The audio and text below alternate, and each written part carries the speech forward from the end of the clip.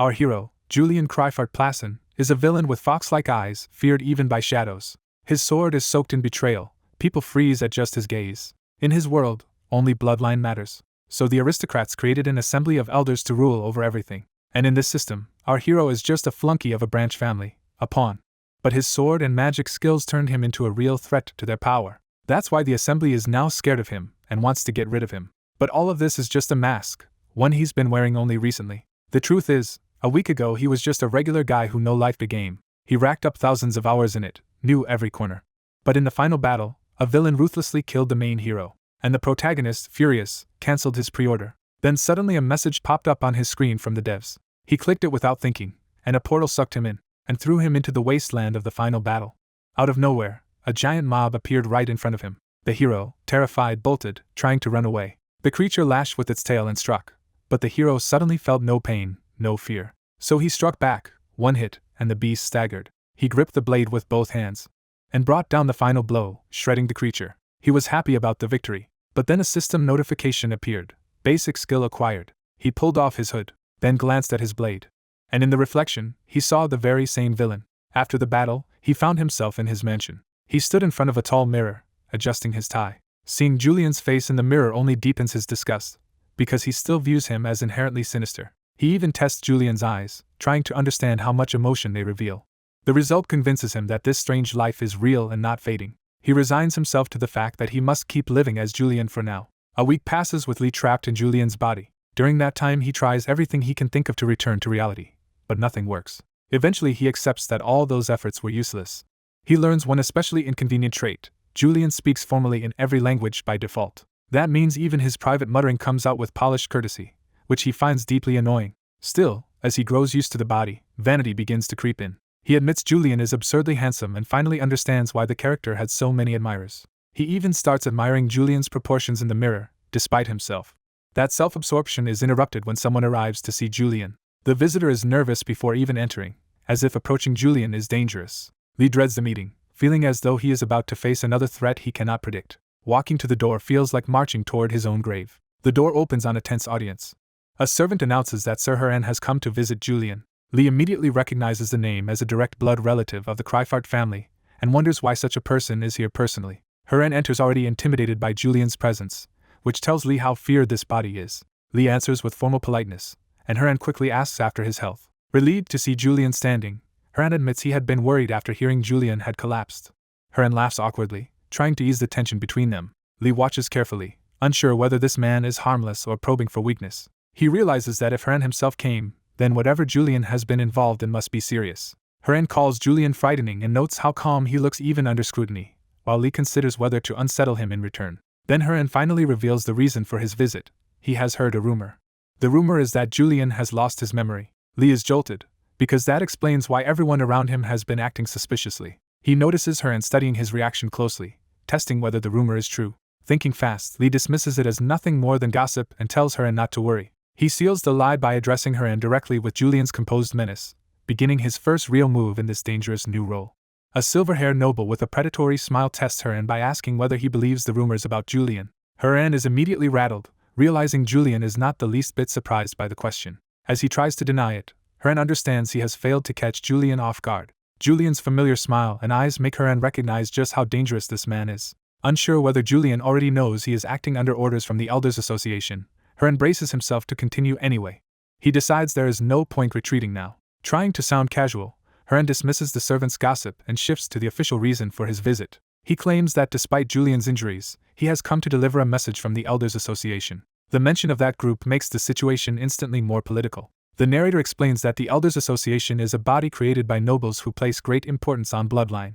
Those elders would never tolerate a collateral branch member trying to seize real power. Julian, though from a collateral line, has long served the royal family like their attack dog. His value comes from overwhelming swordsmanship and magical talent. That same strength has made him a threat the association wants removed as soon as possible. Hearing the messages from them, Julian becomes wary.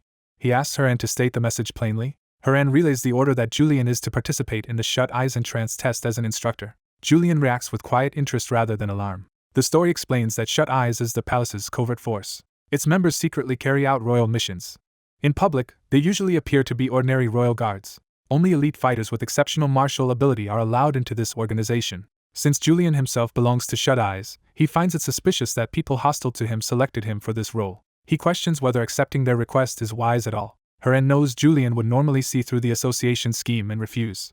So he desperately wonders how to persuade Julian to comply. To Heran's shock, Julian agrees at once and even volunteers to go as the supervisor. Heran is left stunned by how easily the conversation turned. He can only protest that Julian is still supposed to be injured. Julian casually claims that his wounds just happened to heal.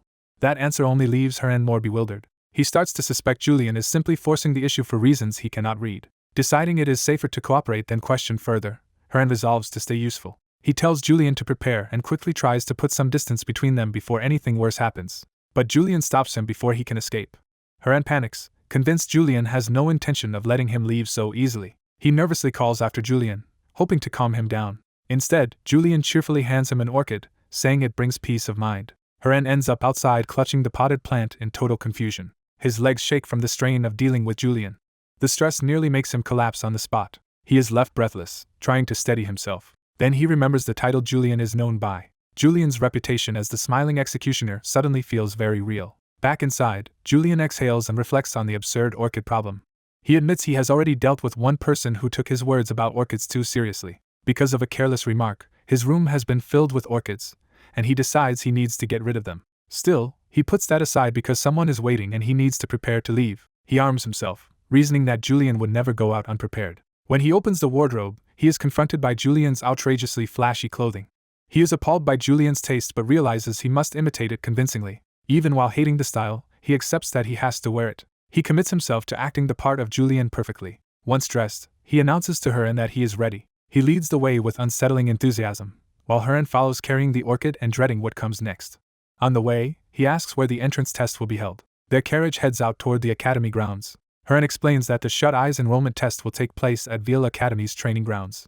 The disguised protagonist recalls that Veil Academy barely mattered in the game's plot, but he still remembers the place. He casually wonders what kind of place it is, testing how much he can safely say. Heran is puzzled that Julian seems unfamiliar with an academy he should already know well. Caught off guard, the protagonist is reminded that Julian attended Veil Academy himself. He quickly covers by pretending it has simply been a long time since he was there. He adds that the academy has probably changed a lot since then. Heran accepts the excuse, and the protagonist quietly relaxes. Even so, he worries that someone at the academy may still remember the real Julian. That fear grows sharper as they continue toward the school. The carriage rolls onward without giving him time to rethink the plan. At last the driver announces their arrival. They reach Veil Academy. Seeing the campus in person, the protagonist is impressed that reality surpasses the game's version, though Heran is confused by the remark. He hastily brushes it off before he reveals too much. While he admires the academy, Heran can only fear what Julian's good mood might mean. The protagonist notices Heran's terror and almost feels sorry for him. He calls Heran over to speak with him directly. Then he tells Heran he may leave, thanking him for escorting him this far. Julian is surprised when Heran refuses and insists on staying to observe the test. That refusal makes Julian reconsider Heran's motives. He focuses on the ominous aura he has been sensing from Heran all along. He realizes it is not mana or combat power, but something emotional. He begins to suspect the aura is fear itself. To confirm it, he summons a system-like ability. The trait Color of Negation reveals that he can sense negative emotions directed at him and identify them by color. With that confirmation, he understands what he has been seeing around Heran. He remembers that the real Julian was exceptionally skilled at reading people's emotions. Julian had always been adept at catching what others felt. More than anything, he knew how to exploit fear. He could win fights by making opponents break before battle truly began. He also manipulated anger to make enemies lose judgment and create openings. The protagonist concludes that this emotional insight must have been one of Julian's greatest hidden advantages. He now reasons that Heran stays close despite his fear because he has orders to watch Julian. That makes him suspect the Elders Association sent Heran to keep him under surveillance. It fits too well with the fact that the association sees Julian as a dangerous obstacle. Given Julian's notoriety, the Elders would naturally want him eliminated. And if rumors of Julian's memory loss are spreading, the association would see this as the ideal moment to strike. The protagonist hardens his resolve, knowing he must survive this world and eventually return to his real life. Before he can act on that thought, he accidentally collides with a passing student. A young man apologizes awkwardly for bumping into him. Julian's instinctive menace flares, terrifying the student on the spot. The student recoils and blurts out Julian's name in panic. Julian realizes he has just been recognized. The surrounding students identify him as the fox-eyed Julian, the royal family's crazed dog. Whispers spread that the unlucky student is finished for crossing him. Heran hurriedly tries to calm Julian and protect the student, insisting the boy meant no harm. The protagonist is irritated because he understands the student's fear all too well. Inwardly, he admits that he hates Julian too for leaving him with this monstrous reputation. Reading the crowd, he sees fear everywhere, with another emotion mixed beneath it. That second emotion is anger. He bitterly thinks Julian would have had an easier life if he had been even slightly kinder. Realizing the scene is becoming dangerously conspicuous, he looks for a way to calm everyone down. At that moment, a woman steps forward as if to take control of the situation. Julian turns and sees a poised academy instructor approaching. Her presence instantly changes the mood around him. He recognizes her as Eileen. Eileen Danachian is one of the major characters who appears from the academy arc onward. She serves as an instructor at Veil Academy. She is also connected to the Adratan Empire's Mage Tower. Her talent is extraordinary, especially in metal element magic. At only 24, she has already reached the 5th tier, marking her as a genius. The protagonist remembers that she gave crucial guidance throughout the Academy storyline. That makes her polite greeting to Julian deeply unexpected. He wonders whether Eileen and Julian knew each other before this. Hoping her arrival might ease the tension, he prepares to let her defuse the crowd. But the aura he reads from her is not fear at all. What Eileen feels toward Julian is resentment. That leaves him horrified and desperate to know what the real Julian did to her. Since Eileen is powerful enough to expose him if he slips, he decides he must handle her with extreme care. He scrambles to think of some way to calm the situation before it explodes. Instead, he falls back on Julian's cruel persona and insults the halfling Danachian family while demanding to know who allowed her to speak to him. Eileen's resentment immediately sharpens into open hostility.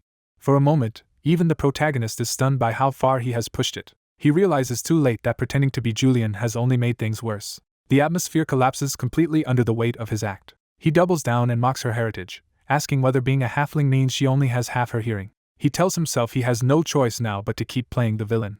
Then he goes further, taunting her with a question about the sound a person makes when they die. He draws his sword, turning the confrontation into an unmistakable threat. Believing he has finally frightened her enough to end the exchange, he smugly asks whether she is scared. Eileen answers not with fear, but by noticing that he has actually drawn his blade. She unleashes her power and formally condemns his behavior as violence against the academy itself. Julian is caught off guard by how seriously she takes the provocation. Blushing with fury, Eileen warns that she will not be an easy opponent. He tries to stop things, inwardly panicking because he only meant to scare her and back off. But the clash has already begun. Eileen lunges first, driving forward with electrified force. Julian blocks her attack with his sword as her magic crashes against him. The impact tears up the ground and sends power surging through the area. Staring at the destruction, he can only think in disbelief that this has become a real fight. Eileen, now fully enraged, accuses him of insulting her while refusing to even face her properly. She orders the surrounding students to get away at once, clearing the field for the battle she is ready to wage against Julian. As panic spreads at the start of the confrontation, someone urgently decides they should flee before things get worse. One of the bystanders realizes too late that Julian's warning to leave was serious and regrets staying as the danger closes in. Eileen turns back in alarm, suddenly drawn into the center of the clash. Julian intercepts her attention and warns her that losing focus in battle is a fatal mistake. Instead of striking, he closes in and pointedly reminds her that hesitation has no place in a fight. The unexpected intimacy throws Eileen off balance more than any attack could. Flustered and furious, she lashes out with a surge of mana. Julian slips past the blast with ease, leaving her attack wasted. He judges her magic dangerous, but also notices that her emotions are driving it. Eileen realizes her feelings are leaking into her attacks and is frustrated that she nearly made them lethal by accident. She admits to herself that Julian avoiding every strike is exactly what she should have expected. That thought pulls her into memories of when she once admired him as the model noble. Back then, she had no reason to doubt the image he presented to everyone. People around her openly wondered whether Julian, despite being from a collateral line, might outshine the main nobles. As a freshman at Veil Academy, Eileen was one of the girls quietly captivated by him. To her younger self, Julian seemed impossibly cool. His influence, talent, and rising reputation as a swordsman made him look like proof that birth did not have to limit someone. Even the sword he carried added to the aura of someone destined for greatness. Looking at him then filled her with hope for herself. She believed his success meant those from collateral lines might finally escape prejudice. Because of that, Julian became more than a noble she respected. He became someone she truly looked up to. She once believed he could change how society treated people like them. Only later did she realize that what she called admiration had already become love. When she finally confessed, Julian rejected her outright and shattered that dream. The memory snaps her back into the present, reigniting her anger. Julian is briefly caught off guard by the force of her renewed attack. He barely avoids being hit as her mana flashes past him. Eileen trembles after the near miss, while Julian mistakes her flushed face for pure rage. She vents that she wants him to stop dodging and just take one blow so her anger can ease. Julian decides the exchange has gone on long enough and prepares to end it. He moves behind her in an instant, taking control of the fight. Eileen realizes too late that he has already outmaneuvered her. Julian pins her from behind with his sword at the ready, making it clear he could finish her whenever he wants. He coolly suggests they stop wasting time. Humiliated, Eileen accuses him of mocking her and looking down on her. Julian points out that she had a real chance to kill him and asks why she held back instead of using the moonlight sword opening she saw. He insists he felt enough mana from her to know she could have gone for a killing blow, and demands to know why she did not. Then he addresses her formally, as if inviting a confession.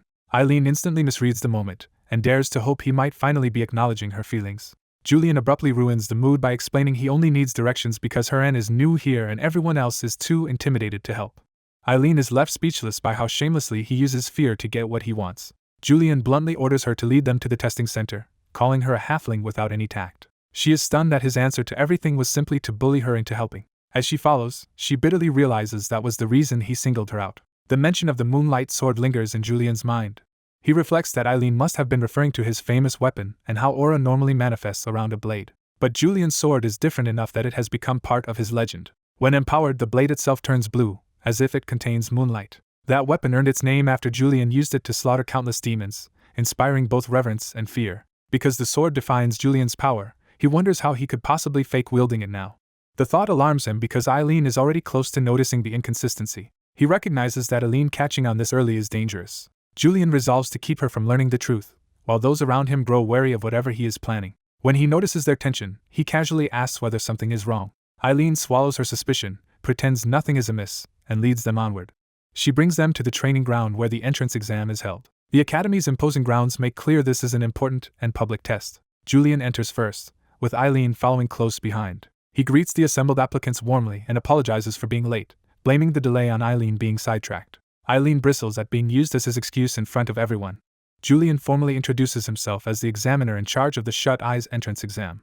Rena is unsettled by how casually Julian assumes everyone already knows his name. As the crowd reacts, attention shifts to a particular applicant Julian has been expecting. The second son of the Torso family appears, confirming Julian's suspicions. Julian recalls that the Torso family has long-standing ties with the Kryphart family. He also knows that joining the imperial organization called the Shut Eyes is prestigious enough to make the competition ruthless. The exam itself is a duel between an instructor and each applicant. Julian realizes that if he humiliates the Torso heir in that duel, the Elders Association will use it against him. He sees the trap clearly. Powerful people are waiting for a chance to drag him down. Rather than avoid it, Julian decides this will be the place where he turns their scheme back on them. He asks the applicants to confirm that all of them truly want to join the Shut Eyes. The crowd answers nervously, already intimidated by him. Julian mocks them as cowards and trash, immediately establishing dominance. He tells them their sheltered innocence and decorative swords make them laughable. Then he reveals the truth they have romanticized away. The Shut Eyes is the bloodiest place in the Empire. As their senior, he promises to let them experience what that reality feels like and begins the exam. He draws his weapon and turns the acceptance test into a threat. Julian states the real criterion with chilling clarity. To pass, they must be willing to kill him. The applicants freeze as the scale of what he is demanding sinks in. Even Julian feels the pressure of the role he is forcing himself to play. He realizes he has committed too far to back down now. Since he only just learned the exam as a duel, he knows he cannot actually fight them honestly without exposing himself. Rena quietly urges him not to go easy on the applicants, unaware of Julian's real problem. Julian internally panics at the idea of having to duel them for real. He remembers that against Eileen, running away was the only reason he survived. An official duel would leave him with nowhere to hide. He imagines being overwhelmed the moment a real applicant attacks. Some of the applicants begin to suspect that Julian might actually be weaker than his reputation suggests. Others wonder whether the moonlight sword was only a rumor, or whether his amnesia truly crippled him. Julian senses that if this continues, those doubts will spread. He concludes that this is exactly how he will lose control of the situation unless he acts first. Faced with the crowd, he steels himself to make a ruthless move. He also knows that if he behaves too strangely, Eileen may attack him again, so he must keep up the act without provoking her. Eileen watches him closely, still suspicious. Julian decides that the safest strategy is to terrify everyone immediately.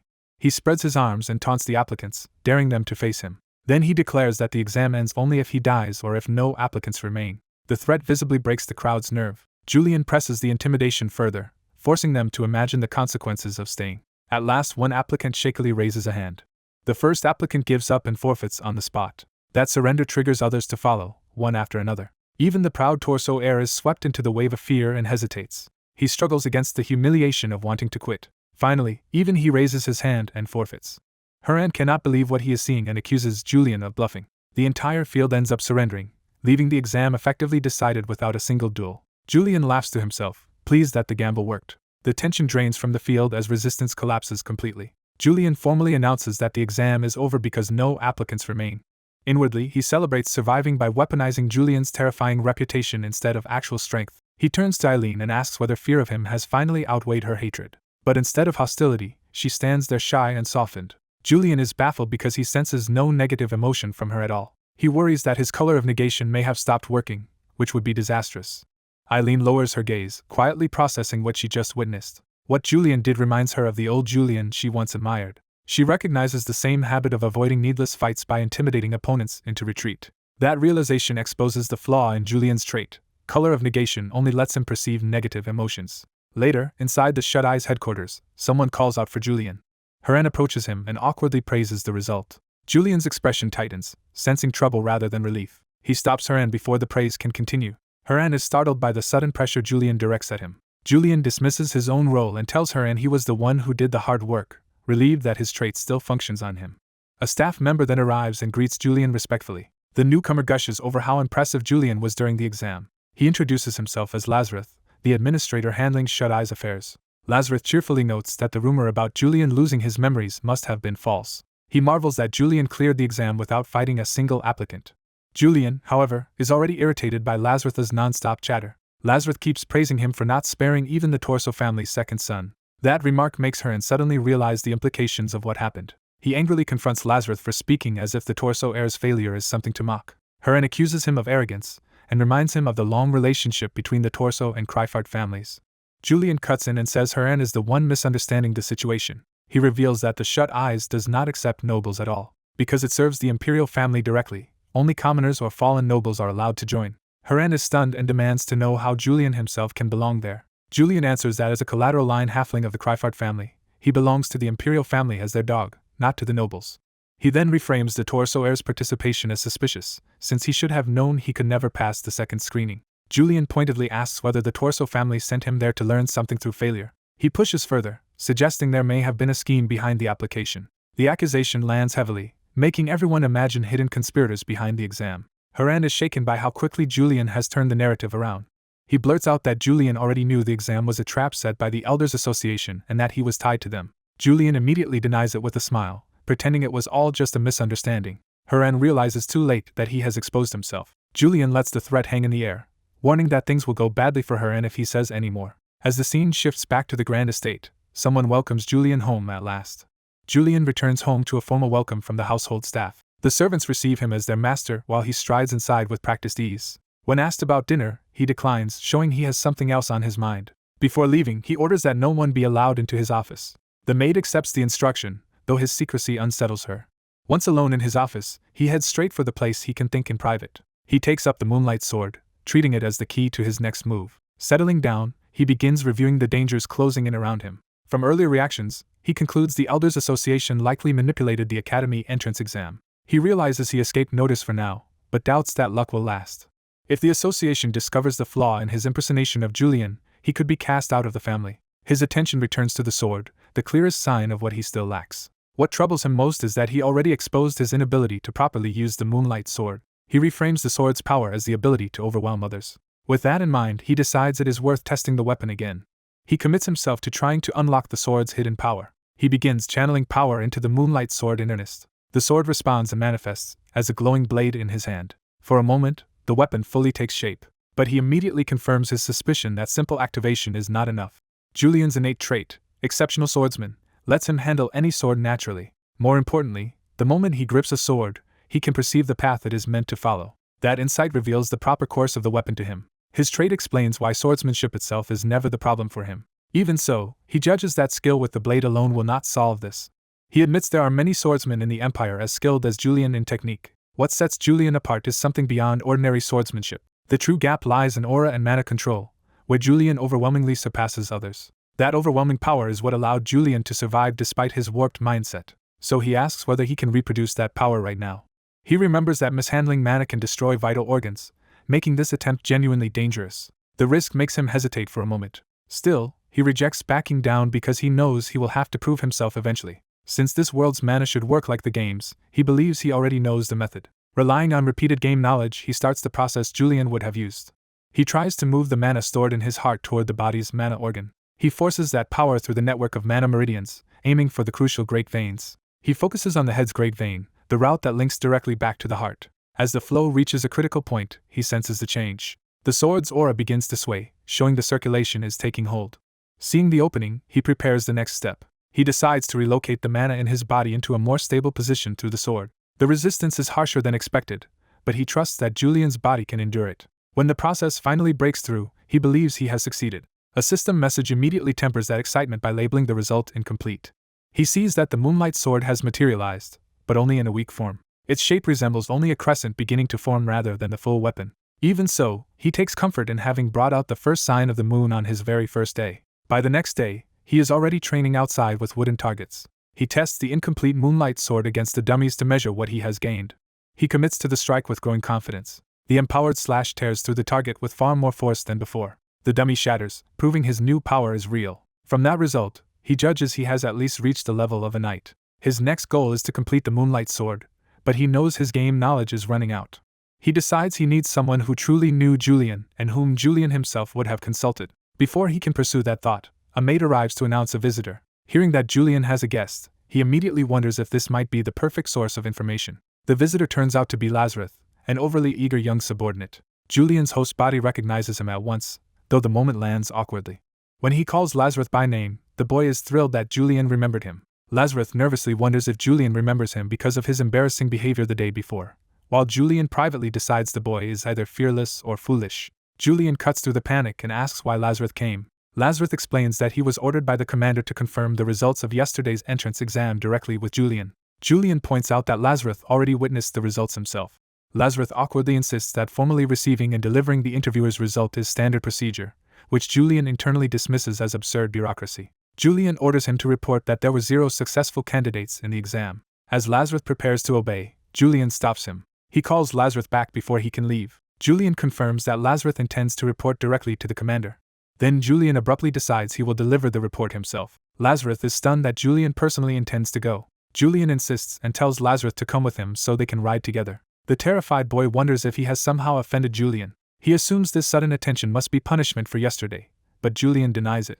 Julian claims he is only being considerate, while privately reflecting that the real Julian should have lived a kinder life. Since the opportunity has appeared, he decides he may as well seek advice from the commander. He identifies that commander as the leader of the Shut Eyes, someone who should know Julian well. Julian resolves to use that connection to prevent the Kryphart family from scheming against the Shut Eyes again. They set out for the Imperial District. At the commander's office, a subordinate rushes in to report an unexpected disturbance. The commander demands to know what could justify such panic, and the answer is that someone important has come in person. The name Julian Kryphart Plassen shocks the room. The commander repeats the news in disbelief. Realizing which Julian it is, the commander's interest sharpens immediately. The story shifts to the Adarhan Imperial Palace, the Empire's seat of power. On the way, Julian marvels inwardly that he is seeing this place with his own eyes. He recalls that the continent of Rosenda, setting of the game, is divided among 3 major powers. Of them, the Adarhan Empire is the strongest and the one where Julian currently lives. After the demon god Barbados was sealed, shattered nations united under a powerful monarchy and became this empire. Its strength is embodied in the Imperial Palace itself. The grandeur of the palace overwhelms him. He is so moved by the sight that he can barely contain his excitement. Even while inwardly dazzled, he keeps Julian's usual composure on the surface. Beside him, Lazarus grows more frightened because Julian seems to be enjoying himself in a way he cannot read. Lazarus starts to realize something about this visit may be far beyond him. He reflects that someone like Julian would normally only contact the commander through servants. Now Julian is going personally and even dragging along a low-ranking trainee, leaving Lazarus unable to understand the reason. Their arrival draws attention because Julian almost never comes here himself. Onlookers note that he seems fine despite rumors that he had been injured. Some even question whether the story of his memory loss was false from the start. Lazarus, meanwhile, is overwhelmed by the honor and pressure of being here at all. Julian casually remarks that the palace remains majestic, and Lazarus scrambles to agree. Julian explains that this outer gate is open to everyone and that the commander must be beyond the more secure second gate. Lazarus is alarmed that Julian is stating facts any member of the Shut Eyes should already know, and begins suspecting he is being tested. That suspicion hardens into panic. He convinces himself this entire trip is a test of his competence. Reading Julian's calm expression as contempt, he decides he must not fail. He worries that if he guides Julian poorly, he could be expelled from the organization. When Julian notices his distress and asks if he feels unwell, Lazarus desperately insists he is perfectly healthy. They finally reach the inner area of the palace. Julian announces their arrival, and Lazarus nervously asks whether he has passed the supposed test. Julian is baffled to learn Lazarus thought any of this was an examination. He flatly denies it. Julian asks why he would need to test Lazarus in the first place. Lazarus takes that as confirmation that he is already recognized as a proper member of the Shut Eyes and nearly bursts with joy. He thanks Julian profusely and hurries off in elation. Julian watches him go, speechless. Left alone, he can only conclude that Lazarus is an unusually strange person. A guard then informs Julian that the captain is ready to receive him. As he heads in, Julian braces himself to meet the person who effectively commands his faction. He recalls that Captain Odwin Ballader is the sole heir of the fallen Ballader family and earned the captaincy through strength and leadership. She alone can unify the Shut Eyes, and the group answers only to the imperial family. Expecting an imposing figure, he wonders how charismatic the captain will be in person. That anticipation makes him genuinely nervous.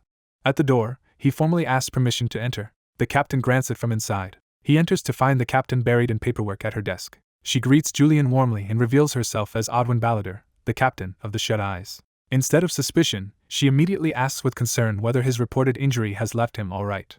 Julian is stunned to discover that the feared captain is not only a girl, but far smaller than he ever imagined. His first private impression is simply that she is tiny. He struggles to reconcile the legendary captain with the petite girl before him. Odwin instantly notices his reaction. She sharply calls him out for nearly commenting on her size, making it clear this is a sore point. Julian hurriedly denies it, and realizes she can read what Julian would have been thinking. She returns to business, and asks him to report on his injury. Caught off guard, he scrambles to decide what answer will sound right. He becomes careful, sensing that one wrong word in front of her could expose him. In the worst case, he fears she may already suspect something is wrong. The presence of other Shut Eyes members only heightens that pressure. He reminds himself that Julian was fiercely loyal to the Shut Eyes, so he should answer like a devoted subordinate. He thanks her for her concern with formal respect. Then he explains that the injury was serious rather than minor, but he adds that it was not enough to shake his loyalty to the Empire. That answer makes Odwin pause instead of immediately accepting it. She studies him in silence, as if comparing his words to the Julian she knows. The tension spikes when she suddenly rises from her desk. Julian senses at once that something about his answer has gone wrong. As she closes the distance, he nervously asks whether she has always spoken to him this way, realizing their relationship may not be what he assumed. When Odwin coldly tells Julian he feels like a stranger, the words hit him harder than expected. He immediately realizes he has triggered her distrust. Her reaction confirms it through the trait of suspicion, making clear that she is now wary of him. Odwin snaps at Julian for how disrespectfully he has been treating his superior, putting him on the defensive. He grabs at her sword to seize control of the exchange. Deciding to act like the real Julian would, he pushes back boldly instead of retreating. Odwin is offended that he dares lay a hand on her weapon at all. Julian turns the confrontation into a pointed accusation, noting that she rarely visits headquarters and never lingers when she does. He presses further, implying her sudden diligence is suspicious in itself. Odwin realizes she underestimated how aggressively Julian can blur the line between personal and official matters. Julian smoothly explains that his injury kept him away and that he came personally to report on it. Even while sweating under the pressure, he keeps forcing the conversation forward without shame. He challenges whether Odwin intends to control everything even when he is officially allowed to return. Odwin notes the insubordination but shifts to probing his condition, saying the rumors of his strange behavior no longer seem to fit. Her bluntness irritates him, and he recognizes that she is far sharper and more direct than he expected. Still, she reins herself in and allows him to continue his report, asking whether any applicants showed promise in the entrance exam. Julian answers flatly that none did. Odwin initially accepts that ordinary talent would not impress a disciple of Hayden Reich, but Julian clarifies that he means no one was even good enough to qualify as a trainee. That answer makes her pause in disbelief. She demands confirmation that he failed every single applicant. Julian calmly confirms that he did. Odwin demands to know why he would do something so extreme. Julian offers no immediate explanation, letting the silence aggravate her further. She repeats the question, now openly furious. Her composure breaks completely as she calls the decision insane. Odwin argues that the Shut Eyes are short on manpower, and that even one recruit would have helped. Julian rejects that logic, insisting that a shortage is no reason to accept useless people. Odwin counters that training could still turn some of them into assets, but Julian dismisses that as a waste of time. Privately, he admits his real motive was simply avoiding a fight with the applicants. Unable to get through to him, Odwin orders him out of her sight. Instead of leaving, Julian says he has a proposal, and Odwin braces for more trouble. He reaches for a prepared document. Then he places it on her desk. Julian presents it as a written analysis of the flaws in the current entrance exam. Odwin is caught off guard by the claim that the exam itself is flawed. Julian explains that the problem is not the applicants alone but their misunderstanding of what the Shut Eyes truly are. Odwin reluctantly concedes that applicants should understand the organization they are joining. Though skeptical, she decides the proposal is at least worth hearing out. The document points to a key clause: the shut eyes bear no responsibility for what happens during the exam. Odwin immediately sees where Julian is going with this. He spells it out by framing the exam as a fight conducted with lethal intent. Odwin asks whether he is effectively saying the exam permits killing applicants without consequence. Julian only laughs, leaving the implication hanging. His lack of denial unsettles Odwin because he has never before interfered with internal policy this directly.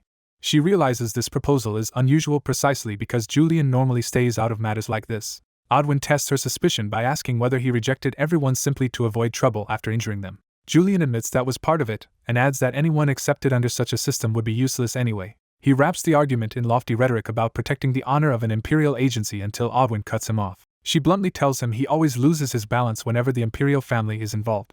Even so, she agrees to bring his proposal to the council, though without promising approval. Julian accepts that easily and starts to leave. Odwin stops him only to mention that a message from the imperial family is waiting at his office.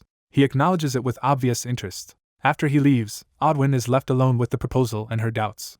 She returns to the liability clause and begins reconsidering what it really means. She realizes it effectively shields the exam from being treated as a crime scene even if applicants die. That legal protection matters because the exam only targets fallen nobles and commoners, people with little power to protest. Odwin concludes that complaints were always easy to bury, so the system survived unchallenged until now. From that, she infers Julian must have noticed a scheme involving the Elders Association and the Torso family during the exam. She decides his proposal is likely a response to that hidden plot. To her, it reads as a warning that he already knows what they are doing and will not overlook it next time. Odwin wonders if this is Julian's way of striking back at the Elders Association. She calls in an aide to act on the matter immediately. Odwin orders the sealed proposal sent to the council. The aide accepts the order and takes the document. Left with her thoughts, Odwin reflects that Julian changed drastically after a past incident despite once being known for unwavering loyalty to the imperial family. She now sees that obedient loyalty giving way to something more independent. In her mind, the beast that once followed orders has begun to grow fangs of its own. That realization makes her worry that Julian's new independence could become dangerous. Meanwhile, Julian heads back to his own office in high spirits. He is pleased to have finally reached Julian's private office at Shut Eye's headquarters. He notes that private offices are rare there, so having one suggests unusual status. That makes him expect something extravagant inside. He opens the door, curious about what kind of room Julian would keep. Instead of dignity, he finds the place crammed with gaudy luxury and bizarre decorations.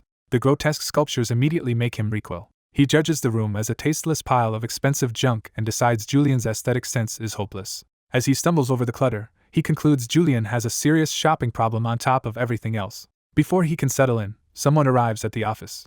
A cheerful messenger named Lazarus enters with a letter from the imperial family. Julian recognizes him as a familiar face and takes the delivery. He realizes this must be the message Odwin mentioned and dismisses the messenger. But before Lazarus can leave, Julian stops him. Seeing an opportunity, he orders Lazarus to load all the grotesque sculptures from the room onto his carriage. Lazarus is horrified that Julian means every single one of them, but Julian confirms it without hesitation. The poor aide can hardly believe what he has heard. Then his panic flips into joy because Julian has entrusted him with another task. He eagerly starts hauling the junk away while Julian notices the servant's strange devotion. Lazarus throws himself into the work with absurd enthusiasm.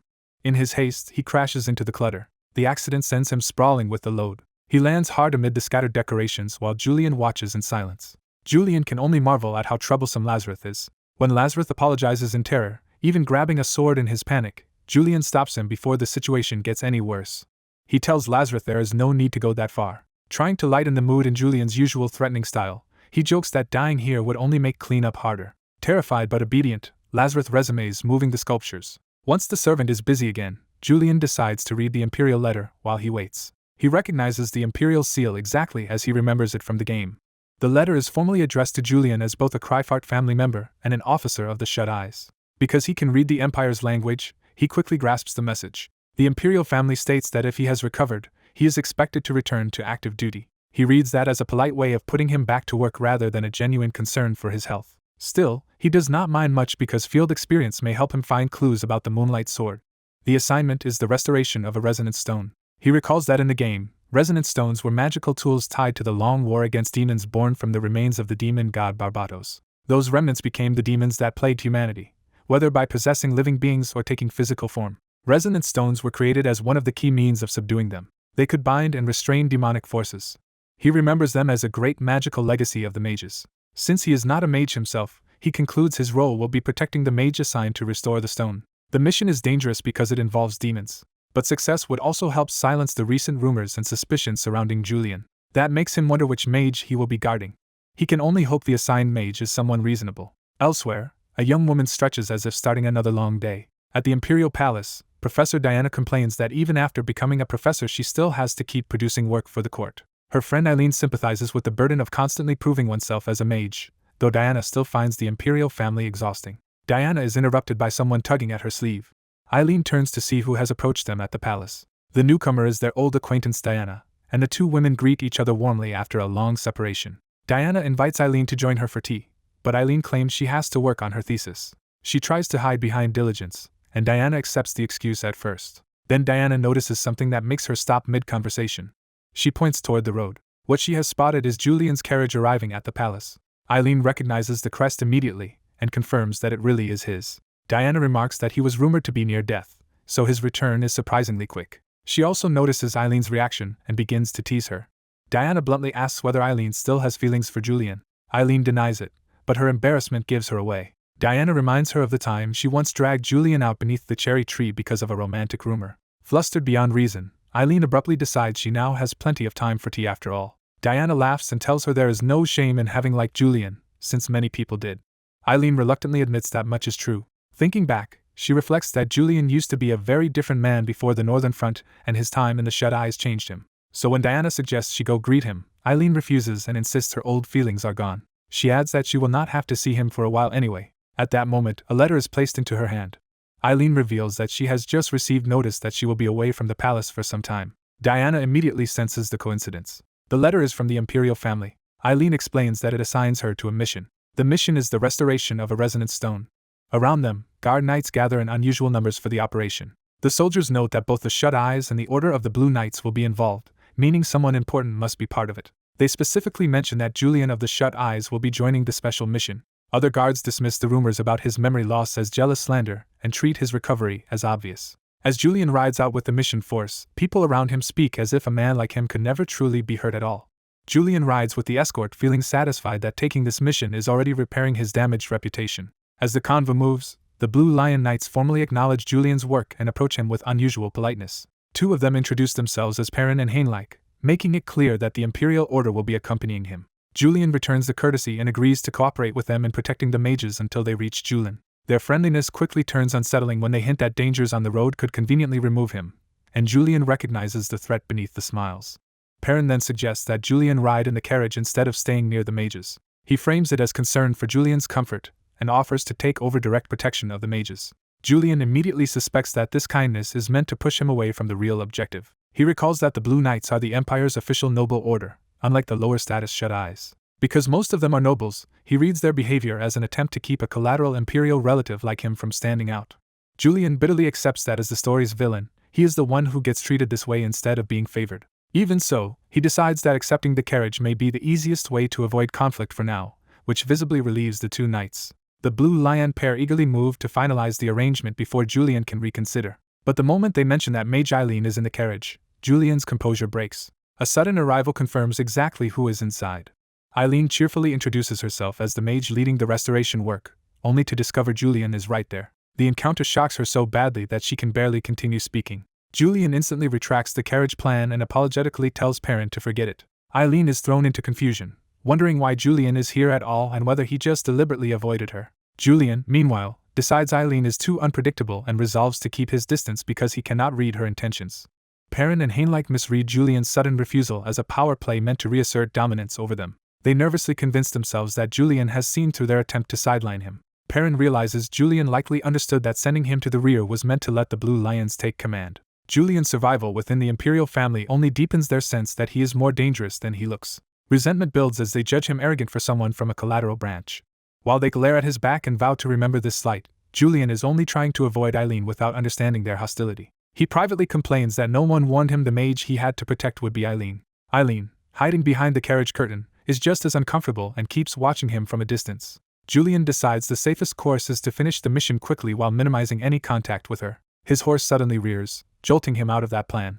The disturbance signals that the journey is ending. The convoy arrives in Julian, and Julian notes that the town holding the resonance stone is smaller than expected. He is also irritated that no one from the town seems to have come out to formally receive an imperial mission. A local worker finally notices them and asks if they are the imperial party. Once Julian confirms it, the man welcomes them and treats them with simple sincerity rather than ceremony. The townsman leads them to the resonant stone, revealing the crystal barrier system that protects the town. At the site, preparations begin as the resonant stone and mana equipment are brought into place for restoration. Eileen immediately takes charge of the technical work, insisting on handling the mana-sensitive materials herself. When the townsman asks her to inspect the damaged stone, she turns to the actual problem without hesitation. The damage proves severe enough to alarm her at first glance. After examining it, Eileen concludes the stone cannot simply be repaired and that part of it must be replaced. She calmly explains that the barrier will have to be lowered temporarily, reassuring the townsman that the process will be brief. She begins the restoration procedure by channeling mana directly into the stone. Once the setup is complete, Eileen realizes she must inform Julian that the barrier will be down during the replacement. She hates the idea of facing him, but knows the warning is necessary. Trying to stay professional, she approaches Julian while he clearly wants no part of the conversation. Before she can explain, Julian starts moving away from her again. Eileen grows frustrated and anxious, convinced he has been deliberately avoiding her and perhaps noticed her interest in him. She finally grabs his clothes to stop him, deciding that the mission matters more than her embarrassment. Eileen demands to know why he keeps avoiding her instead of listening. Julian turns the accusation around, claiming she is the one who has been persistently following him. His shameless confidence nearly throws her off balance, but only for a moment. She forces herself back to the urgent point and insists that the real issue is not their personal misunderstanding. Julian mocks her as a stalker and asks what could possibly be more important. The insult enrages Eileen, and their argument escalates into open bickering. Julian suddenly senses something dangerous, and the mood shifts from petty conflict to immediate threat. A cry goes up as demons appear the instant the barrier is down. Eileen seizes the chance to prove her point and reminds Julian that this is exactly the warning she had been trying to give him. She explains that the barrier is inactive during the replacement, and demons could attack at any moment, then demands to know again why he would not listen. Before the argument can continue, Julian reacts to a violent impact from the demon attack. Heinlein notices Julian's strange red-eyed state as the danger closes in. Julian focuses, recognizing that the threat is far worse than expected. Someone begins to identify the monster through the chaos and bloodshed. The enemy is revealed to be a two-horned demon, a far stronger creature than anyone anticipated. Julian is startled because the monster has more than the expected 2 horns, signaling an abnormal threat. Eileen rushes toward him in alarm, but Julian orders her not to come closer because she would only be in more danger. The demon roars and bears down on them. Eileen panics because she cannot use battle magic during the restoration and the resonant stone is still not ready to help. A smaller demon lunges straight at her while the larger one dominates the square. Caught off guard, Eileen freezes as the attack reaches her. Julian intercepts the strike at the last instant. He pulls Eileen behind him and shields her with his own body. From behind his cloak, he tells her not to let her guard down. He immediately scolds her for being shaken and pushes her to regain her composure. Julian takes command of the situation, saying each of them should focus on what they alone can do. Eileen, still rattled, asks what exactly he means. He bluntly reminds her that her role is to restore the resonant stone, and he states just as plainly that his role is to protect her. When she hesitates, he snaps her back to the mission and asks if fear has made her forget why they came. Eileen regains herself enough to report that she needs 7 more minutes to finish the restoration. She calls out to Julian with renewed urgency. Instead of offering healing, she can only beg him not to get hurt. She admits she cannot even support him with healing magic right now. Julian answers with dry confidence that getting hurt will simply be harder than she thinks. Even as he boasts, he privately admits to himself that he is frightened. He knows he is facing a 2-horned demon beyond his experience, yet he also knows he cannot retreat without reviving the rumors against him. He bitterly thinks that if he were the real Julian, this level of danger would be trivial. Just as his resolve wavers, the Blue Lion Knights finally move in. Perrin loudly declares that the Blue Lion Order will be the ones to slay the demon. He charges first, trying to seize glory for himself.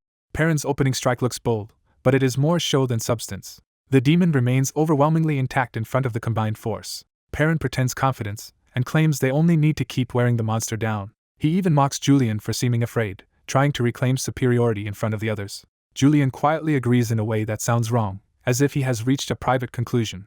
Perrin senses something unsettling in Julian's reaction and suddenly does not want to hear what comes next. He realizes Julian is not panicking at all and may actually be enjoying this. Julian decides that in this moment he will act as Julian truly would in a life-and-death battle. He identifies the demon's vulnerable eye as the key target. Blue power erupts around him as he embraces the fight instead of shrinking from it.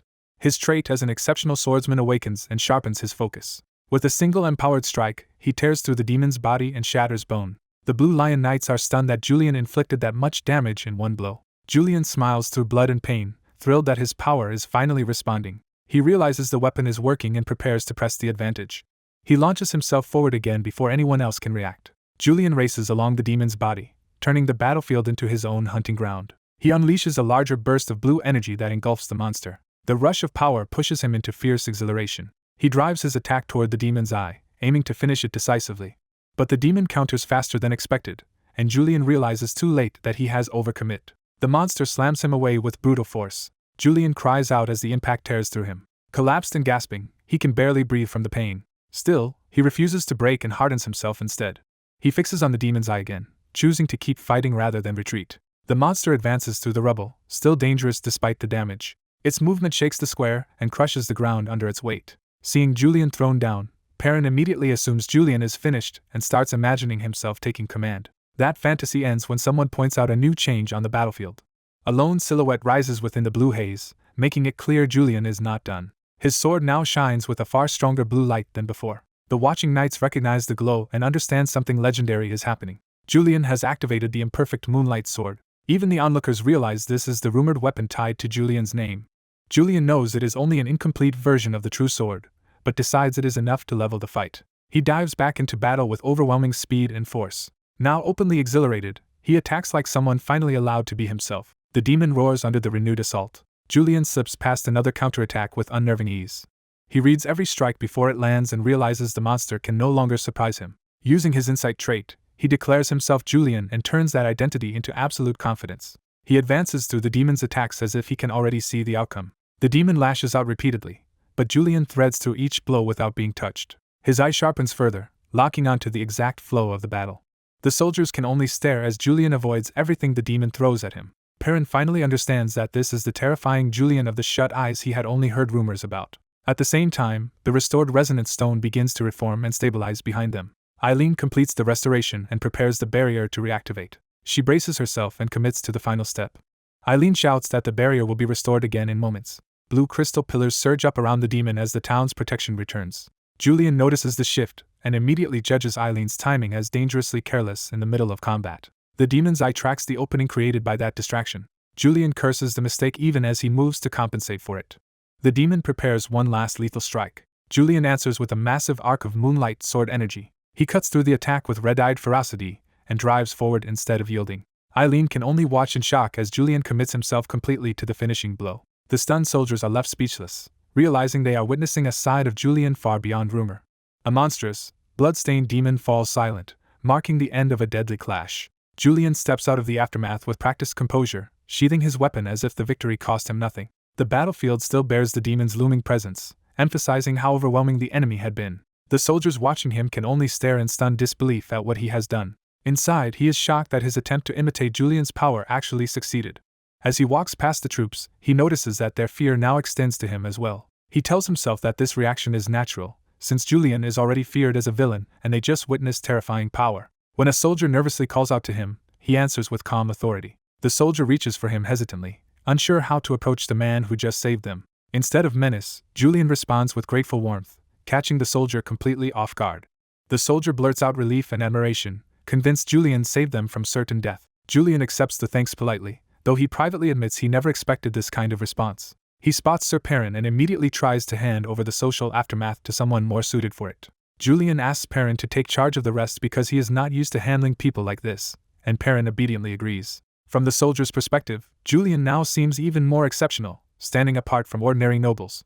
Perrin admires how calmly Julian carries himself after killing a two-horned demon, and concludes that he is beyond ordinary human standards. Once alone by a lakeside, Julian finally drops the act and heads somewhere private to recover. The moment he stops moving, the strain of the battle begins to catch up with him. He collapses onto the grass and admits the fight had been absurdly dangerous. The hatred, fear, and panic he felt while facing the demon still churn inside him. What unsettles him most is not just the demon itself, but the real sensation of cutting through a living enemy. He wonders how the real Julian endured scenes like this so casually. The more perfectly he imitates Julian, the more he frightens himself with how natural that cruelty can feel. He begins to fear that inhabiting Julian's body may be changing his own thoughts. That leads him to a deeper question about just how powerful the real Julian truly is. Reviewing the battle, he realizes the ability he awakened came from Lee Sihu's knowledge merging with Julian's combat experience. A new unique trait, insight, reveals itself, letting him read emotions, identify weaknesses, and deal extra damage to enemies who fear him. He immediately sees the political value of this power, since reading others should help him reduce suspicion around himself. Even so, one major problem remains unresolved: the incomplete Moonlight Sword. He studies the damaged weapon closely, searching for a way to restore it. Drawing it out, he inspects the blade with a more critical eye than before. He notices the sword was scratched and stressed by the forced activation. He concludes that he poured too much mana into it at once, creating a version far weaker and less stable than the complete Moonlight Sword. That word, stability, gives him an idea. A solution begins to form, and for the first time since the battle he looks genuinely pleased. Elsewhere, a more secretive political world is already moving in response to Julian's actions. Members of a hooded noble faction gather in secrecy. At the Noble Elders Association, a nervous intermediary is brought before the cloaked leaders. They allow him to speak, but only from a position of clear dominance. The messenger struggles to keep his composure under their scrutiny. One elder demands confirmation that Julian has uncovered their plan. The messenger's silence and fear make the answer obvious before he even speaks. He finally admits that Julian did indeed see through them. Pressed further, he confirms that their scheme has effectively been exposed. Lord Orn coldly blames the failure on the messenger's incompetence. He reminds the man that only his blood relation to the family head has spared him from harsher punishment. Another elder shifts the discussion, reporting that the Shut-Eye organization has recently been acting strangely and has submitted a proposal to the Imperial Secretary's office. The proposal would remove liability from instructors during the Shut-Eye's entrance exam. It would even absolve them of responsibility if examinees die, so long as it is done under Imperial authority, and that implication alarms the elders. One of them clenches his fist, recognizing the danger in this shift. An elder accuses the proposal of effectively speaking on Julian's behalf. The room erupts in outrage, with the elders denouncing Julian as an imperial hound who dares threaten them. But one voice cuts through the anger and argues that Julian's move may actually create an opportunity. Lord Aiden, far calmer than the others, is asked to explain his reasoning. He points out that Julian used to obey the imperial family without deviation. If Julian is now acting on his own initiative, that means his role may be changing. The image of Julian breaking his restraints suggests a dangerous but useful new independence. Aiden argues that such a change was inevitable. Instead of discarding Julian as they once did by sending him north, Aiden proposes finding a better way to use him. For now, he recommends watching Julian rather than interfering, even if the others hate the idea. He clarifies that he is not surrendering control, only waiting for the right moment. Back in his room, Julian exhales in exhaustion, drained by the mana he spent on the mission. He restores his room to the plant-filled arrangement he prefers, using the familiar order to calm himself. Surrounded by the room he chose for himself, he finally feels his mind settle. He reflects that even someone like Julian can find peace in something as simple as plants. With his thoughts clear again, he reviews everything he gained from the mission. He realizes he not only overturned rumors about himself, but may also have found the key to repairing the Moonlight Sword. He opens a chest and takes out a red gemstone for his experiment. The crystal catches the light, immediately standing out as the missing piece in his plan. He decides this gemstone may be the way to complete the Moonlight Sword. The idea centers on using the gem as an intermediary rather than forcing mana directly into the blade. He traces the inspiration back to the resonance stone he saw earlier. Remembering the game's rules, he recalls that all objects can absorb mana to some degree. Gemstones from the Empire are especially suited for this because of their superior mana conductivity and storage, which is why resonance stones work so well. That memory gives him a practical model for how to adapt the sword. Holding the red gem, he commits to testing the theory himself. His plan is to borrow the resonance stone's principle and imbue mana into a gemstone first. He wonders whether placing such a layer between himself and the sword would stabilize the flow. He refines the idea further, imagining the gem as a mana channel rather than a direct power source. The only remaining issue is finding a gemstone that resonates properly with his mana. His first attempt fails, and the gem burns out in his hand, proving compatibility matters. Before he can continue experimenting, he realizes it is already time for dinner. He decides to stop for now and answer the summons. A servant named Lazarus greets him and asks after his condition. Julian notes how often this servant seems to appear, then learns he has been ordered to report directly to the Imperial Secretary's office. The request surprises him, but he accepts it outwardly without resistance. He rises at once, already shifting back into Julian's public persona. On the way out, he tells Lazarus to return the intact gemstones to storage, postponing the sword experiment for another time. As he heads for the Imperial Secretary's office, he suspects the summons is tied to lingering rumors that Julian has lost his memory. At the door, he is stopped once more before he can leave. Lazarus asks what should be done with the shattered gemstone fragments from the failed test. Julian casually orders them thrown away, leaving the servant baffled that something so valuable can be discarded. Soon after, Julian arrives at the Imperial Secretary's office. He immediately notes how lavish the place is compared with the more austere Shut-Eye's headquarters. He introduces himself and asks to meet Siden Orbi from the Imperial Secretary's office. A clerk informs him that Siden is still meeting another guest and asks him to wait. Julian agrees with perfect politeness. He infers that whoever is inside must outrank him, which only sharpens his curiosity. In the waiting room, he admires the luxury until one object catches his eye. A sword lying openly in such a place immediately strikes him as suspicious. He cannot understand why a weapon would be left unattended in a formal reception room. When he picks it up, he senses at once that it is clumsy in form but belongs to a highly skilled user. A phrase associated with the sword's owner triggers a sudden realization. Before he can think further, a cold female voice orders him to put the sword down. He recognizes the speaker instantly, even before turning around. The owner is identified as Rena Ronbell, a noble knight of the prestigious Ronbell family, and one of Heidenreich's disciples. That revelation collides with his memory of the game's darker future. In the original story, Rena was eventually killed by Julian's hand. The image of her bloody death reminds him how dangerous this encounter could become. He steadies himself before responding. He remembers that Rena is not only important, but potentially key to finding a way out of this game world. He recalls her status as a noble prodigy of the Imperial Knight line. He also remembers that she stands among Heidenreich's foremost disciples. Her talent is so great that she is expected to surpass Julian one day, combining beauty with overwhelming skill. Her loyalty to Hayden made her beloved by players and central to the story.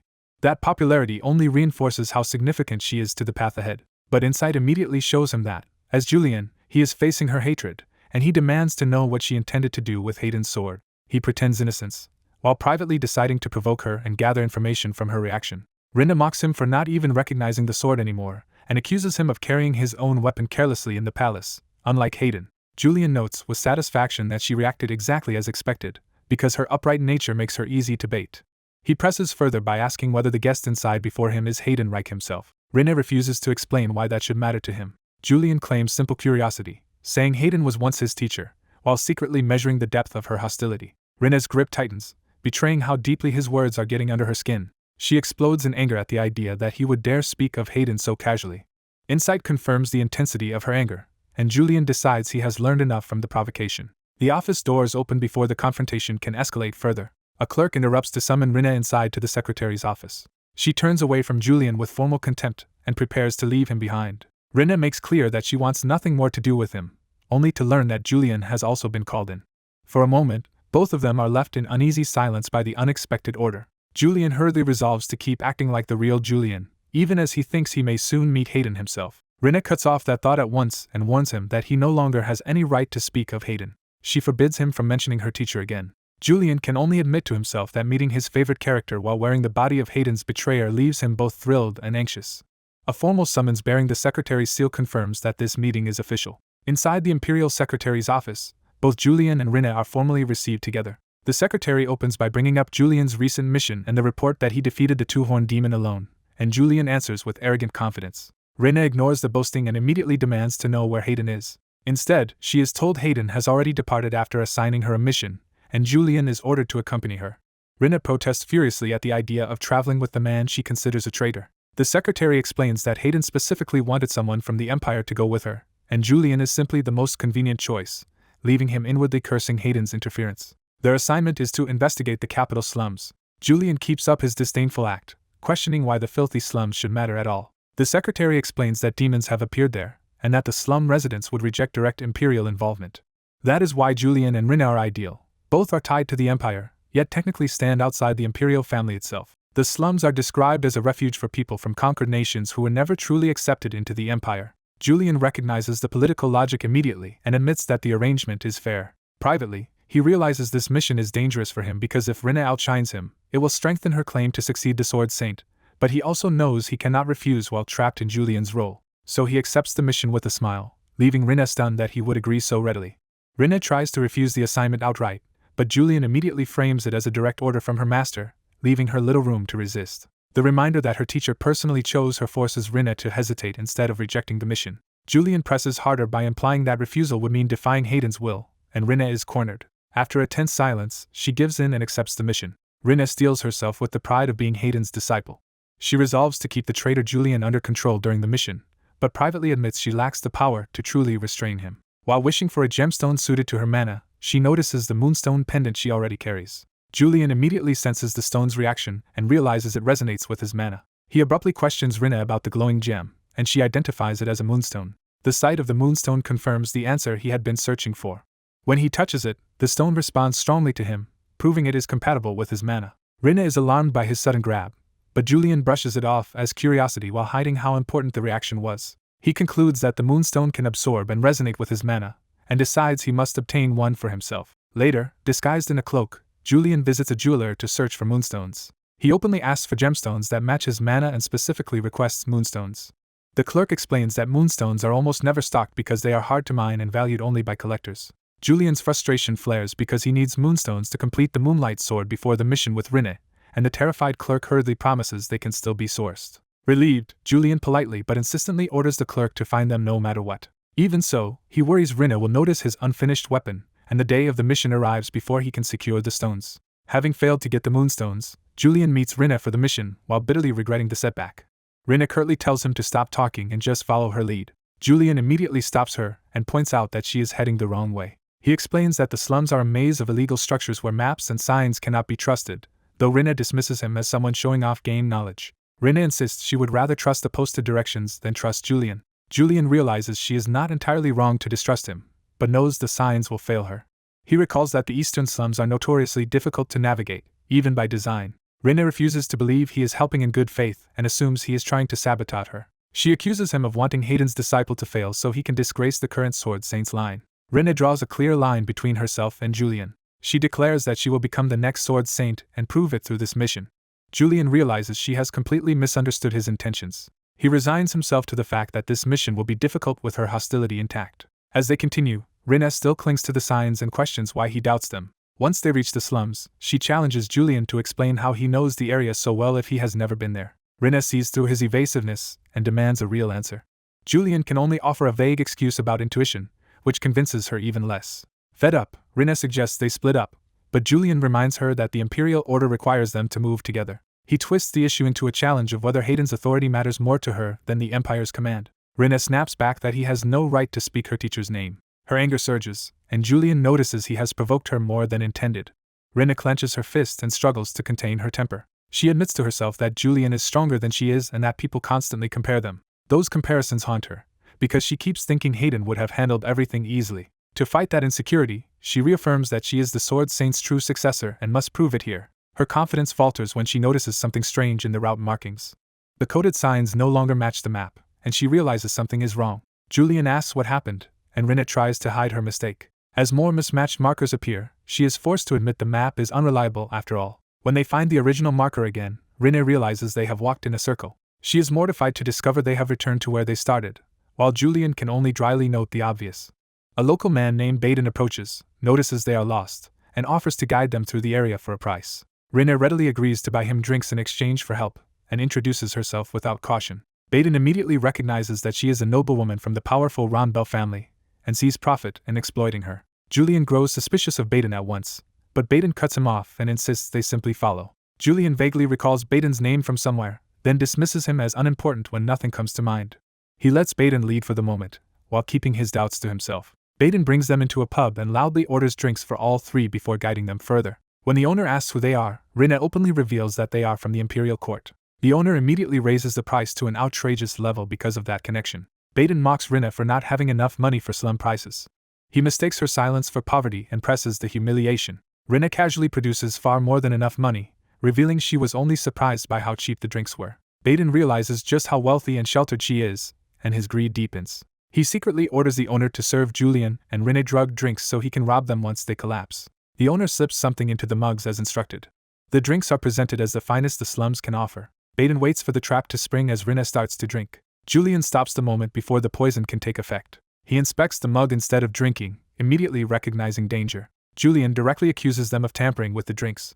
Baden panics and tries to deny everything. Julian calmly demands that Baden prove his innocence by drinking the mug himself. When Baden hesitates, Julian drops the pretense and threatens him with force. Rena finally recognizes that Julian was right and calls him by name to stop the escalation. Baden is shocked to learn that the cloaked man is the infamous Julian. The owner immediately realizes Baden has dragged a dangerous Imperial target into their den and panics. Baden decides he has no choice but to play along and save himself. He reveals that the pub is full of his underlings, turning the room into an ambush.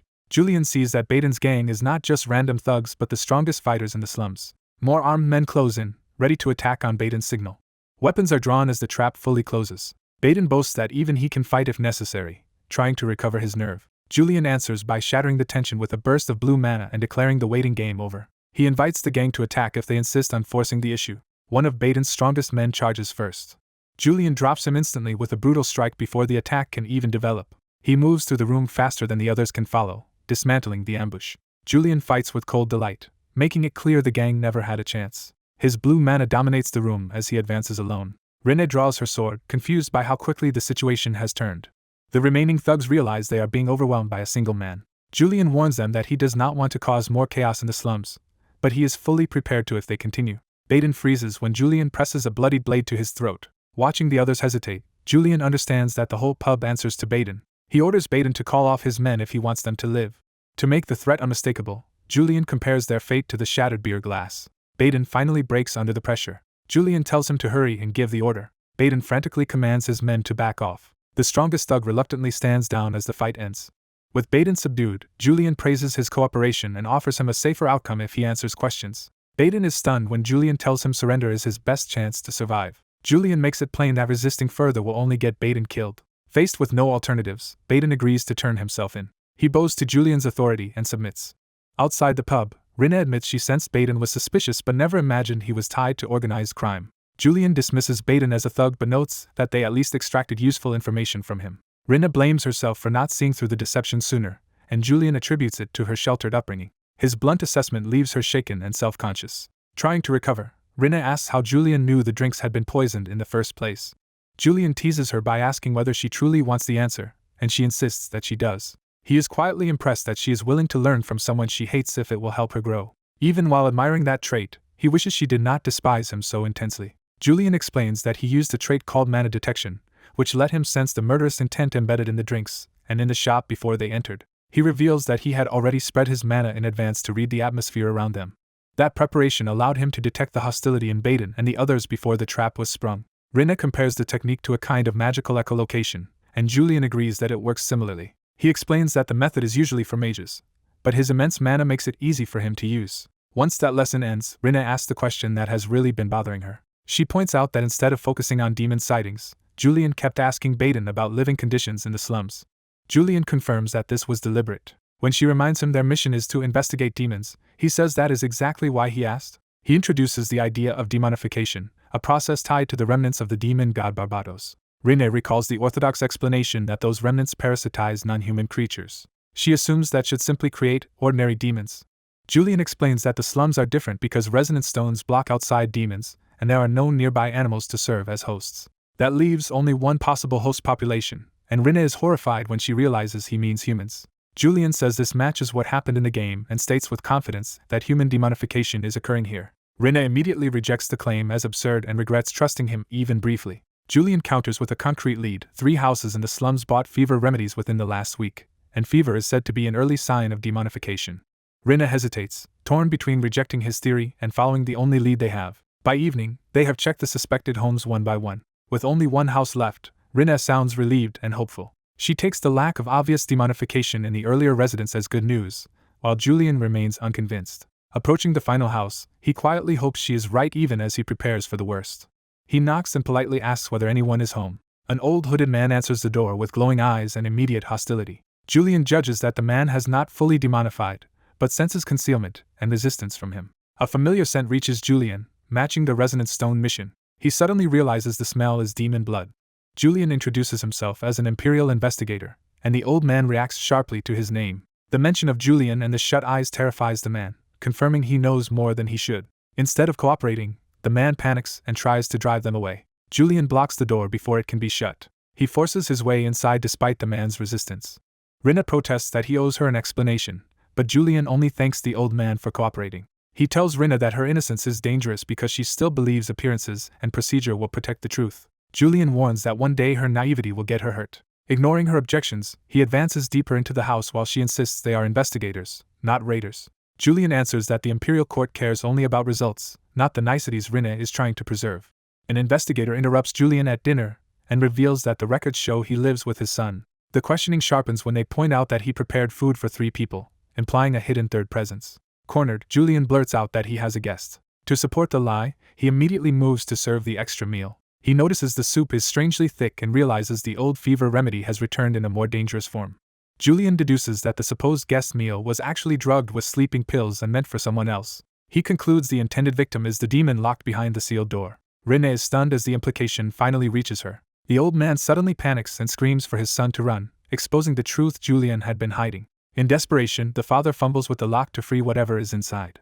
Even as the danger erupts, he keeps urging his son to flee. Julian freezes on the word son, realizing the old man truly meant the creature beyond the door. A monstrous presence bursts loose, and both Julian and Rena brace for the worst. The released being reveals itself as a full demon. Rena is horrified that a human appears to have become a demon.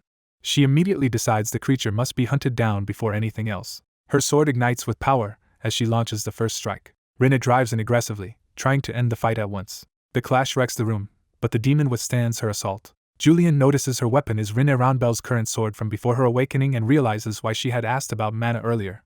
He understands that her incomplete state makes this battle especially dangerous for her. When Rena tries to involve him, Julian calmly refuses her help. He insists this is also his responsibility. He adds that he cannot allow the Sword Saint's disciple to be harmed. Privately, he worries his imperfect moonlight sword could expose him, but decides he still has to act. Even facing that risk, he resolves to destroy the demon himself. Julian activates his insight trait to read the battle more precisely. His enhanced perception locks onto the demon's movements. The demon's attack pattern becomes clear under his analysis. Using that opening, Julian moves with inhuman speed into the fight. He believes he has created the chance Rena needs to finish it, but the demon recovers far faster than expected. Rena is forced to fend off a sudden counterattack at close range. Julian realizes the creature has already regenerated and tells Rena to keep it occupied while he prepares another strike. Rena snaps back that she is barely surviving as it is. Still, she commits to one more attempt. She convinces herself that a single decisive blow should work. Her strike lands across the demon's face. The demon reels, momentarily thrown off balance. Its vision and composure are disrupted by the hit. Rena recognizes the opening and resolves to pour everything into one finishing strike. She focuses all her strength on a single attack. Before she can complete it, the demon's body surges back into motion. Its counterattack catches her and leaves her spitting blood. Rena realizes too late that the demon tracked her by scent and that she let her guard down. She bitterly admits she could not even distract it. Humiliated, she feels unworthy to face her master again. The demon closes in, ready to devour her. Julian calls out to her at the critical moment. Rena turns in alarm, not understanding what he intends to do. Julian steps in with confidence and praises her effort. His sharpened gaze fixes on the exact point he needs to strike. The demon swings again, unaware it has already been read. Julian's insight maps the demon's body and timing with total clarity. He commits to the attack with a predatory calm. Julian drives his blade cleanly through the demon's chest. Even in death, the demon's body still has Rena trapped in its grasp. She struggles to wrench herself free from the collapsing corpse. Rena finally breaks loose by stomping down hard. The demon falls dead between them, ending the fight. Julian remains composed despite the blood and chaos. The room settles with the demon's corpse sprawled across the floor and both survivors battered but alive. Rena is shaken that Julian killed the demon without even drawing his moonlight sword. Julian prepares a smug answer. He boasts that the enemy was not even worth bringing out his moonlight sword, then nervously wonders if the line sounded natural. After the mission, Rena and Julian arrive back at the Imperial Palace. Julian reflects that he somehow managed to clear another mission. He reassures himself that Rena probably did not grow too suspicious of him. Rena unexpectedly tells him he should take all the credit for the mission. She insists she did nothing worth claiming credit for. Julian gently rejects her self-blame and understands how badly her pride was hurt by being saved. He tells her that while she truly could not have beaten that demon, she still deserves more than empty comfort. Rena bluntly admits that she does not like him. Julian notes that she is no longer even trying to hide her hostility. Rena answers with her master's teaching that great power demands great responsibility. She acknowledges his strength but condemns the way he used power against helpless civilians. From that, she says she understands why her master abandoned him and judges him as someone with no self-restraint. Julian answers with a smile that turns colder. He dismisses restraint as nothing more than a coward's tool. Rena immediately takes that as an insult to her master and challenges him on it. Julian claims he is not eloquent, but argues that unlike pure nobles, he was never meant to live a life of restraint. He says she must accept that some people in the world simply live by different rules. Rena is left unsettled, no longer sure what kind of person he really is. Julian abruptly ends the exchange by thanking her again for handing him the mission's credit. As he leaves, Rena can only admit to herself that she cannot understand him at all. Even so, she clings to the belief that restraint is a knight's duty, not just a noble's burden. Her uncle Urgin arrives by carriage, notices her exhaustion, and offers her a ride. She accepts and gets in. Inside the carriage, Urgin asks whether the mission was completed successfully, and Rena gives a restrained answer. He also asks about the man who had been beside her, and she identifies him as Julian of the Shut Eyes. Urgin reveals that the Elders Association is already alarmed by Julian's recent behavior, and that rumors say he has been pressuring them through the imperial court. Rena is disturbed to hear how far those rumors have spread. Urgent dismisses Julian as exactly what one would expect from a collateral branch noble. Rena suddenly understands that Julian's earlier remarks were aimed at that kind of prejudice. Urgent warns her to keep her distance from Julian, though he also suggests Julian may not be as powerful as the rumors claim. Rena rejects that conclusion at once. She admits she cannot judge the other accusations, but she knows for certain that Julian is strong. That certainty frustrates her all the more. Night falls over the palace as the political tension around Julian continues to build. Elsewhere, Julian is summoned before the mission office. The white-haired captain greets him with open anger and demands to know what he has done. She repeats the accusation with even more pressure, making clear this is serious. Julian braces for disaster and tries to play innocent. He immediately fears he is being called out for the collateral damage and intimidation he caused in the slums. He realizes he was so busy imitating Julian's personality that he lost track of all the trouble he created. The captain's silence only makes him more nervous. Instead, she reports that Baden, a criminal the Shut Eyes had been hunting, has surrendered himself. When questioned, Baden trembled and named Julian, even though Julian's mission had supposedly only been to investigate the local demons. Relieved that this is only about Baden, Julian shrugs and claims ignorance, suggesting the man may simply have felt guilty. The captain refuses to believe that and is certain Julian did something to force the surrender, but she lets it go and hands over his mission payment. Julian instantly brightens at the mention of money. Since he was nearly broke, he eagerly wonders how much he earned. Back at his residence, a servant also informs him that the jeweler has sent mail. The letter reminds him he still cannot afford the moonlight stone, confirming that Julian had never saved properly. He opens the payment notice hoping it might finally be enough.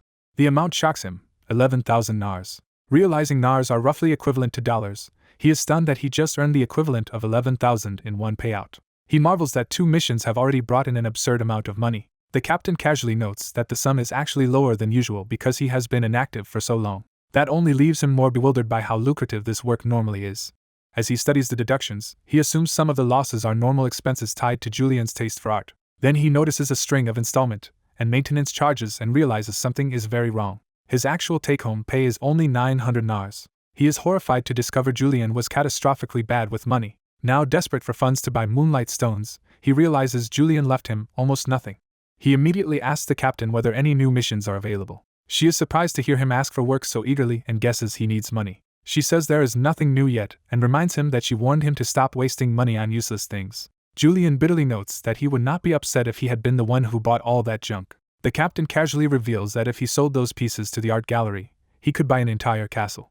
That single remark changes everything for him. Julian suddenly realizes the solution and turns to leave. He blurts out that he just needs to sell the collection off. The captain can only stare, baffled by his abrupt shift. Left behind, she concludes that Julian has become strangely different.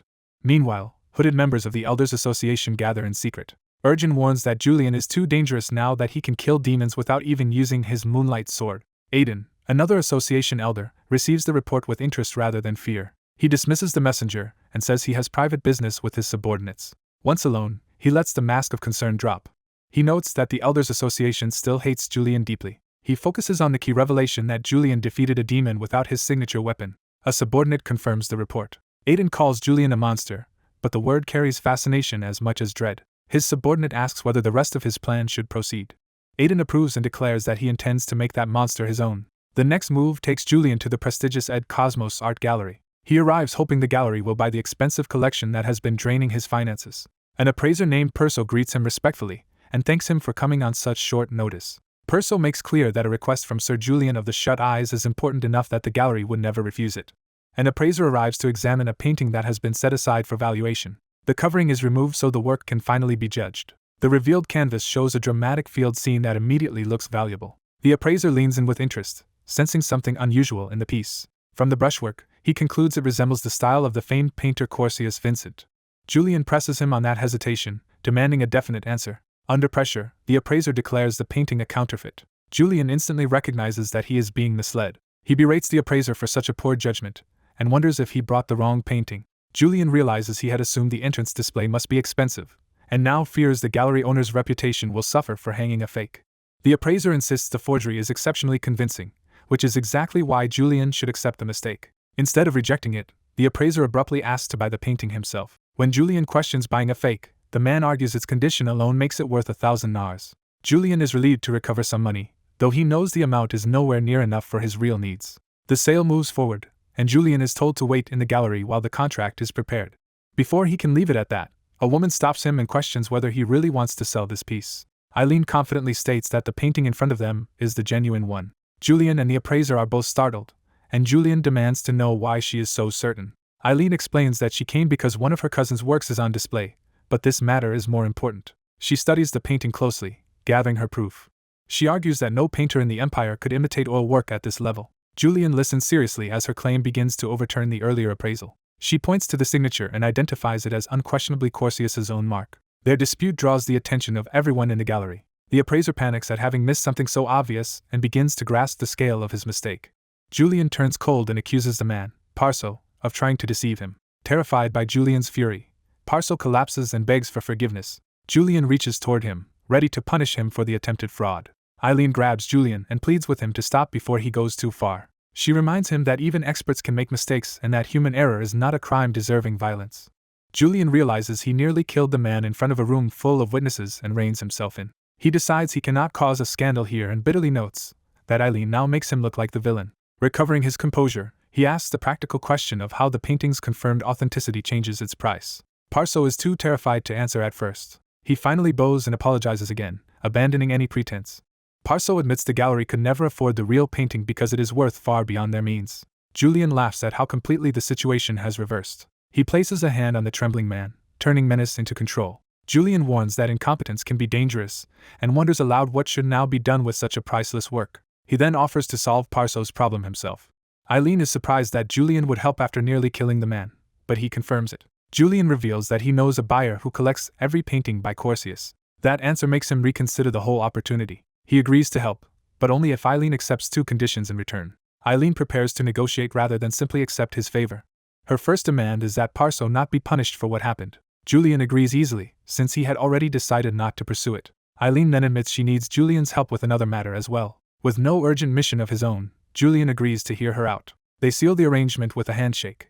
Julian makes clear he is not helping out of kindness. He says he is only repaying the debt he owes her for saving him back in Julin. That new favor leads them into a different problem entirely, one unfolding at night in the academy. A guard making his rounds becomes uneasy as he checks a dark corridor. He senses danger before he can understand what is around him. A mass of red-eyed horrors closes in, and the guard screams in terror. Later, Julian repeats the report with disbelief, skeptical that a guard was truly attacked by ghosts during patrol. In Veal Academy's hallway, Eileen explains that the professors have not treated the incidents as serious. She adds that strange noises keep being heard at midnight, and more guards have been attacked at night. Julian asks what else it could be if not a ghost.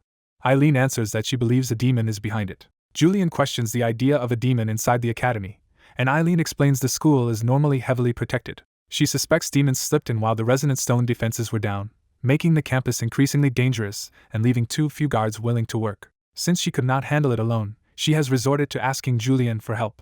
A professor named Hardy Godfrey greets Julian with exaggerated politeness when they meet. Hardy immediately needles Eileen for bringing in someone so important instead of handling the matter herself. Eileen answers that she wants the students protected properly, and Julian is especially capable against demons. Hardy mocks her background and says someone from a collateral line should be trying harder. Eileen fires back that Hardy barely passed his thesis review and should worry about his own competence first. Hardy retaliates by sneering that people from collateral families never know their place. That insult hits Eileen hard enough that she demands he repeat it. Julian silently draws his sword, signaling that Hardy has crossed the line. Eileen is startled that Julian is reacting so strongly, and wonders whether he is angry for her sake or for his own past. Before the confrontation can escalate, another scream erupts nearby. Eileen braces herself for what is coming. Hardy shields himself as the disturbance breaks loose. The walls crack open under a violent force. Demonic creatures burst from inside the walls, proving Eileen's theory correct. Julian immediately focuses, dropping all trace of distraction. He strikes first with a blue, demon-cutting slash. The creatures shriek as his attack lands. Hardy panics when one of the demons clings to his back and begs for help.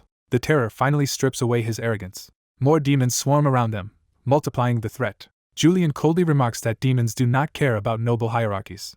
He cruelly suggests that if Hardy wants to live, he should beg a collateral line noble to save him. Even while mocking Hardy, Julian cuts down the demon attacking him and dismisses the panic as overreaction. Eileen notices something and realizes there are more enemies hidden elsewhere. She urgently points Julian toward another cluster. A larger mass of demons gathers where she indicates. The swarm fuses into a more dangerous composite form. For a beat, the corridor seems to empty before the next attack surges in.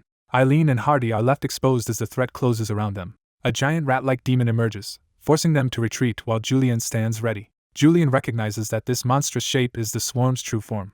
He mocks the creature as nothing more than weaklings clumping together to seem strong. The taunt only sharpens his excitement for the fight. The demon bares its fangs and prepares to lunge. Its jaws open wide enough to swallow them whole. Julian charges straight at it with his glowing blade. The sword meets the monster head-on. Julian twists through the clash and follows with another strike. He carves through the demon's body in a decisive cross-shaped blow. As pieces fall away, Eileen realizes the giant form shrinks whenever its component demons are cut off. Julian understands the weakness and changes tactics to dismantle it piece by piece. Eileen sees the opening and prepares to support him. Julian unleashes a rapid series of blue slashes that tear the swarm apart. At the same time, Eileen raises a protective barrier around herself and Hardy to keep the stray demons out. The remaining fragments begin dropping from above as the formation collapses. Julian turns to finish off the last of the scattered creatures. Eileen channels golden magic to reinforce the defense and control the battlefield. Her barrier expands around them in a bright protective shell. Once the danger passes, she asks Julian how he knew exactly where the hidden demons were. Julian keeps his real method secret, and only says he noticed something strange, while privately thinking she would never understand the system behind it. Eileen then recalls how he once looked down on collateral line nobles and wonders why he defended them now.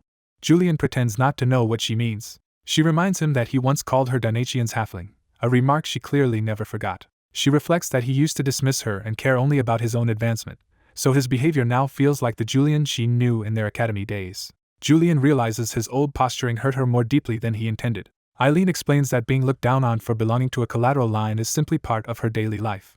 Julian answers that blood is still red no matter what line someone comes from. He admits that what he said before was wrong. The apology catches Eileen completely off guard. She can hardly believe Julian has just apologized to her at all. Flustered, she thanks him. Julian, not understanding what she means, assumes she is only thanking him for handling the dangerous part of the job. He accepts that explanation without realizing the deeper reason. With the demons gone, the two share a brief moment of relief and mutual respect. Eileen then returns to their earlier deal and reminds Julian that she still owes him the introduction. She promises to connect him with the buyer interested in Corsius's paintings. That promise leads Julian to a private meeting where the painting is presented to a new evaluator. The elderly buyer is overwhelmed, saying he never expected to see this work in person. Julian asks for his judgment on Corsius's posthumous work, The Red Great Field. The vice principal of Veal Academy, Aurum Corney, begins reciting the imagery of the painting as if reading its intent. He describes the stormy wheat field and low-flying crows, while Julian privately admits he still cannot see what makes it special. The vice principal continues, speaking of crossroads that lead nowhere. Julian can only marvel at how much imagination is being drawn from the canvas. The vice principal explains that the painting's loneliness comes from Corsius trying to convey sorrow to a younger sibling. He adds that the sibling had financially supported Corsius, and that the painting was meant to accompany a letter. He quotes the letter's opening as a confession of deep sorrow and loneliness, leaving Julian stunned that the work has such a specific backstory. Julian outwardly accepts the explanation while continuing to watch the man carefully. The vice principal studies the painting in silence, his mood shifting. Julian's special perception suddenly identifies a color of negation around him. That color reveals the vice principal is suspicious of Julian, making Julian wonder what exactly he has noticed. When the man asks if something is wrong, Julian hides his concern and keeps the conversation smooth. Julian reassures himself that the painting must be genuine, since both Eileen and the vice principal recognized it immediately. He concludes the man's suspicion must be about something else entirely. Still unsettled, Julian wonders what the vice principal is really suspicious of. He watches the older man closely as the tension lingers over the painting. When the vice principal addresses him directly, Julian answers calmly, ready for whatever question comes next. An art dealer tests Julian by accusing him of treating the painting as quick cash rather than understanding what he owns. He makes clear that he is willing to buy it, but only from someone who truly grasps its significance, and Julian realizes this is a test of knowledge before price. Julian quickly reasons that if he fails this test, the dealer will undervalue the work, so he searches his memory for the painting's history. He recalls that the artist Corsius died soon after completing it, identifying the piece as a posthumous work. Julian pushes further and infers that the painting's real importance is tied directly to the artist's death. The dealer's amused reaction confirms that Julian has seen through the heart of it. He admits Julian is correct, reveals that Corsius died at the very place depicted in the painting, and apologizes for doubting him. With the test passed, the dealer agrees to move on to negotiations, and Julian is relieved the sale is actually happening. The dealer opens with an offer of 400,000 nars. Julian initially thinks about bargaining, still assuming the painting's value is only in the high tens of thousands. The dealer reminds him that the painting's worth was only recognized after the artist's death, implying the first offer already reflects its true rarity. To settle the matter, he raises the bid by another 100,000 nars. The final offer reaches 500,000 nars, far beyond what Julian expected. Julian is so stunned that he can barely process the number. When he converts it in his head, he realizes the painting is worth roughly 500 million won, and is overwhelmed by the windfall. The dealer has to call him back to the conversation before he drifts away completely. Recovering himself, Julian accepts the deal and pretends he had recognized the painting's true value all along. Privately, he admits the gallery had been right that even its full treasury could not afford the piece, and he feels vindicated for trusting his own judgment. The scene shifts back to the academy after the sale. Vice Principal Aurum summons someone to his office. Eileen arrives in response to his call. Aurum welcomes her in while the newly acquired painting now hangs in his office. He brings up the old hall case, and Eileen reports that she managed to figure it out. Aurum relaxes, saying his worries were unnecessary now that the matter is resolved. He asks whether she ran into any trouble during the investigation. Eileen downplays what happened, hiding the fact that she had a dangerous encounter. Aurum senses there is more to the story and apologizes for putting that burden on her. He lowers his voice and confides that he believes the Dawn Society was behind the recent incident. Eileen is alarmed and cannot understand why such a group would target the academy. Aurum says he does not yet know their exact motive, but he has evidence that they exploited the chaos surrounding the resonance stones to act. He explains that he has kept this from the students to avoid spreading panic. Eileen tightens her grip on her teacup as the weight of the secret sinks in. Aurum identifies the Dawn Society as a newly emerged cult devoted to demons. Eileen is left wondering what such people could possibly want from the academy. Aurum reassures her that security has been strengthened and that the staff will protect the students. He also notes that she had Julian's help on the case, implying that gave them an advantage. At Julian's name, Eileen hesitates. Aurum asks whether she was able to meet him, and she answers that thanks to that meeting she obtained a very rare painting. She had intended to thank Julian for helping her, but he disappeared before she could. Aurum confirms that Julian rushed off as soon as he received his payment. He casually mentions hearing that Julian planned to buy moonlight stones in bulk. That revelation shocks Eileen so badly that she blurts out her reaction and abruptly excuses herself. Left behind, Aurum can only conclude that everyone seems to have urgent business these days. Eileen immediately rushes to the relevant shop and apologizes for arriving in such a state. She protests that Julian had supposedly bought only enough, not everything. The clerk explains that Julian purchased far more moonlight stones than expected. When Eileen asks how long restocking will take, she is told it will take much longer than usual. She panics because she needed those stones for her research thesis. Her frustration boils over into a full breakdown as she curses Julian for ruining her plans. Elsewhere, Julian smugly confirms the purpose of his purchase. He presents the moonlight gems and asks a blacksmith whether they can be made into a sword. The blacksmith of Twilight Flame agrees that it is technically possible, but the request immediately creates tension. Julian clarifies that he wants a blade that appears to be infused with moonlight itself. The blacksmith explodes in anger, dismissing the idea as decorative nonsense rather than a real weapon. He refuses on principle, saying his pride as a craftsman will not allow him to make such trash. Julian insists he wants it for actual use, not ornament. The blacksmith rejects that claim too, arguing that such a thing would still be nothing but a luxury item. When shown the design, he is even more offended, calling the blueprint unworthy of being called a weapon. He tells Julian that if he wants luxury goods, he has come to the wrong place. The smith declares that Twilight Flame exists to forge true weapons for knights, the kind exemplified by Haydenreich's famous sword. Julian finally reveals the real point of his request by asking Ruger Orlin to engrave mana meridians into the blade. Ruger argues that embedding a moonstone into a sword's core is foolish because gemstone blades are too fragile for combat. Julian pauses, letting the objection hang while the smith's assistant nervously tries to soften the refusal. The assistant explains that every weapon from their smithy bears their name and emblem, so failure would stain their reputation. She adds that their emblem is engraved directly onto the sword, making any weakness impossible to hide. From Ruger's perspective, a sword that breaks would destroy the smithy's honor along with the blade. Julian admits that is exactly why he wanted this place, because the same smithy forged Haydenreich's sword. Instead of arguing further, he unexpectedly accepts their concern. Then he calmly proposes the condition that would settle everything: make the sword so it does not break. Ruger laughs at the arrogance of that demand. Julian answers with absolute confidence, staking the claim on his own ability and inviting them to test him. To show he is serious, he throws down a heavy bag of payment. He tells them to forge the sword first and leave the proof to him. He even points out that he has paid above the normal rate, forcing them to consider the offer. Julian raises the stakes further by promising that if the sword breaks in testing, he will not ask for either the money or the gemstone back. Ruger finally accepts the challenge and agrees that if the sword fails, the entire arrangement is void. A few days later, the completed sword is presented to Julian. Ruger explains that his best blacksmiths worked relentlessly and failed many times before they finally succeeded. Even after finishing it, he still doubts whether such a blade can truly function as a real weapon. Julian activates his sword technique, floods the blade with power, and confidently asks to begin the test. The trial moves outside under the open sky. A crowd gathers to witness whether Julian's impossible sword will survive. The assistant offers to clear the spectators away, but Julian allows them to stay. Ruger begins the test by presenting the target. He reveals that the armor prepared for the trial is no ordinary suit. Julian immediately realizes the test has been made far harsher than expected. Ruger explains that the armor is a 1 centimeter thick block of steel and tells Julian to cut through it if he wants a proper trial. Julian laughs, appreciating that the smith has chosen a worthy challenge. As he gathers overwhelming power around the blade, he agrees that a weak opponent would make the test meaningless. Ruger recognizes the technique from rumor and understands that Julian is not bluffing. Even so, he still believes a moonlight sword of that structure should never survive an impact like this. But as Julian channels power, he senses something new inside the blade, as if a path has formed within it. He steadies himself and follows that sensation. Julian unleashes a devastating slash. The onlookers are left speechless as the impossible happens. Julian lands with the sword intact, while the crowd struggles to understand what they just saw. The assistant can only stare in disbelief. Julian realizes the mana is being bound and continuously circulated through the sword, stabilizing it through the engraved pathways. He understands that he is finally holding what a true moonlight sword is meant to be. The assistant is stunned that he achieved all this without even seeming to strain. Then the shattered remains of the smithy's specially forged armor prove the result beyond doubt. With the test won, Julian turns the question back on Ruger and asks what he will do now. At that moment, a brilliant system-like response erupts around Julian. The sword's incomplete trait evolves, and the unfinished moonlight sword becomes the true moonlight sword. A new trait is unlocked, confirming that Julian has crossed a major threshold.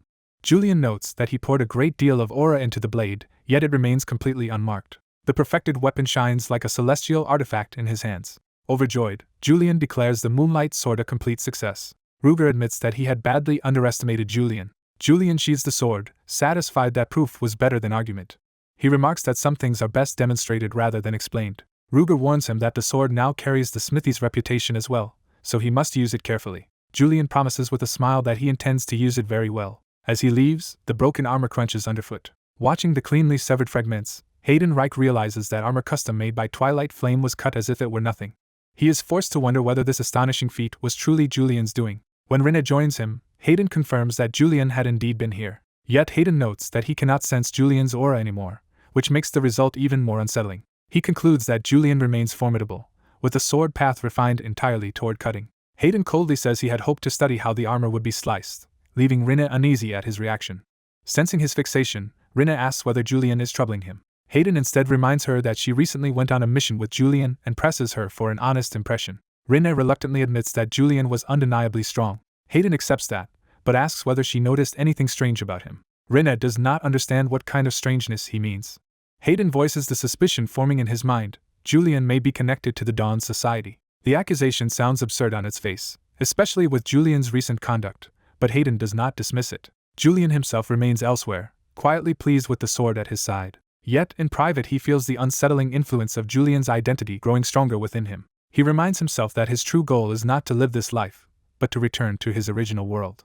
He refuses to forget that he cannot remain Julian forever. To return home, he reaches a grim conclusion. This world story must be brought to its proper end by stopping the demon god's resurrection through Hayden, not by letting Julian become the one who kills him. He decides he must intervene before the plot reaches that point and realizes the Dawn Society is about to make its move. He recalls that the Dawn Society is a fanatical cult willing to do anything to resurrect the demon god Barbatos. They are also the sworn enemies of Hayden Reich and Rena Ronbell. Rena in particular has every reason to hate them. Her father was murdered by the Dawn Society, making the conflict deeply personal for her. Julian decides that siding with Hayden's faction is the obvious course, though he knows it will be difficult. He considers a more dangerous option instead, infiltrating the Dawn Society the way the original Julian once did and gather information from within. At first the idea seems impossible, until a sudden realization stops him. A newly awakened instinct warns him of a hidden presence nearby, and he immediately draws on it. When he checks the alley, he realizes the warning was real and not his imagination. Julian calls the unseen watcher out, saying he has already detected their mana. Someone finally steps forward from hiding. Julian greets the reveal with a knowing laugh. The intruder is a hooded woman who implies they have already crossed paths before. She is accompanied by another cloaked figure, confirming this is no chance encounter. Julian recognizes the woman as Eleanor de Michel, the Dawn Society's bishop and a master of black magic, and he believes he can identify the man beside her as well. The encounter escalates as the pair are revealed as sworn enemies of Hayden, with Eleanor poised to act and the man at her side ready to strike. A gray-haired man in a military uniform calmly reveals that he recognizes Eleanor and her companion despite their disguise. Eleanor admits the disguise was useless and drops the pretense. She fully reveals herself with magic and acknowledges Julian's sharpness. Julian keeps up the act by implying he already understands why they came. Taking that as an opening, Eleanor presses him to finally answer the proposal she brought. Privately, he panics because he had only been bluffing and still has no idea what she wants. He tries to stall for time, but Eleanor immediately refuses to let him delay. She reminds him that he was the one who first reached out to them. Her words make him realize, with alarm, that Julian had already contacted the Dawn Society about joining them. He curses Julian for leaving him this mess and realizes the situation is far more advanced than he expected. As he thinks through the future, he sees that every path seems to end with Julian losing to Hayden. In that grim future, Julian is beaten down by Hayden. After that defeat, Julian seeks demonic power and eventually joins the Dawn Society. That imagined version of Julian becomes something monstrous. Trying to avoid committing himself, he argues that there is no need to decide immediately. Eleanor warns that such hesitation could easily be read as a trick against the Dawn Society. She openly voices her suspicion that his whole approach may be a setup. She adds that, as a loyal hound of the imperial family, he is exactly the kind of man they should distrust. He realizes she is watching him closely, and that joining them would be dangerously risky. If the imperial court discovered any connection to the Dawn Society, he knows it would ruin him completely. Worse, if Hayden learned of it, their conflict would become irreversibly deadly. He concludes that once Hayden and Julian are tied to the Dawn Society, one of them is bound to kill the other, trapping him in a fatal game. Desperate for a way out, he hides his fear and pretends to be merely surprised by Eleanor's suspicions. Eleanor answers coldly that he already knows too much to simply walk away now. Her hooded escort makes the threat explicit by promising not to let him off easily. Julian recognizes the escort as a Monsignor, one of the Dawn Society's elite fighters who surpass ordinary knights. The Monsignor readies himself for violence. He gives Julian one last chance to decide, then introduces himself as Pelkor the Iron Fist and vows to crush him. Pelkor reveals the scar Julian once gave him and makes it clear he has come for revenge as much as business. The man inhabiting Julian's role is exhausted by having to deal with enemies Julian created. He admits they must have met before, though only because Julian left behind another victim. With deliberate contempt, he apologizes for not remembering someone so insignificant. Pelkor flies into a rage, while the imposter realizes he needs to stop acting quite so much like the real Julian. Before Pelkor can strike, the hooded Monsignor suddenly vanishes from the scene. Pelkor charges anyway, promising to break Julian's arrogance. In response, Julian activates an exceptional swordsman trait. He meets Pelkor's punch head-on with his blade and shocks him by blocking the attack cleanly. He immediately regrets drawing the wrong sword, having used his old steel blade instead of the newer Moonlight Stone weapon. Still, he decides he must hold Pelkor back as long as possible. The fight erupts into a rapid exchange of fists and sword strikes, with Julian barely keeping pace. One sweeping slash finally forces Pelkor to give ground. Julian realizes the battle is too dangerous to prolong, and that he needs time to think. Pelkor grits his teeth and prepares to press harder. Julian moves to reposition himself for another exchange. At that moment, a dark aura begins to rise from Pelkor as something more sinister enters the fight. A violent energy slash crashes down and tears through the street. Julian is blasted back by the impact. Pelkor laughs from the rubble and taunts Julian for losing to someone he once dismissed as beneath him. Julian's hand tightens on his sword as his frustration peaks. He bitterly asks why he has to suffer through consequences that were never his own. That resentment turns into fury at constantly cleaning up Julian's disasters. Even Pelkor notices something has changed, and Eleanor senses that Julian is becoming unstable. A system message confirms that his emotional intensity has reached its peak. He braces himself, disgusted by what is happening inside him. His irritation boils over, and a unique trait called Open Eyes activates. Wrapped in a red aura, he rises with a far more dangerous presence. Pelkor immediately senses the shift and becomes wary of both Julian's atmosphere and his sword. Refusing to back down, Pelkor declares he will destroy the weapon too. He lunges into the red storm surrounding Julian. A moment later, Pelkor freezes in confusion as blood suddenly appears on him. He realizes too late that Julian has severed his arm. Julian answers with a predatory smile, clearly enjoying the turn of battle. Pelkor can barely process what just happened. His shock turns into outrage, and he throws himself at Julian in blind fury. Julian slips past the blow with unnatural ease. He counters with another brutal slash before Pelkor can recover. Pelkor screams as Julian overwhelms him with a storm of red-black strikes. Somewhere inside the frenzy, Julian hears a desperate plea to stop and push away the violence.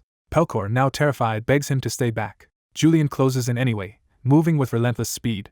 He carves through Pelkor again with a savage upward strike. The attack lands cleanly and drives Pelkor into retreat. Bleeding heavily, Pelkor flees in panic. Julian watches him go with a satisfied, almost delighted expression. Pelkor finally understands that Julian is far stronger than rumor suggested and begins to see him as a monster.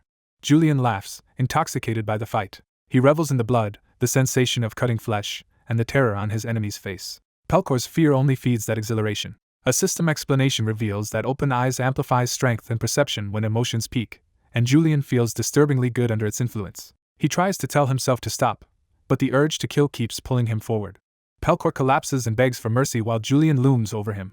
Another system warning explains that the trait also makes its user extremely aggressive. Even knowing that, Julian admits he does not want to stop. He drives his sword into Pelcor's chest. After the strike, he coldly mocks the meaninglessness of Pelcor's Iron Fist title. Pelcor trembles helplessly under him. With blood running down his face, Pelcor pleads for his life. A shadow with glowing red eyes appears nearby, silently observing the scene. A hand reaches out as if to intervene. Eleanor finally steps in and tells Julian that enough is enough. Her touch breaks through the murderous haze for an instant. Julian's expression softens as his reason begins to return. The system announces that Open Eyes has ended, and he is startled to see Pelcor collapsed and mutilated at his feet. Horrified, he realizes he was the one who did this. He understands that fox-eyed characters often change personality when their eyes open, but in his case Julian's own violent nature had surged out with the trait. He concludes that the ability is dangerously unstable, yet bitterly reminds himself that the others provoked this outcome. Eleanor admits Pelcor had been rude, but points out that Julian knowingly allowed the situation to escalate. She accuses him of standing by until violence became inevitable. Even so, she also admits she let Pelcor attack him first, and now restrains the wounded man with magic when he tries to move. After witnessing the fight, Eleanor says she now thinks more highly of Julian. She activates a charm-based trait and invites him to work with her. She insists he would lose nothing by cooperating. He appears to agree for a moment, luring her into hope. Then he calmly says he would still like more time to think. Behind them, Pelcor writhes in pain, barely conscious. Eleanor clicks her tongue in frustration when her charm still fails to sway him. She turns to Pelcor and asks whether anything about Julian seemed different this time. Pelcor answers that Julian is not different at all, only stronger, which convinces Eleanor that the supposed memory loss was a lie. Trying to save face, she tells Pelcor this encounter was personal and asks him not to report it to the other bishops. Still dazed and embarrassed, Pelcor agrees. Left with that failure, Eleanor bitterly realizes her trait simply does not work on Julian. Later, alone, the man behind Julian curses the unstable power he relied on. He admits Open Eyes saved him, but decides he cannot keep depending on such a dangerous trait. Even so, he recognizes that the Dawn Society is too formidable to confront from the outside. He falls silent as the answer becomes unavoidable. He asks himself what he should do. He knows Hayden will kill him if he sides with the Dawn Society, destroying any hope of returning home. But he also knows that exposing the Dawn Society would get him killed by them instead. Accepting that grim logic, he decides the outcome was inevitable. He resolves that he has no choice but to join the Dawn Society. His real goal is to gather information from within and stop the resurrection of the demon god so he can return to his original world. With that decision made, the story shifts to Genmel Monastery. Julian arrives at the monastery, drawing uneasy attention from the worshippers inside. The place is introduced as a monastery of the Sun God Church, the most influential faith on the continent. People whisper in disbelief that Julian, known as an atheist, has come to a holy place. Others assume his presence means someone is about to be purged. Julian notices the fear and suspicion around him but says nothing. A nervous monk approaches and asks what brings him to the monastery. Julian answers that he has come to see the High Abbot. The monk is caught off guard because no such visit had been announced. Before the confusion can grow, someone steps forward to take charge. A nun politely offers to guide Julian herself. Julian follows her deeper into the monastery. As they walk, the nun remarks that he arrived sooner than expected. She peels away her disguise with crackling magic and reveals herself to be Eleanor. Julian greets her politely while realizing she just dispelled her cover in front of him without hesitation. He praises the audacity of hiding the Dawn Society's headquarters inside such a place. Eleanor confirms that the secret base lies within the vast monastery itself. She leads him to a sealed chamber and says the archbishop is waiting, warning him to show respect. Julian answers with false courtesy while noting that Eleanor is far more guarded than before. He concludes that the leader of the Dawn Society must be inside. When he enters, the gathered members react in shock that Julian has truly returned to them. A masked man on the throne addresses him directly to confirm his identity. Julian judges that this supposed archbishop hardly carries himself with any dignity. He remains outwardly relaxed despite the tension in the room. The archbishop is introduced as Tenorin, a mere farmer chosen by a sacred relic to lead the Dawn Society. Eleanor orders Julian to kneel before the archbishop. Julian refuses at once and asks why he should. Eleanor protests that he chose to join them and must prove his loyalty. Julian makes his position clear. He did not come to place his hopes in anyone's noble faith. Julian arrives before the Dawn Society's leadership and openly proposes an alliance. Even as he acts pious, he privately dismisses the gesture as calculated flattery meant to exploit the archbishop's vanity and influence. He admits he needs the power of the god they serve just as much as they want to use him. The room bristles at Julian's arrogance, but the archbishop's interest is clearly caught. The archbishop silences the mockery with a single command. Accepting Julian's stated intent, he orders everyone except Julian and Eleanor to leave so they can speak in private. The cultists obey, though Eleanor is left uneasy and unable to read what the archbishop is planning. Once they are alone, the archbishop laughs off Julian's insolence instead of taking offense. He even praises Julian's boldness, showing that shameless ambition appeals to him. Then he invites Julian deeper inside, hinting that he intends to reveal something important. As they pass a restricted area, Julian learns only bishops and higher ranks are allowed beyond it. The Archbishop explains that the hidden chamber protects the society's sacred relic, immediately sharpening Julian's interest. He asks Julian why he thinks such a secret is being shown to him, drawing out the real purpose of the invitation. Julian is caught off guard when the Archbishop says he does not want him leaving as he is now. The Archbishop makes his logic plain. Letting Julian walk away would risk turning a powerful man tied to the Dawn Society into an enemy. So he offers formal cooperation, promising Julian the rank of bishop and full access to the society's power. Eleanor is stunned by how suddenly Julian is being elevated, but the Archbishop frames it as proper treatment for a war hero. When Eleanor questions him, the Archbishop immediately reminds her that his decisions are not hers to challenge. Forced into submission, Eleanor apologizes, and the Archbishop pointedly asks Julian whether this satisfies him. Julian accepts the apology with a smile, while Eleanor is left resentful and humiliated. With Julian's interest secured, the Archbishop unveils the relic itself in a chamber flooded with ominous red power. He leads Julian and Eleanor toward the source, making sure Julian sees the relic at close range. Julian recognizes the golden chalice as the sacred relic he came to investigate. The Archbishop confirms it and steps into the blood-like energy surrounding it without hesitation. He reveals the relic's true identity as the Star of the Demon God, an artifact that can draw Barbados's latent power into physical form. To prove it, he activates the relic before Julian's eyes. From the relic's power, a black horn begins to take shape in his hand. The Archbishop asks whether Julian has seen such a thing before, and Julian immediately recognizes it as a demon's horn. The Archbishop proudly explains that the relic allows him to manufacture the Horn of Demons, the very source of demonic power. Julian keeps his composure, but he instantly understands how dangerous that horn would be in actual use. Rather than reveal alarm, he feigns polite fascination and encourages the Archbishop to keep talking. When he confirms the horn can grant demonic power, Julian realizes he has found exactly the weapon he once came seeking. The Archbishop senses Julian's desire and decides to tempt him further. He casually offers Julian the newly made horn as if handing over a gift. Julian is genuinely startled by how easily the Archbishop is willing to part with something so valuable. The Archbishop explains that each horn costs many demon lives and immense resources, but the resulting power is worth it. He presses harder by suggesting that such power might finally let Julian surpass the Sword Saint. Julian knows exactly what that promise means, because he understands that horns are also used to create human-shaped demons. He realizes that using one would not simply borrow a demon's strength, but would begin turning him into a demon himself, which he refuses to accept. Still, with the Archbishop watching him, Julian sees no safe way to reject the offer outright. Before he has to answer, Eleanor intervenes. She argues that giving Julian a horn now is premature. The Archbishop demands an explanation, his mood cooling at once.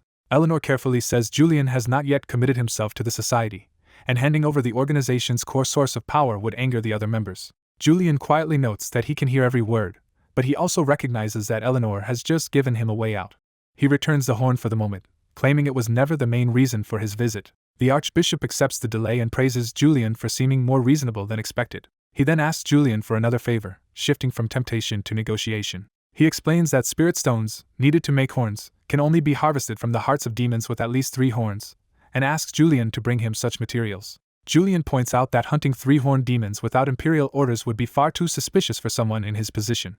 The Archbishop assures him the Dawn Society will handle that problem from their side. A few days later, Julian is traveling by train toward Bernardin. Alone with his thoughts, he is still trying to make sense of how easily the Archbishop accepted him and even granted him a bishop's rank. He has already received an official order to hunt a 3-horned demon, which tells him the Dawn Society has influence inside the imperial court as well. That realization makes the society seem less like a hidden cult and more like a shadow nation, which Julian finds deeply troubling.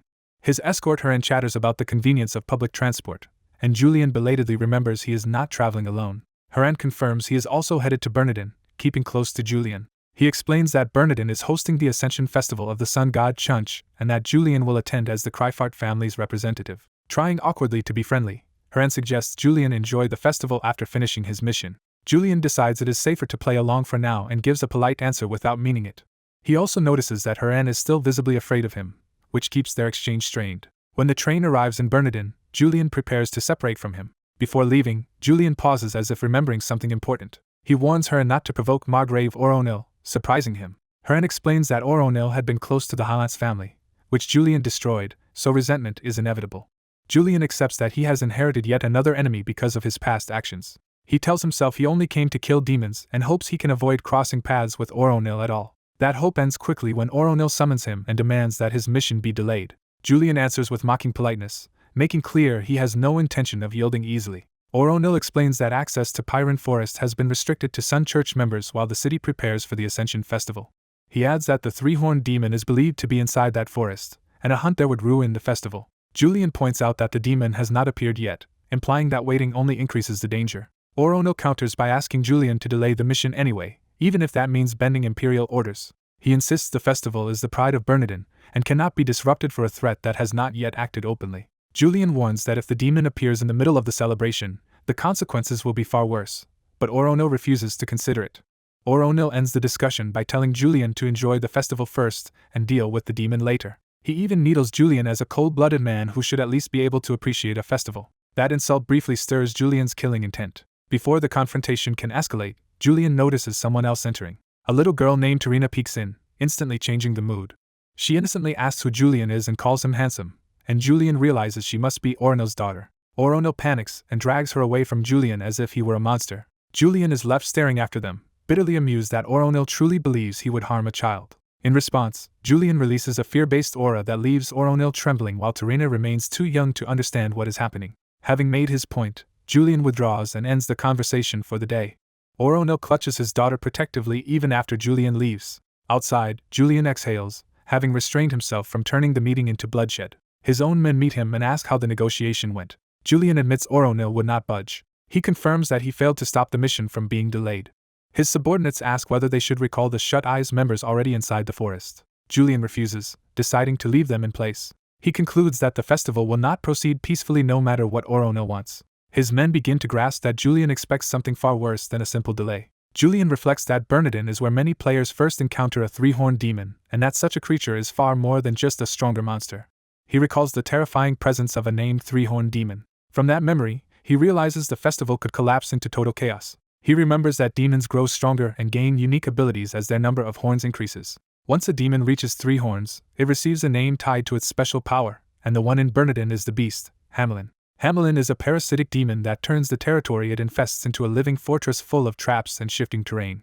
Its domain can become a poisonous swamp that incapacitates intruders the moment they step inside. Even escaping the fortress offers no safety from what comes next. Hamlin's true weapon is a psychological assault that is extremely difficult to resist. That mental attack leaves victims unable to think clearly while the demon tightens its hold. Back in the present, Julian calmly drinks tea as he waits for events to unfold.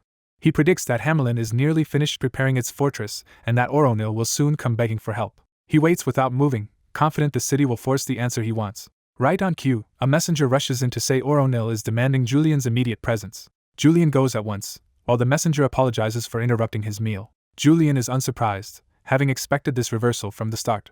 By the time he arrives, Oronil is already shaking with fear and desperation. Julian formally asks why he has been summoned, forcing Oronil to say it himself. Oronil reveals that his daughter Rena has not woken up since the previous night. Worse, doctors cannot explain it, and the same unexplained coma is spreading among children throughout the city. Julian immediately recognizes that Hamlin has already begun its attack.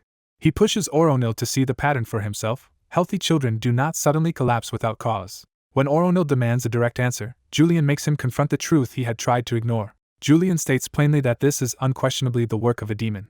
After a heavy pause, he confirms Oronil's suspicion instead of softening it. He identifies the culprit as the beast Hamlin in Pyron Forest. Julian explains that Hamlin plants seeds in living beings and turns them into servants. Adults are mostly unaffected, but children are vulnerable, falling unconscious before becoming servants, which means Rena may already be close to death. Oronil recoils in horror, unable to accept that his daughter may be beyond saving. Julian coldly tells him to order the demon eradicated at once, then mocks how quickly Oronil abandoned his earlier insistence on protecting the festival. When Julian asks whether he truly wants to save his daughter, Oronil breaks and says he will do anything. Julian seizes on that promise and asks whether Oronil is willing to do something that could harm Bernardin itself. Oronil hesitates, realizing Julian is about to demand a terrible price.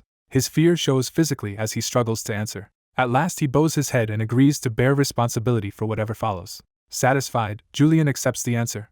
With Oronil's consent secured, Julian declares that he will proceed with Hamlin's eradication. Elsewhere, Julian's people begin pouring fuel through the forest in preparation for his chosen method. The accelerant spreads across the demon's territory. When his subordinate reports that everything is ready, Julian ignores the beauty of the place and focuses only on efficiency. He insists that leaving a threat like this alive would be the real foolishness. His subordinate finally understands the plan and asks if Julian truly intends to burn the forest down. Julian confirms it, explaining that they are not trying to clear Hamlin's fortress but to destroy it outright. He remembers that in the game, burning the entire nest was the simplest way to defeat Hamlin. When his subordinate worries that Orono will be furious, Julian says the Margrave has already approved it because the city's safety now matters more than the festival. With all objections settled, Julian gives the order to begin. His men ignite the fuel and set the forest ablaze. They spread the fire relentlessly, making sure nothing in the nest is spared. From within the flames, Hamlin finally stirs. The burning fortress answers with a monstrous roar as the demon reveals itself. Julian's men panic at the sound of a true three-horned demon and scramble to prepare for battle. Julian stops them before they can interfere. He orders everyone to stand back and declares that he will handle the demon alone. His subordinates are stunned that he intends to face a named three-horned demon by himself. Julian tells them they would only hinder him. Surrounded by fire, he draws his sword and steps forward, making clear that anyone who stays close will only get in his way. Julian walks alone into a field of fire, advancing toward the demon without hesitation. He keeps moving through the flames as if the inferno itself cannot stop him. Seeing the burning scene, he dismisses it with contempt. A towering horned demon rises before him, turning the confrontation into a direct duel. The demon fixes him with a hostile stare and prepares to strike. Its massive body shifts first, signaling an attack. The demon slams down with explosive force, tearing up the ground around Julian. A voice warns Hamlin that brute force will not be enough. The demon realizes Julian is still composed. Julian activates Moonlight Sword, surrounding himself with blue power that cuts through the fire's advantage. He drives that power straight into the demon at close range. Then he follows with a sweeping, acrobatic slash meant to carve through its body. The blow lands hard enough to make the demon recoil. Julian taunts Hamlin, pointing out that the flames are limiting his own full strength. Hamlin answers with a death threat, convinced Julian is cornered. The demon gathers itself again, still confident despite the hit. But Julian suddenly senses something wrong in the air. He realizes too late that Hamlin's pollen has reached him and starts affecting his mind. An alert confirms that Hamlin uses pollen to induce hypnosis, seizures, and mental attacks, and Julian curses himself for forgetting it. As the pollen spreads through the burning battlefield, Julian struggles to stay steady. He coughs, and the demon assumes the mental attack is taking hold. Julian's expression turns unsettling as he prepares to answer that assumption. A system notice reveals that he has resisted Hamlin's mental attack. With his mind intact, Julian closes in again instead of retreating. He triggers traits tied to Julian's arrogance and duplicity to reinforce the act he is about to put on. He adds Julian's poker face, locking his real thoughts behind a flawless expression. The inner voice mocking the demon makes clear that a mere mental attack was never going to break Julian. Hamlin is shaken for the first time as its attack fails completely. Julian's eye glows red with dangerous confidence as he seizes control of the fight. He jokes that Julian was already unstable enough without any help from a demon. Then he launches himself forward for the finishing blow. His body twists through the air, gathering momentum for a decisive strike. A violent burst of fire and impact marks the end of the clash. When the flames clear, Hamlin's core has been pierced, and its body is collapsing. Julian believes he has finished the demon. His companions rush in through the burning aftermath, worried about whether he survived the encounter. He answers calmly, but something in his eyes remains off. Standing beside Hamlin's ruined body, he insists he is fine while the demon's remains continue to writhe. One of the onlookers watches him closely, unsettled by what he sees. Elsewhere, a nervous father stares out at the burning scene from inside his home. Julian approaches him politely, thanks him for cooperating with the mission, and flatters his decision as something the imperial court will respect. Then Julian shifts the conversation to the man's daughter, asking whether she has awakened yet. The father confirms that she is recovering, though he remains tense around Julian. Julian says that is good news and asks the man to pass along an item for her. When the father asks what it is, Julian explains that it is a necklace made from Hamlin's remnants. He adds that the girl reacted to Hamlin's pollen before the other children, likely because she has unusually high mana. Julian concludes that she may have the talent to become a mage, which is why he is giving her the magic item. The father is stunned and asks why Julian would do something kind for someone tied to a man he dislikes.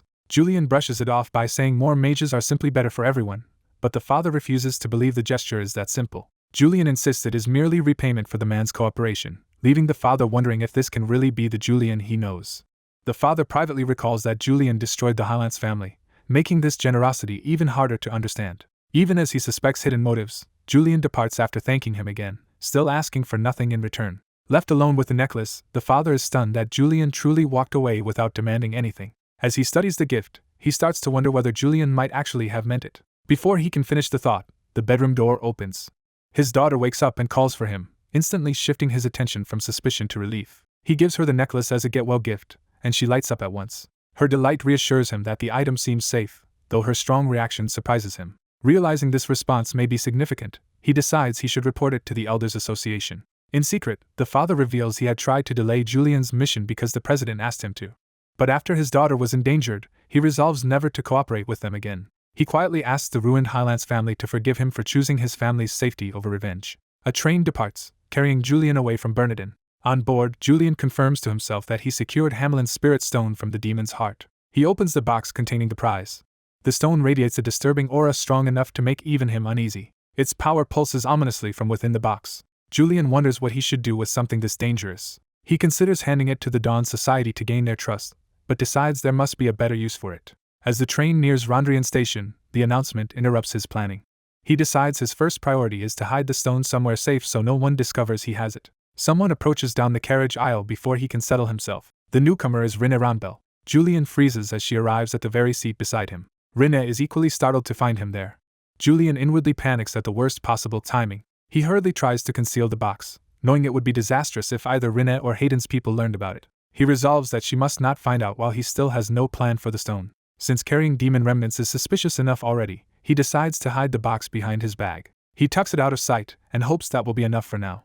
Trying to regain control, he greets Rena lightly and jokes that they keep meeting as if by fate. Rena ignores the flirtation and confirms that this is indeed her assigned seat. Julian asks if she is wondering why he is there, and she bluntly says yes. He explains that he was on a mission in Bernardin and is simply returning from it. Rena notes that he looks like someone coming back after causing trouble and points out that part of his belongings is sticking out.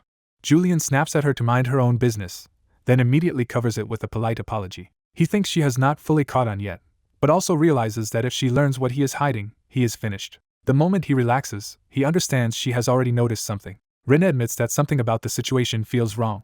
Pressed for an explanation, Julian stalls while keeping the briefcase between her and the hidden box.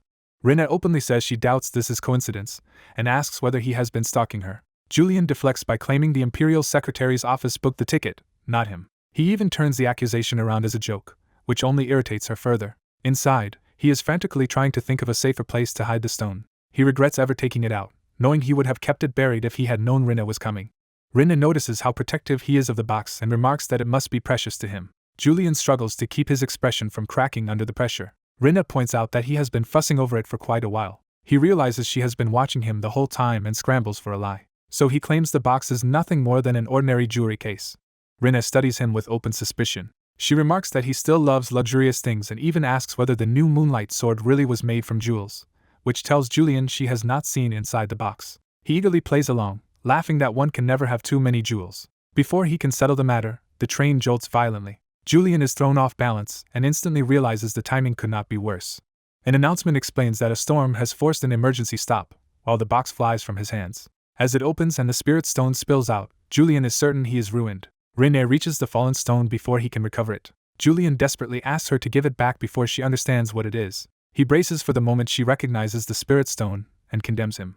Instead, Rena only comments on the damage and mocks his inability to handle jewelry. Julian can hardly believe she still thinks it is just a gemstone. He quickly takes the chance to hand her the box and wonders in disbelief whether she truly does not know what spirit stones are. After she returns it, he thanks her and silently credits Julian's poker face for saving him again. When the train ride ends, both step off still rattled, and Rena complains that the storm and the company made the trip exhausting. Julian answers with forced banter, admitting to himself that he is too shaken to think straight. At the station, Rena's attendant arrives with a carriage to take her straight back to the academy dorms. Julian tries to use the interruption to leave quickly, but Rena stops him. She hesitates, and Julian panics again, wondering if she finally knows what spirit stones are. Instead, she thanks him for what he did in the slums. She makes clear that this gratitude is not from Rena Ronbell the Noble, but from one swordsman to another. Julian accepts the thanks lightly, trying not to reveal how much the words affect him. He jokes that they are fellow alumni, and Rena immediately reminds him that he was expelled. He laughs off her coldness rather than taking offense. Rena ends the exchange and leaves with her attendant.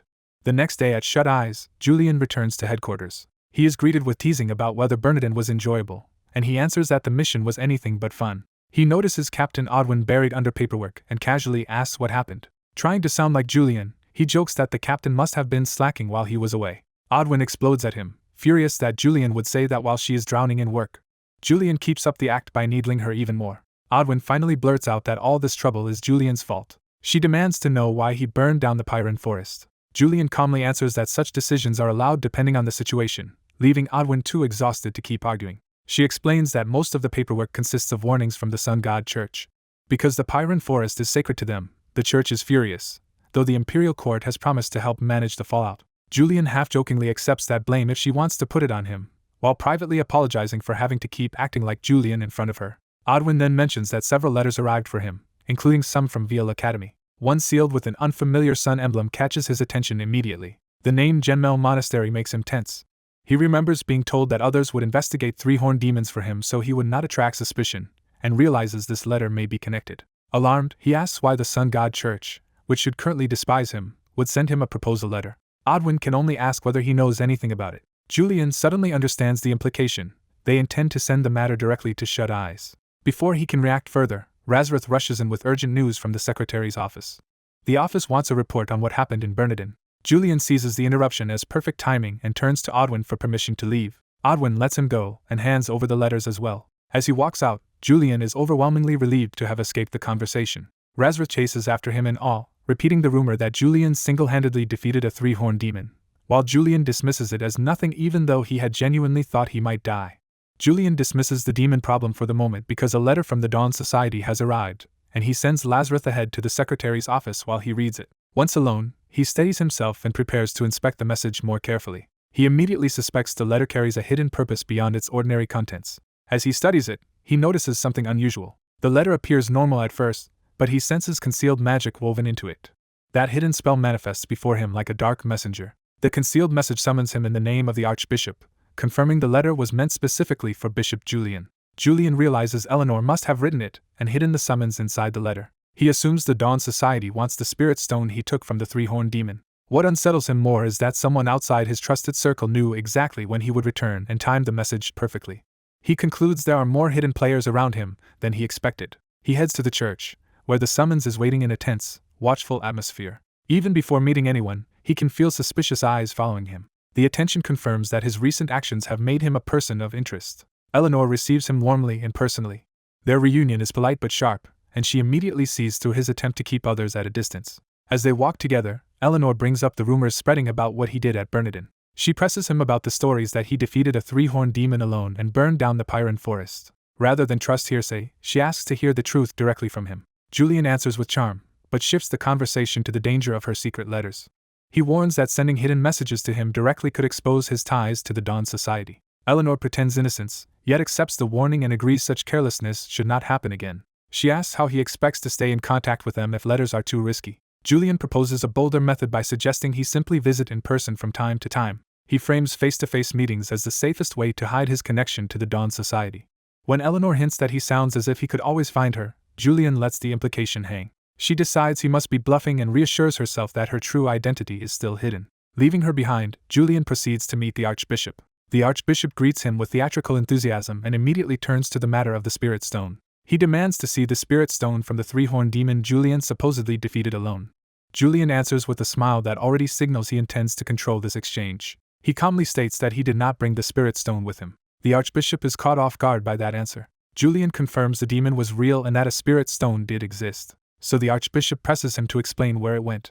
Julian lets the tension build as the cultists around them grow restless. Then he reveals that he already handed the Spirit Stone over to the Imperial Secretary's office. The Archbishop struggles to believe what he just heard. Julian repeats it openly, shocking the Dawn Society members into outrage. The Archbishop's anger flares at the thought of losing such a prize to the Empire.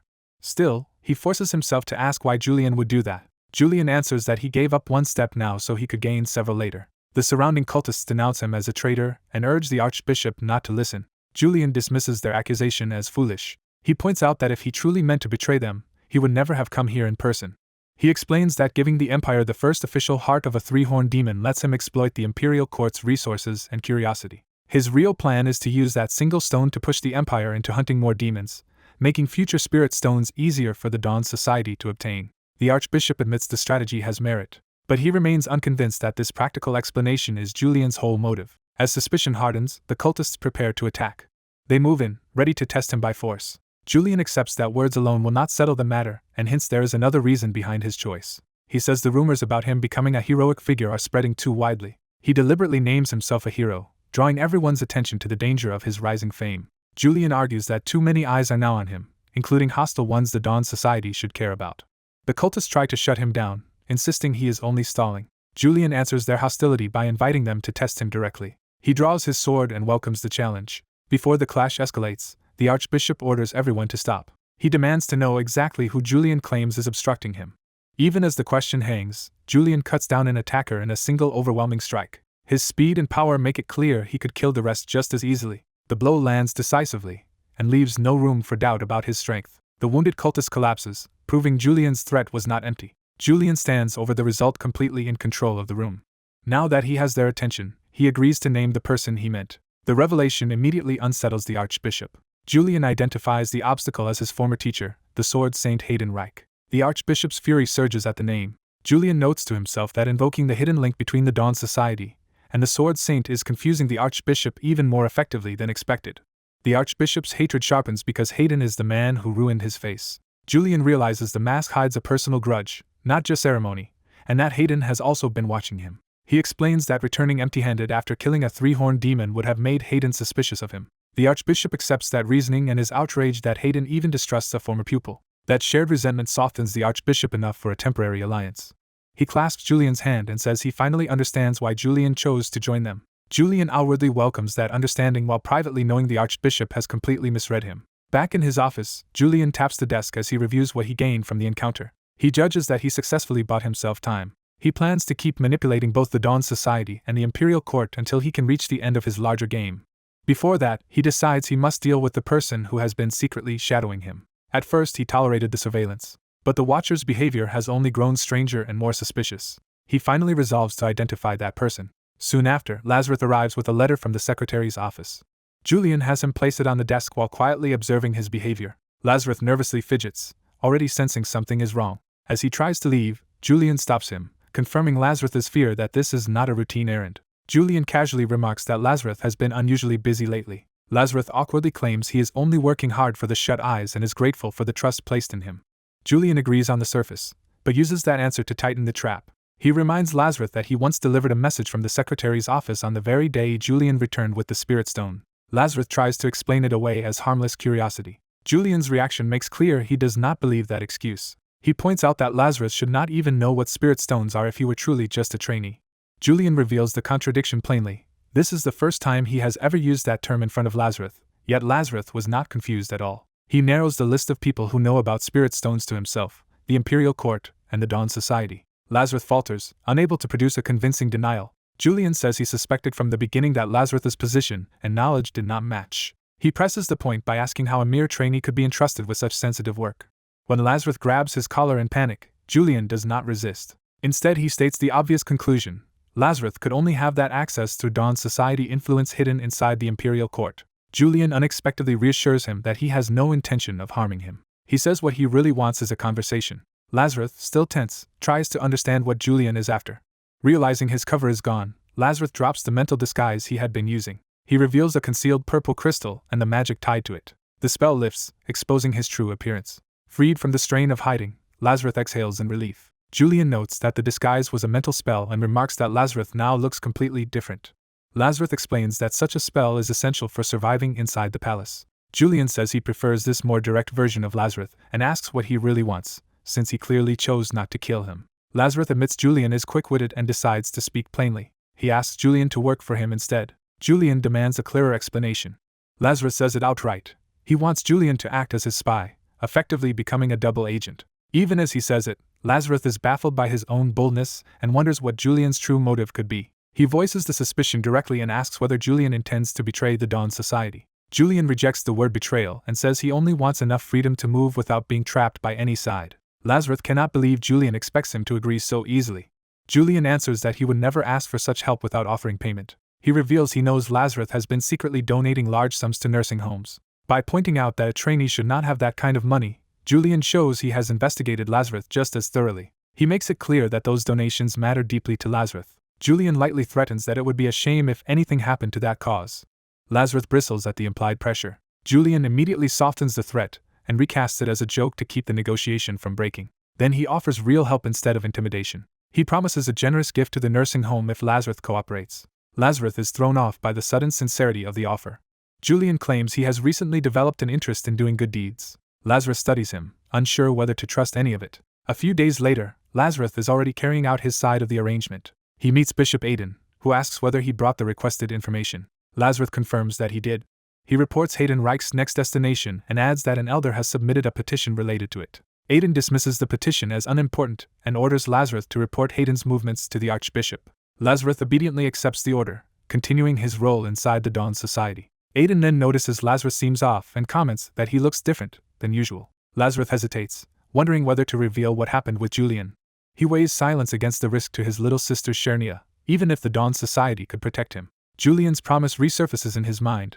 He would recommend Chernia and other orphanage children for admission to Veil Academy, a gift more valuable than money. That offer leaves Lazarus shaken because it touches the one thing he truly cannot ignore. So he lies to Aiden and insists that nothing happened to him. Elsewhere, Julian continues moving forward with his plans. He returns home to his household, outwardly composed again. When a maid notices his state, he brushes it off as mere distraction. Privately, though, Julian admits he should not be handling all of this as well as he is. He reflects that when he first uncovered Lazarus' secret, his instinct was to manipulate him the same way Julian manipulates everyone else. And he is left thinking that if Lazarus had been only a little more careful, none of this new entanglement would have begun.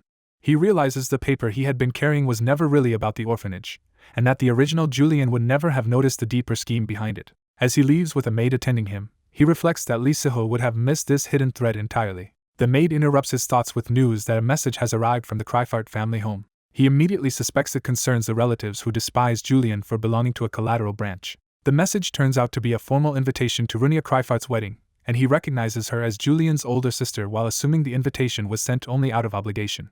Asked how to reply, he first decides to decline and hide behind work as an excuse. But before the message can be sent, he stops the maid and reconsiders. He abruptly chooses to attend after remembering that something important was left behind at the Kryphart estate. Once the decision is made, the maid moves on to preparing clothes for the wedding, which makes him wary. His fears are justified when she suggests the garish pink tuxedo Julian used to think was elegant.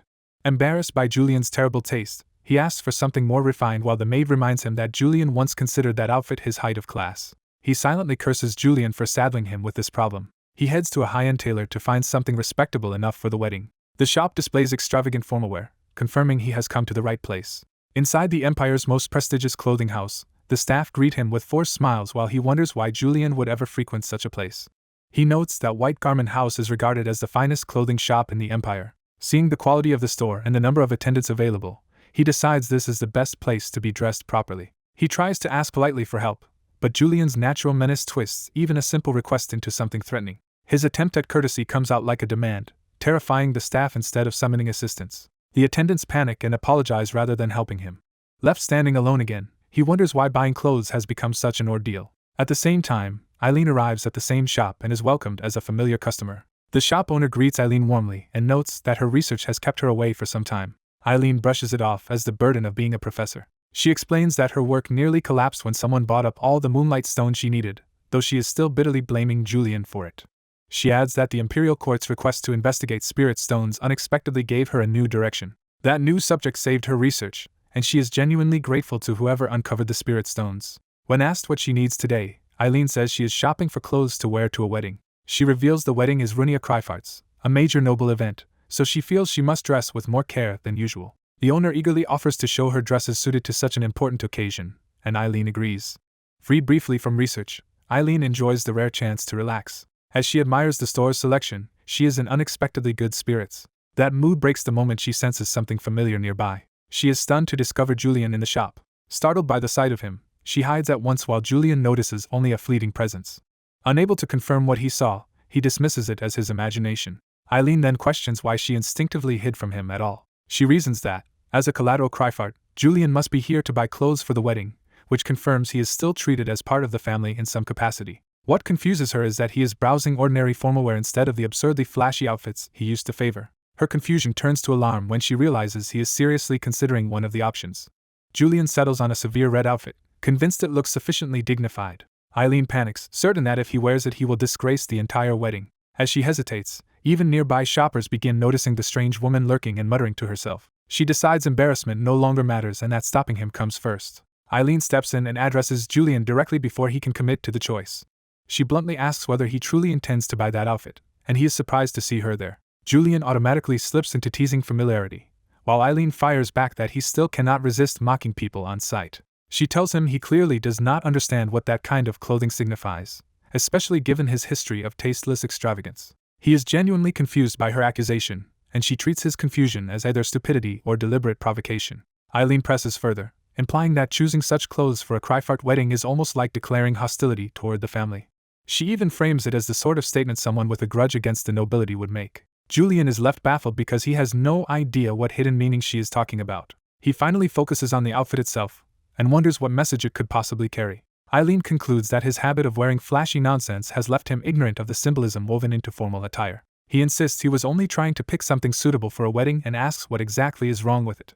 Eileen points him to the emblem embroidered on the back. She turns the garment around to show him the crest he failed to notice. The emblem belongs to Peabant's royalty, and comes from a design once used by knightly houses to mark and punish enemies. Though the symbol has become decorative in modern fashion, Eileen points out that a blacklisted man like Julian wearing it to a Cryfart wedding would still look like a deliberate insult. He outwardly accepts the explanation, while inwardly cursing the game for never teaching him this detail.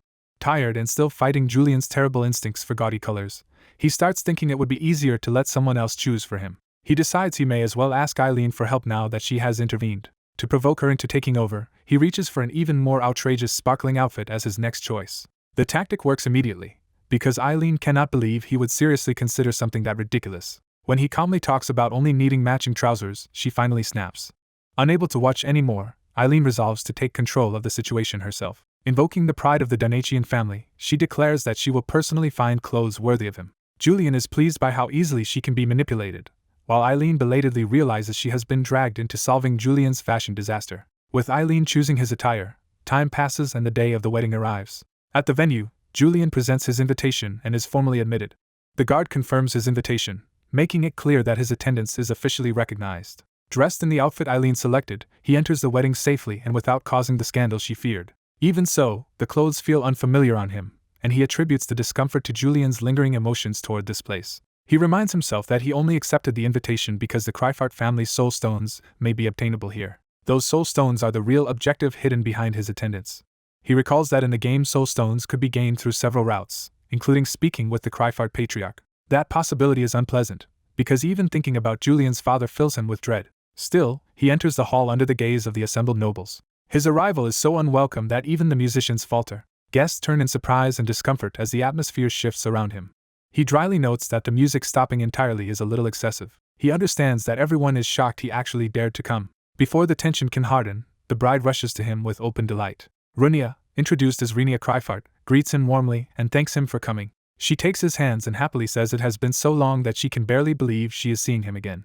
For the first time since taking over Julian's body, he experiences sincere familial warmth and realizes that collateral blood does not erase sibling bonds for everyone. Rena then notices Eileen and apologizes for focusing on Julian first, while Eileen politely says it is fine. Julian notes that Eileen did indeed attend, and Rena casually remarks that the two know each other from the academy. He agrees before privately realizing he never even knew they had attended in different years. Rena praises Julian for dressing properly for once and, with innocent honesty, remarks that he usually looks like a clown. Eileen silently urges him to admit who chose the outfit, unable to hide how much she wants the credit. Her stare becomes so intense that he can practically feel her demanding acknowledgement. Instead, he tells Rena that he chose the clothes himself because it was her wedding, leaving Eileen furious. Rena misses Eileen's outrage and assumes nothing is wrong. She warmly welcomes them both and even offers to introduce Julian to her husband, creating a surprisingly pleasant atmosphere. That calm is broken when someone calls Rena's name from behind. The newcomer is Joshua Cryfart. Rena starts to greet Joshua kindly, assuming he has come to congratulate her despite his studies. Instead, Joshua seizes her wrist hard enough to stop her cold. He demands to know what she thinks she is doing, while Rena is left confused by his sudden aggression. Joshua berates her for wasting time on trivial conversation with a collateral relative at such an important event. Rena answers that she was simply happy to see them and reminds Joshua that this is also his first time seeing his older brother in a long while. Joshua explodes at the word older brother, rejecting Julian's place in the family outright. Julian recognizes this hostility as the true atmosphere he expected from the Cryfarts. Joshua sneers that no matter why Julian came, attending the wedding will never make him a real member of the family. Julian answers with cool indifference that he came only because he was invited. Joshua tears up the invitation in front of him, trying to strip away even that legitimacy. He destroys the letter as if erasing Julian's right to stand there. The surrounding guests recoil, sensing the confrontation turning ugly. Joshua then speaks as though he alone represents the family, and orders Julian to leave. Julian calmly asks what will happen if he refuses. Joshua reaches for his sword and threatens to make an example of him before everyone. He raises the blade to enforce the family hierarchy by force. Julian instantly recognizes Joshua as the kind of tyrant who punishes any collateral relative who resists him. He identifies him fully as Joshua Kryfart. Memories from the game surface, reminding him that Joshua was infamous at Veil Academy. Joshua had built factions and bullied commoner students. He had also sabotaged professors he considered beneath him. His reputation was so vicious that he became the very image of an untouchable noble delinquent. Watching Joshua now, Julian wonders whether the man is fearless or simply stupid. He decides it is the latter just as Joshua's attack comes down. Julian moves first and intercepts the strike with overwhelming speed. Joshua is stunned that Julian reacted at all. The next instant, Julian closes the distance and turns the attack aside. He catches Joshua's sword arm barehanded and stops it cold. Joshua is shaken by the sheer strength in Julian's grip. Julian crushes his wrist and coldly points out that Joshua was the one who committed the disgraceful act by manhandling Rena. The sword slips from Joshua's control as his dominance collapses. Julian leans in and tells him he should be ashamed. At that moment Rena appears, witnessing the scene from behind Julian. Rena understands Joshua's anger but warns that all the guests are watching and the family is being shamed. Joshua tries to recover his authority by accusing Julian of forgetting his place.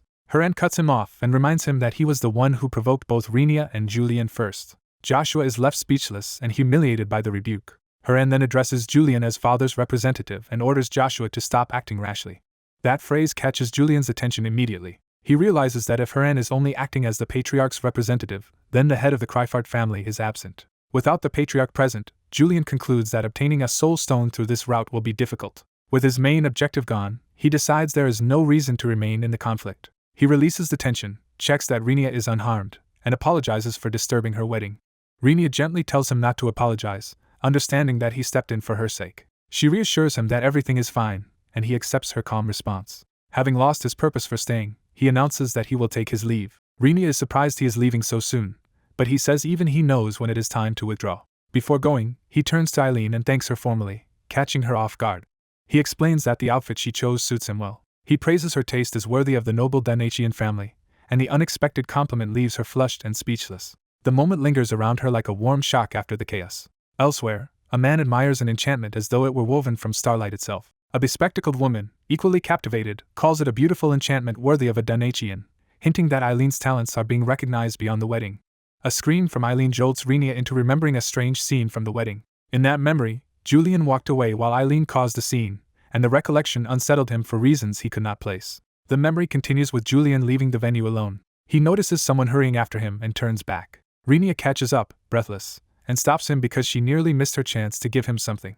Julian immediately suspects she really came to the wedding to see his father. Instead of answering, Rena presents a small box. She explains that it is his late mother's keepsake and that she secretly took it so she could return it to him. Julian realizes this object was the cause of repeated conflict between his parents. When he asks whether his father stayed away because of him, Rena confirms that they did fight over it. That answer makes her conclude Julian's mother is already dead. Rena is shaken by how unexpectedly warm and ordinary Julian's family history seems, especially when she hears that his mother wanted the keepsake returned to him. Julian accepts the gift with restrained gratitude, deciding it would be rude to refuse something his mother meant for him. But the moment he opens it, he realizes it is far more significant than expected. The keepsake turns out to be a soul stone. He recognizes that it has been magically refined and no longer carries obvious demonic energy. Rena is left wondering what kind of life Julian must have led for his mother's keepsake to be something so dangerous and mysterious. Julian privately marvels at how easily he obtained such a prize, while Rena asks what he just said. He brushes off his muttering and sincerely thanks her for returning his mother's keepsake. Rena feels she made the right choice in giving it to him. She also notices that his expression has softened in a way she has never seen before. Julian denies it, but the mood between them briefly turns light. Rena parts from him warmly and tells him to visit home sometime. He promises that he will come again one day. After she leaves, Julian walks off in silence, still holding the keepsake close.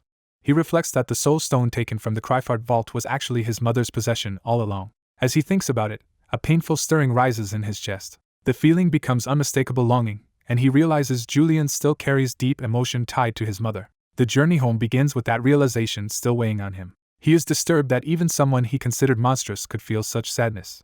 That makes him wonder whether Julian still retains some humanity after all. Even so, he decides the day's confusion does not matter because he achieved his main goal. Back home, he studies the soul stone and delights in how valuable it is. He hesitates to hand such a powerful item over to either the Dawn Society or the Sword Saint because either choice feels like a loss for him. Then he remembers another possibility.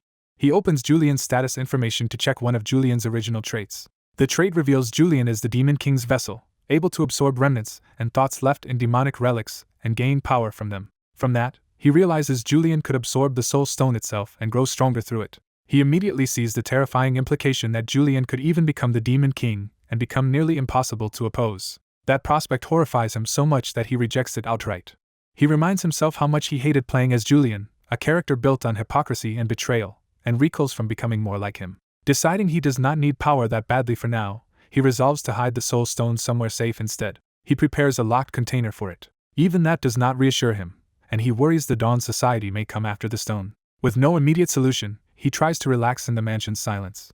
Still, the quiet feels ominous, and he hopes nothing happens for a while. That hope ends the instant he senses something wrong. A sudden shift in mana makes him activate his intuition trait. He probes the disturbance, trying to locate the intruder, identify their goal, and determine whether they came alone. He considers using mana detection to identify them directly. But he restrains himself, knowing careless use of mana would alert the intruder to him as well. At least he senses no immediate killing intent. Following the source of the mana surge, he heads toward the room where it originated. Inside, the intruder is calmly drinking tea. The sight leaves him stunned. The uninvited guest greets him as though she had merely been waiting for him to return. She reveals herself as Bishop Eleanor de Michel and casually explains that she had the servants bring her tea while she waited. She treats her illegal entry like ordinary hospitality. He is baffled by how she got inside at all. He suspects she may have used magic or charm to manipulate the servants. Keeping his composure, he asks what brought Bishop Eleanor to his mansion. She calls it a friendly meeting among comrades, making her intrusion sound harmless. He inwardly scoffs at her definition of friendliness. Eleanor drops the pretense and says she came because she has questions. She brings up his recent mission in the slums involving the subjugation of a demon. He confirms that he handled that mission. Her real concern emerges when she asks whether the demon had once been human. He realizes she is testing how much he knows about human demonization and decides to answer confidently. He confirms that the demon had indeed been a human transformed into one. Then he adds that its horns differed from examples Sir Tenilon had shown him before, deliberately pushing the topic further. That catches Eleanor off guard. He presses the advantage by suggesting the creature was only an imitation of the real craft behind such transformations. Eleanor asks how much he truly knows about demon horns and demonization, but admits she cannot tell how informed he is. She ends the verbal probing, concluding that he already knows most of what matters. When he asks whether her questions are answered, she says yes and admits she no longer needs to test him. Because he understands the Dawn Society's inner workings, she begins to treat him as someone who should act accordingly. She tells him she trusts him to know what must be done. He responds carefully, proposing that they stop treating each other like enemies because they are both dangerous people in their own ways. Once she leaves, the room finally empties again. He exhales and concludes that he must either fully commit to the Dawn Society or keep away from it altogether. Eleanor's perfectly timed visit convinces him that his mansion is no longer safe enough to hide the Soul Stone. He therefore decides to entrust the keepsake to Heren instead. Heren is shocked by the request, having expected Julian to be focused on punishing Joshua instead. Julian dismisses Joshua as beneath concern and refuses to waste effort on him. When Heren asks what exactly he is being trusted with, Julian simply hands over the box. He identifies it only as his mother's keepsake, which stuns Heren. Heren panics when he realizes it belonged to Lady Milena and assumes it must be precious beyond measure. Julian reassures him and decides Heren is one of the few people safe enough to hold it, precisely because he would never recklessly use a soul stone or try to resurrect a demon god. Heren still cannot believe Julian would entrust something so important to him. Julian insists he cannot keep it himself right now and asks Heren to protect it for him. That decision leaves Heren deeply confused. Knowing how precious Lady Milena was to Julian, Heren interprets this handoff as proof that Julian is abandoning even the last trace of humanity she represented in him. To Heren, giving away her keepsake means something far darker than simple trust. He concludes that Julian is declaring his intention to live only as a monster serving the Empire. While Julian worries only that Heren may not be a safe choice, Heren is horrified by what he thinks Julian has become. Elsewhere, Joshua sits alone, furious and humiliated. He exposes the bruised, damaged state of his wrist. When a maid comes to replace his towel, she unknowingly interrupts his brooding. He explodes at her and orders her to change it immediately. Left alone again, he rages that Julian, a branch family bastard in his eyes, dared injure the hand of a direct descendant. His hatred sharpens into a fixation on Julian. Joshua cannot understand why someone from a lesser branch, despite bearing the family's pure gray hair, is treated as exceptional. His resentment boils over into raw fury. He obsesses over Julian's arrogance, and the way he seems to look down on everyone. What unsettles Joshua most is that he failed to stop Julian's strike and could feel Julian's absolute confidence as a swordsman. He admits to himself that he had already lost in that moment, and cannot bear that an inferior in status could surpass him so completely. The thought leaves him shaken. The maid returns timidly, frightened by his mood. She apologizes desperately, trying to placate him. Joshua forces her to kneel and beg for mercy. He turns away, still seething. He raises his hand as if to strike her. Before he can, another voice answers his earlier summons. Alpha's Mand, Joshua's personal guard and former vice captain of the Blue Lion Order, arrives. Joshua spares the maid only because Alphas has appeared and orders her out. Then he immediately confronts Alphas with his injured wrist. Alphas acknowledges the injury, and Joshua demands to know what his guard was doing while this happened. Alphas starts to explain that he had been acting under the Patriarch's orders, but Joshua cuts him off. Joshua insists that protecting the direct line of the Cryphart family should have taken priority over everything else, especially his own safety. He reminds Alphas that, as a disgraced knight dependent on this position, he has no standing to fail him. Alphas apologizes, but Joshua dismisses the apology and claims Alphas would have been too frightened to move anyway. Joshua angrily wrings out the towel in the wash basin. He flings the wet cloth at Alphas in contempt. Joshua snarls that he does not want apologies from vermin and only wants a way to make Julian pay. Alphas waits for Joshua to calm enough to hear him out. Then he offers Joshua exactly what he wants by asking whether he truly wishes to take revenge on Julian. Joshua is startled by the direct offer. Alphas clarifies that he means revenge by any means necessary. Joshua admits that Julian's current strength is overwhelming and that fear alone might have stopped him from acting. Alphas explains that ordinary knights cannot match Julian because Julian possesses an immense amount of mana. He adds that Julian's moonlight sword technique, empowered by that mana, is as dangerous as his personality. To channel aura directly through the sword is the ideal every knight dreams of, which makes Julian even more formidable. Joshua demands a practical solution instead of admiration. Alphas proposes creating a battlefield where Julian cannot use aura, stripping away his greatest advantage. He reaches for the tool that would make that possible. What he reveals is a failed resonance stone, shocking Joshua. Alphas explains that a normal resonance stone suppresses demonic energy and blocks demons from approaching. This defective version, however, works differently. Joshua immediately sees its potential and grabs at the idea. Alphas explains that this failed stone suppresses human mana instead, so a barrier made from it would cripple Julian's mana-based fighting style. Joshua objects that such a barrier would also prevent him from using aura. Alphas answers that Joshua would not need aura if he used the stone properly. He reveals the final piece of the plan. The stone can force out a demon horn. Later, Julian enjoys a rare peaceful moment tending his orchids. He briefly thinks life as Julian might not be so bad if he could keep living quietly like this. That peace is broken when a servant rushes in with news that Dawn Society members holding grudges against him are planning an ambush. Julian immediately drops the fantasy of a quiet life and bitterly wonders why trouble always finds him when he has done nothing wrong. He tells the nervous servant to stop acting so strangely when reporting and to return to his usual demeanor. Then he focuses on the report itself, asking whether bishops are involved and concluding that the planned ambush comes from lower-ranking members. Since the attackers have not moved yet, he decides to wait, watch, and prepare only when their intentions become clearer. A red-haired subordinate is unsettled that Julian seems willing to leave things alone despite the risk of an ambush. He realizes Julian still carries Lazarus's color of negation and links it to the damaged orchid, sensing that Julian and his enemies may share a goal while pursuing different ends. Trying to calm the tension, Julian abruptly steers the conversation toward the orchid, catching his aide off guard. Julian explains that a healthy orchid only crumples when its roots are failing, presenting himself as someone who understands the plant well. He confirms the roots had begun to rot, but only the outer ones were damaged, so the plant itself was largely spared. Julian compares the orchid's survival to a strategy of sacrificing outer roots as bait to keep the rot from reaching the core, leaving his aide uneasy about the implication. Dropping the metaphor, Julian asks for real news and learns that the office has requested participants for the upcoming Victory Anniversary mission, while also assigning him academy duties as a swordsmanship instructor. The mention of the Victory Anniversary makes Julian think of Sword Saint Hayden, and he decides meeting such a perceptive man would be troublesome while the matter of the Soul Stone remains hidden. So when asked to choose, Julian refuses the prestigious anniversary mission and instead accepts an academy-related assignment. His aide is stunned that the advancement-obsessed Julian would reject such an important opportunity. The aide suddenly interprets Julian's choice as a deliberate trap to draw out the Dawn Society, since academy security will be diverted to the palace during the celebration. He convinces himself Julian intends to become the bait, lure the spies into acting at the academy, and turn their ambush into his own killing ground. In his imagination, that plan ends with the academy drenched in blood.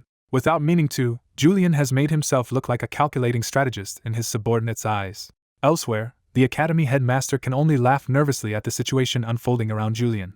Julian himself remains serenely pleased, as if none of the surrounding tension touches him. When he arrives at the academy, the headmaster greets him with exaggerated respect and surprise that Julian came in person. The headmaster awkwardly explains that he assumed the Victory Anniversary would leave Julian too busy to spare time for the academy. Julian answers pleasantly enough to deepen the man's anxiety, while privately noting how frightened the headmaster really is. The headmaster hurriedly adds that the students are eagerly awaiting Julian's special lecture. Julian learns that the lecture is meant for students preparing for their practical exams. The idea of a special lecture clearly catches Julian's attention. He assures the headmaster he is looking forward to it, while inwardly marveling that he has somehow ended up lecturing students at all. The scene shifts to Veil Academy's first lecture hall, where students gather for the event. A classmate tells Rena that the guest lecturer has not arrived yet. Rena is relieved, since she has little interest in theory lectures and nearly arrived late. She admits she overtrained because she expected to use the guest lecture as a chance to rest. Her friend notices how exhausted she looks as they wait in the hall. Rena agrees she is tired and is glad the day's burden is only listening to a guest speaker. As the lecturer approaches, the students gossip that guest lecturers usually come from the shut-eyes, and some assume that means the speaker must be a commoner. The headmaster calls the room to attention and formally announces the guest lecturer's arrival. The students begin to recognize who is entering and react with confusion. The realization spreads that the guest is indeed someone from the shut-eyes. Rena slowly looks up, not yet grasping what everyone else has already noticed. When she sees the figure at the front, her calm breaks instantly. Julian introduces himself as Julian Kryfart of the Shut-Eyes and states that he will be their guest lecturer for the day. Rena is shaken by the sight of him and cannot understand why he is the one standing there. Julian tells the students not to be nervous, taking control of the room with easy confidence. He explains that he is not there to teach ordinary swordsmanship, but to speak as the examiner for their upcoming practical exam. He teases them by saying what he plans to teach is nothing special. That answer only deepens the students' confusion, which Julian notices at once. Instead of beginning with technique, he asks a blunt question about why they practice swordsmanship at all. The room falls silent, and Julian lightly mocks how badly his icebreaker has landed. He then singles out Rena and directs the question specifically at her. Rena is caught off guard and nearly responds to him as she normally would, forgetting for a moment that he is acting as her lecturer. She stops herself just in time and regains her composure. Choosing caution over honesty, she deflects the question back to Julian and asks why he practices swordsmanship. Julian answers with disarming bluntness that he does it for fame and status. The students are baffled that he would say something so nakedly self-serving instead of offering a noble excuse. When he presses Rena again, she gives a more respectable answer, saying swordsmanship trains her mind and body to reach her goal, while privately admitting that goal is revenge. Julian praises her answer and reveals that his question was meant to lead into something more important than small talk. He tells the class that no short lecture could meaningfully improve the swordsmanship they have already built through years of practice. Because of that, he says there is little point in pretending he can transform them as swordsmen in a single session. So he changes the subject entirely and announces that he will teach them about aura instead. Rena is thrilled by the shift, because this is knowledge she desperately wants. Julian begins by explaining that everyone has mana veins, and aura is the use of that mana to strengthen the body, or a weapon. He adds that aura is also a way to judge the gap in skill between oneself and another, impressing the students with both the beauty and force of his demonstration. He asks the class what color his aura appears to be at that moment. Rena immediately understands that he is testing their ability to perceive aura as a measure of their level. Most students can only identify the aura as a gray tone like moonlight. A few begin to suspect the color is not merely gray but something closer to silver. Rena confidently names the first color as silver. Julian signals that there is more to notice, prompting the room to look harder. Rena identifies a second color as light cobalt. She concludes that Julian was using two different auras at once. Julian confirms her insight, explaining that silver was in the sword sheath while light cobalt was concentrated in his hand. He says the ability to understand another person's aura is what truly reveals the skill gap between opponents, and Rena recalls how hard she has worked to narrow that gap with him. For a moment she believes she may finally have come close enough to stand beside him. Julian then hints that there is still one more layer to perceive. He repeats that there is another aura beyond the two already named. Rena is stunned, because she cannot detect anything further. Julian reveals that no student sensed the third aura at all, and the sheer scale of the hidden power around him makes the omission even more humiliating. He calmly states that none of them were able to perceive this third aura. Using that failure as his lesson, he explains that if an opponent cannot even detect your aura, the difference in ability is already overwhelming. Rena realizes that such a gap means defeat is almost certain, and her confidence collapses into self-reproach. She admits to herself that she had been arrogant, and still has a long way to go. After the lecture, the headmaster praises Julian's performance with nervous admiration. He confesses that he had worried about letting Julian lecture at all, and Julian realizes the man had apparently been waiting outside the whole time. The headmaster awkwardly admits his concern while trying to save face. Julian reflects that, surprisingly enough, he was not actually bad at teaching others.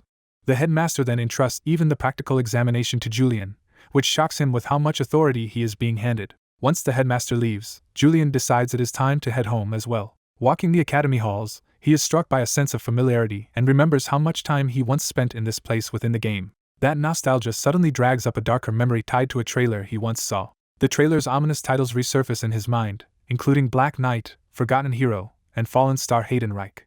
Julian is disturbed that this forgotten trailer is surfacing now and fixates on the mysterious term Black Knight. He recalls that the trailer showed the Sword Saint being killed, and he vows that such a future will not happen while he remains Julian. At Julian's mansion, someone waiting in the dark grows restless. Joshua, stationed inside Julian's home, becomes irritated that Julian still has not returned. As he waits, he notices the mansion's strange and unsettling decor. The bizarre sculptures only deepen his confusion about Julian's tastes. Joshua dismisses Julian's sense of art as incomprehensible. The abundance of plants in the mansion irritates him just as much. A subordinate reports that the barrier Joshua ordered has been prepared. The man reminds Joshua that he can activate a mana-blocking barrier whenever Joshua gives the signal. Joshua notices the subordinate's fear and calls him out for it. He mocks the man for being afraid of Julian. Joshua insists he simply cannot understand why Julian inspires such terror. To prove his point, he lists the forces on their side inside the mansion, including veteran knights and Cryfart family soldiers. He adds a high-ranked mage and a barrier that can stop mana flow, arguing that this is more than enough to kill one man. Yet even as he boasts, he begins to consider the possibility that Julian may not be an ordinary target. He imagines Julian's overwhelming power and admits that even this force might still be insufficient. When asked why, Joshua explains that the mansion itself feels wrong. He notes the unnatural silence and the absence of any servants, which makes the place feel prepared rather than empty. A subordinate tries to reassure him that the staff probably just went home early, but Joshua worries Julian may already know they are coming.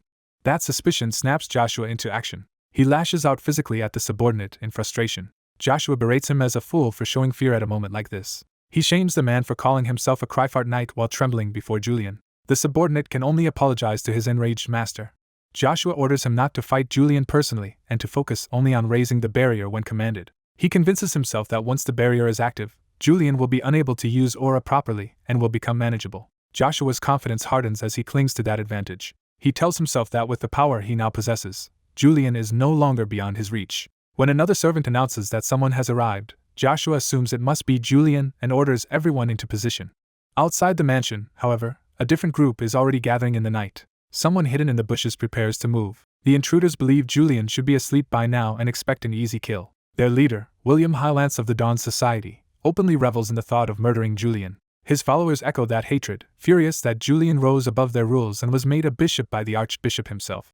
It becomes clear that everyone assembled there belongs to the Dawn Society and carries deep resentment toward Julian. They declare that this will be the last day they ever have to see Julian alive. For William, the attack is also personal, because he seeks revenge for the destruction of the Highlance family. One companion notices William's shaking hands and mistakes his tension for nerves. William quickly regains his composure and brushes the moment aside. He orders the group to gather and prepare to enter the mansion. Before moving, he casts a spell to raise a barrier around them. The barrier, in perfect silence, spreads in a hexagonal dome over the group. William explains that the spell should keep Julian from hearing or sensing their approach, and his followers are impressed enough to rush inside. Relying on his research that Julian's servants all leave before sunset, William concludes that Julian must be alone in the mansion.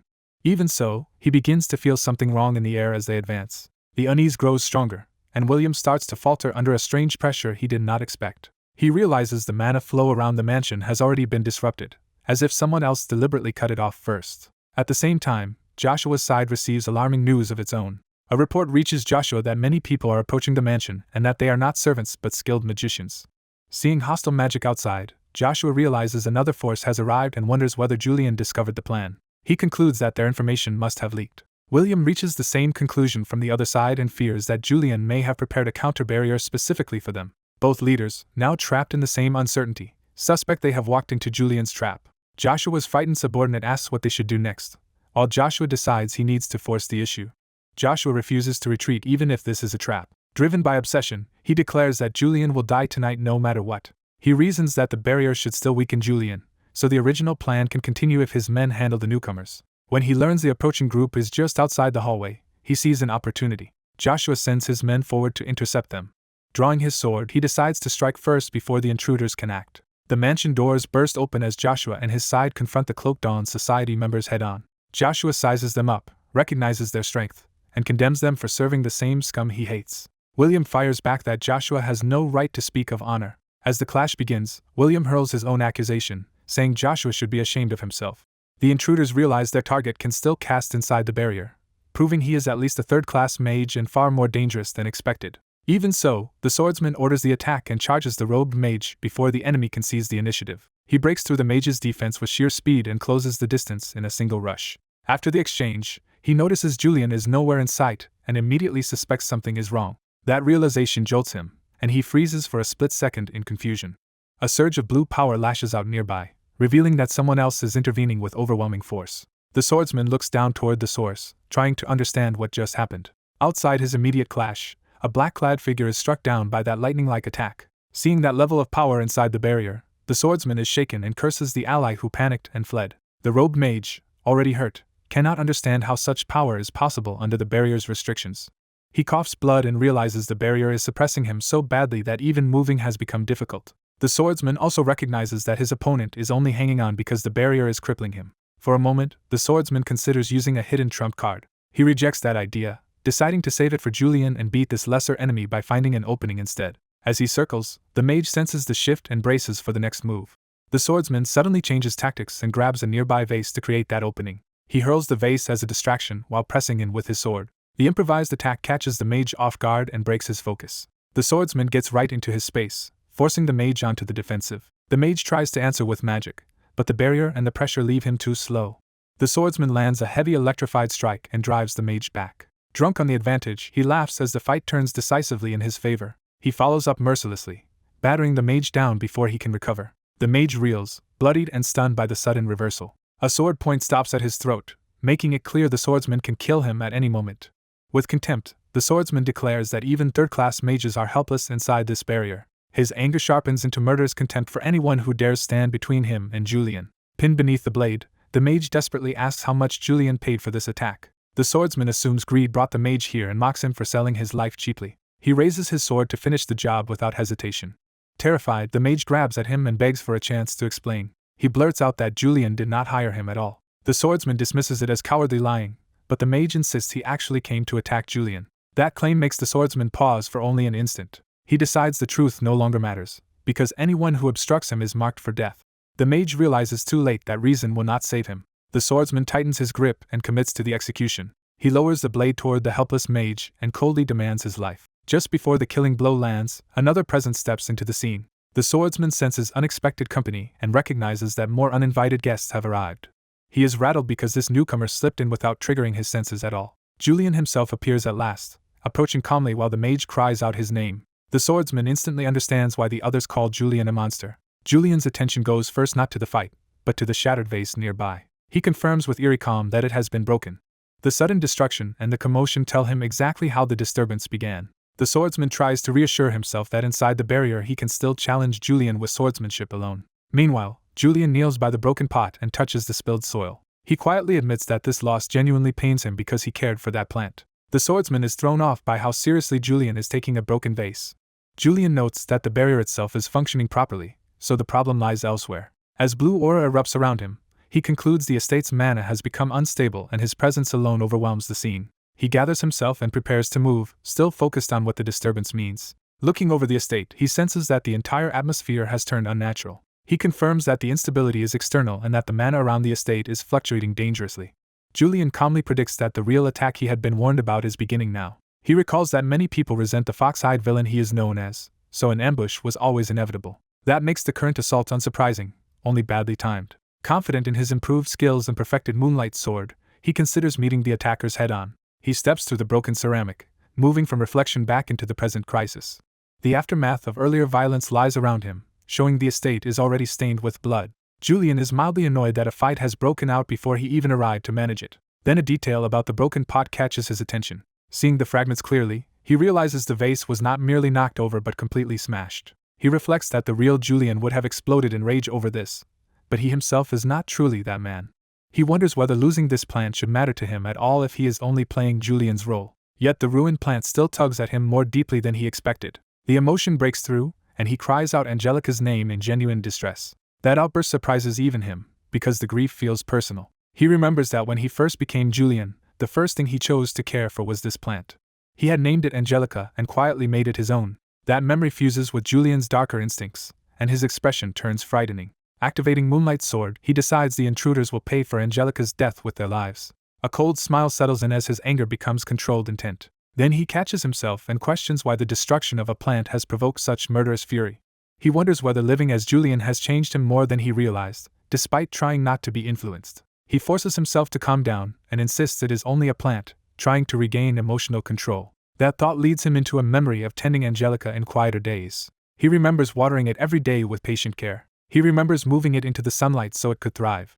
He remembers wiping its leaves before bed like a cherished routine. He even remembers feeding it special nutrients whenever it needed them. Those memories reignite his anger, and he decides the people who destroyed Angelica deserve death, after all. Back in the corridor, his killing intent surges toward the swordsman and the wounded mage. He reins himself in just enough to speak, stating that he truly never hired anyone. Then he asks the intruders what they intend to do now that he is here. The swordsman presses the mage to explain his failed ambush and whether he has any backup plan. Julian closes his eyes for a moment, listening and judging. The mage admits he could capture Joshua easily, but Julian's unknown magic is the real obstacle. He explains that facing Julian and the swordsman together would be too difficult, even if either one alone might be manageable. Julian mocks them for thinking cooperation could ever let them defeat him. He reminds them that he never spares enemies who bare their fangs at him and suggests they should already know that. Then, with theatrical mercy, he offers them a chance instead of immediate execution. His proposal is simple and cruel. The two intruders can fight each other. He promises that he will let the winner live, turning their fear into a gain for his amusement. The swordsman immediately sees through it and realizes Julian only wants entertainment. Humiliated, he fumes that Julian sees both of them as insignificant pests no matter how carefully they infiltrated the estate. The mage, however, starts thinking he might still survive if he uses the horn's power against Julian, but his condition suddenly worsens, and even the swordsman notices something is wrong with him. The mage erupts in agony as the horn's side effects finally take hold. The swordsman tries to calm him and proposes they resist together, but the situation is already spiraling out of control. Paranoid and terrified, the mage accuses the swordsman of planning to betray him. The swordsman snaps back that the mage has lost all judgment to fear and that Julian will never honor any promise anyway. Driven mad, the mage lashes out with purple flames and rejects every attempt at reason. The swordsman is forced to evade as the mage's unstable power floods the corridor. He tries to reposition and keep the crazed mage from cornering him. Choosing survival over alliance, he rushes in and attacks the mage first. His blade cuts deep across the mage's torso, ending the argument in blood. The mage collapses from the strike, seemingly defeated. Breathing hard, the swordsman is stunned that the man charged him without any real self-preservation left.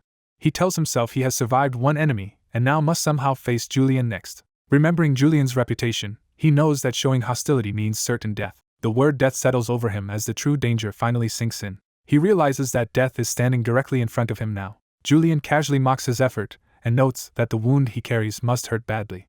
The swordsman desperately searches for any way out of this hopeless situation. His thoughts jump to the demon's horn Alphas gave him as a last resort. He remembers it was supposed to grant demonic power, and thinks it might at least help him escape if not win. When he reaches for it, he discovers his clothes were burned earlier, and the horn is no longer where he hid it. That missing item shocks him into realizing the horn has already changed hands.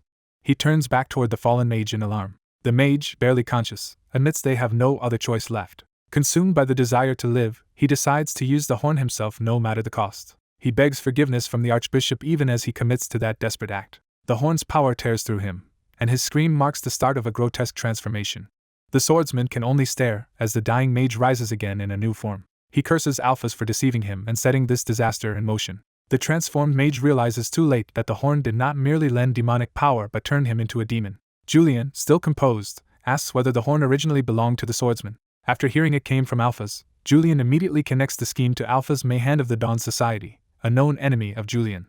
He reassures himself that the horn is likely a fake, even if the transformation it triggered is real enough. Comparing it to a demon he once fought in the slums, he concludes this is a weaker imitation rather than a true dark artifact. He recalls Eleanor's warning about side effects and understands this mutation as exactly that kind of backlash. The new demon roars, driven more by pain and instinct than reason. The swordsman recoils in terror as the creature looms over him. Abandoning all pride, he calls out to Julian for help. He apologizes and begs Julian to kill the demon in his place. He even tries to invoke Julian's family duty, insisting a Cryfart must protect him. The demon, now fully feral, shifts its attention toward the swordsman. It launches itself at him with brute force. The corridor explodes into chaos as the demon descends in a frenzy. Its attack tears into the swordsman's chest before he can defend himself. Watching from above it all, Julian remarks that the swordsman may actually die if this continues. The wounded man can only whimper and appeal to Julian as an older brother figure. He begs shamelessly for big bro Julian to save him, changing his attitude the instant death becomes real. The demon growls over him, ready to finish the kill. The swordsman scrambles backward while the demon stalks forward on all fours. Julian observes that the demon changed targets because it sensed a stronger killing intent from the swordsman. At the same time, he feels Julian's own instincts urging him to cast the demon down into hell. He wryly reflects that Julian's hatred of demons runs so deep that even now those instincts are trying to take over. The account continues by revealing that the man in question pursued demonic power even after everything else. In the mansion, a demon lunges at Julian, but he meets the attack without losing control. Julian greets the threat with amused contempt instead of fear. He dismisses the charging demon as beneath him and moves to cut it down. The demon howls in pain as Julian's strike lands. Even wounded, the creature collapses only briefly at Julian's feet. It immediately lashes out again, refusing to stay down. Julian's interest sharpens when he realizes this is not an ordinary demon. He identifies it as a demon with regenerative ability, noting that demonization usually preserves and amplifies a human's original talents. From that, he concludes the man's desperate will to survive was twisted into powerful regeneration. Joshua, watching in alarm, cannot understand how something like that can be killed. Julian calmly implies that killing it is not the problem. In truth, he is enjoying the fight. He finds the case especially strange because the man once used unique spells as a human. Yet after becoming a demon, he seems to have retained only regeneration. That contradiction makes the creature even more interesting to Julian. He activates his insight trait to examine the demon more closely. With that ability, he sees the demon's true weakness and realizes that destroying its demon core will end its regeneration. He scans the body to locate where the core is hidden. The search reveals the core's exact position. Julian confirms that the demon core is lodged in the creature's head. To him, the placement is so obvious that it feels like the demon is asking to be killed. The demon tries to protect itself the moment Julian understands its secret. But its injuries have already healed, proving just how fast the regeneration works. The demon regains its footing, still snarling and ready to continue. Julian invites it to resume the fight, treating the battle like entertainment. The demon answers with another furious charge. Julian welcomes the challenge instead of retreating. He floods his sword with power and prepares a decisive counterattack. The demon roars as it commits fully to the assault. Julian meets the charge head-on with a blazing upward strike. He follows through immediately, pressing the attack before the demon can recover. A rapid series of slashes tears through the demon's body. Blood bursts from the creature as Julian carves into it without hesitation. Julian remains composed, almost pleased by how one-sided the exchange has become. He mocks the demon's resistance as pointless. The demon, enraged, swings back with brute force. Its blow crashes into Julian's guard, but fails to break his momentum. Julian asserts his dominance, reminding the monster that it is facing the demon hunter. He spins through the clash, and keeps his blade moving in a lethal arc. The demon erupts with power and rage, trying to overwhelm him through sheer ferocity. Julian only smiles wider as the fight intensifies. He seizes the opening created by the demon's reckless attack. In that instant, his focus narrows completely on the kill. Recognizing the chance, he moves without delay. He shifts his footing to line up a direct strike at the core. Julian comes down from above, forcing the demon into a vulnerable position. His expression makes clear that he already knows the outcome. He drives the glowing blade straight into the demon's head, aiming exactly where the core lies. The impact detonates with violent force inside the skull. The strike pierces through completely, leaving no room for regeneration to save it. The demon's body begins to fail as the core is destroyed. Its final scream is more shock than defiance. Julian stands over the collapsing remains as if the result had never been in doubt. He coldly condemns the intruder and declares that such filth deserves death.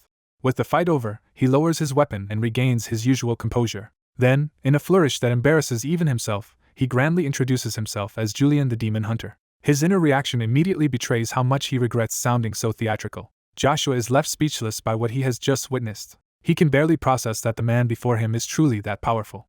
Julian settles back into calm confidence as if nothing unusual happened. Noticing Joshua's shaken state, he turns his attention to him. He briefly wonders whether Joshua is simply terrified. Instead of pressing him, Julian decides the boy has already suffered enough for one night. He remembers that Joshua will later become important to the Kryphart family.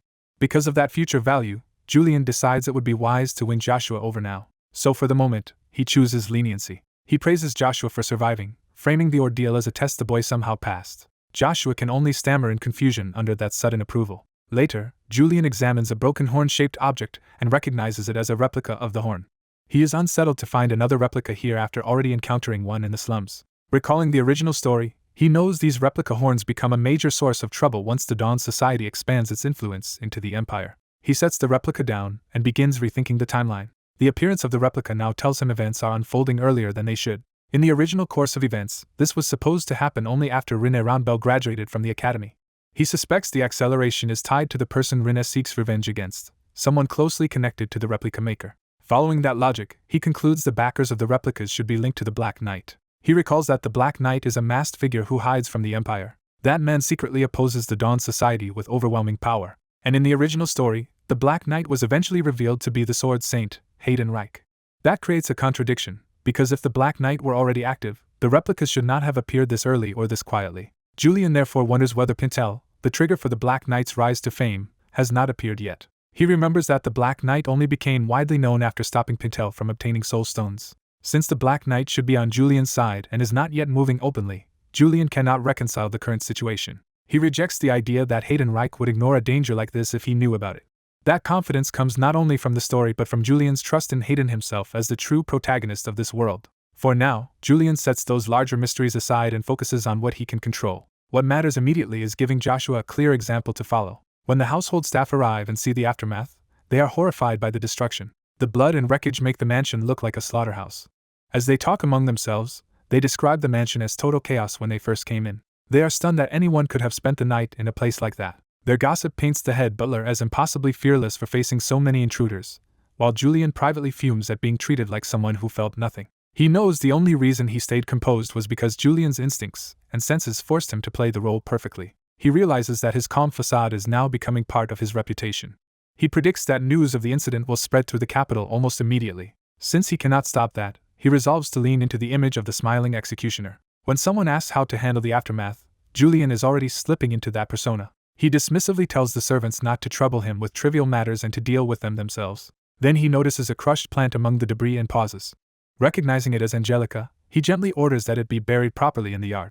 As expected, the rumor that he personally repelled the intruders spreads through the city at once, with people saying the smiling executioner slaughtered everyone who dared invade his mansion. Among gossip-hungry nobles, the tale spreads especially fast. And with each retelling, the story grows more exaggerated and more useful to Julian's image. That notoriety soon reaches the palace, where Odwin Ballader informs Julian that the imperial court is in an uproar because of him. Odwin bluntly asks whether Julian really wiped out an entire night order. Julian repeats the accusation as if it is too absurd to take seriously. He denies it indirectly by claiming that even he could not do such a thing in a single day. What he admits to is only punishing the shameless scoundrels who broke into his mansion. Odwin points out that Julian's idea of a minor incident sounds anything but ordinary, and Julian outwardly insists this is practically everyday life for him. Internally, he knows that kind of life would be a disaster, but he keeps the act going. Odwin suggests Julian take leave from his duties and rest, even offering to replace him at Veil Academy for a while. Julian refuses, insisting he is not so weak that this incident should stop him from working. Odwin hesitates because reassigning the academy post could drag him into other obligations, and he would rather avoid the Sword Saint. In the end, Odwin accepts Julian's decision and agrees to notify the academy.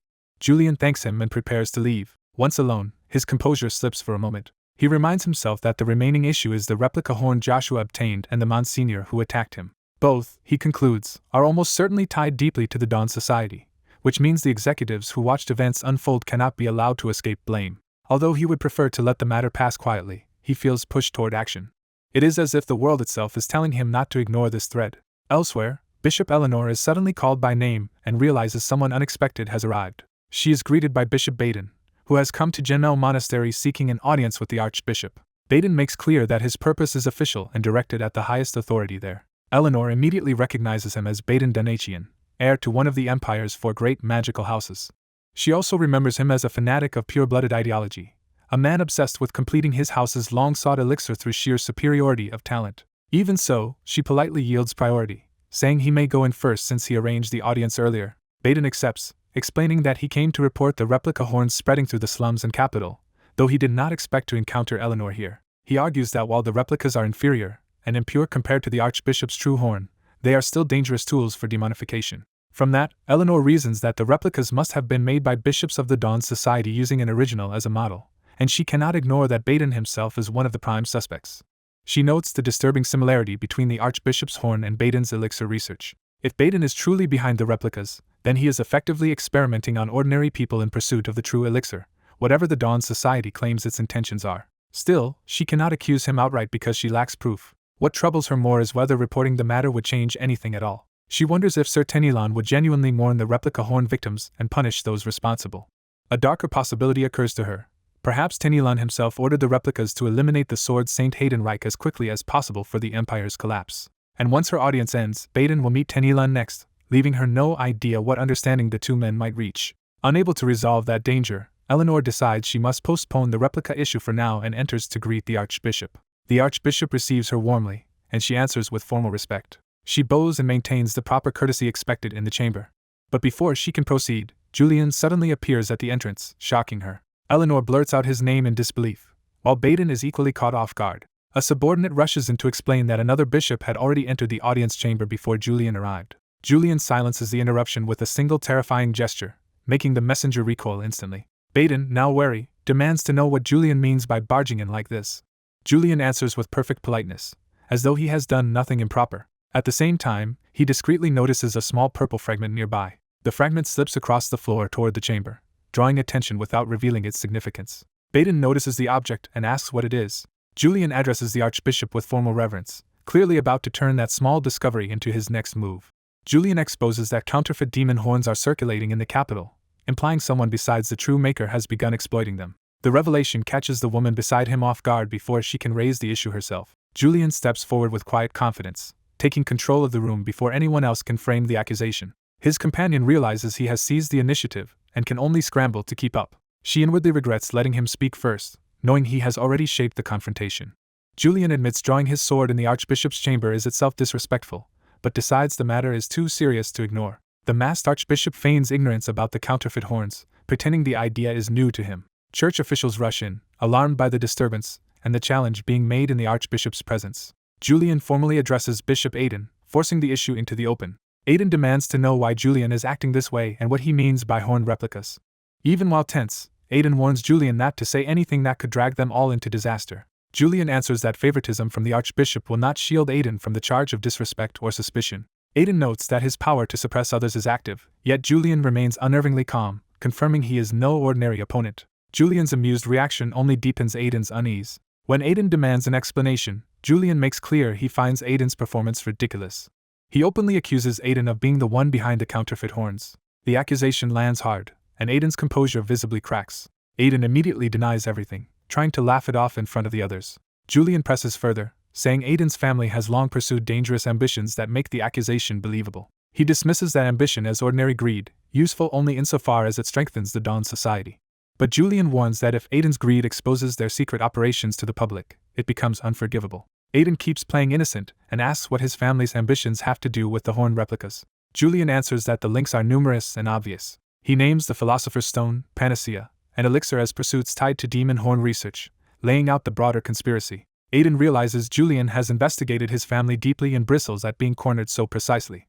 Still, he tries to recover by mocking Julian's interest in him. Julian senses Aiden is taking the exchange in a dangerous direction. He decides to keep pressing because, in his view, exposing Aiden now is the only way to stop him from destroying himself. Julian explains that if Aiden keeps manufacturing replica horns, the Sword Saint, or the Imperial Court will inevitably discover it. And once that happens, the hidden crimes of the Dawn Society will surface with it. In Julian's warning, Aiden sees his own future collapsing into open treason against the Empire. He imagines being publicly arrested for ties to the Dawn Society, the very fate Julian claims to be preventing. That vision makes clear how quickly his position could turn from privilege to ruin.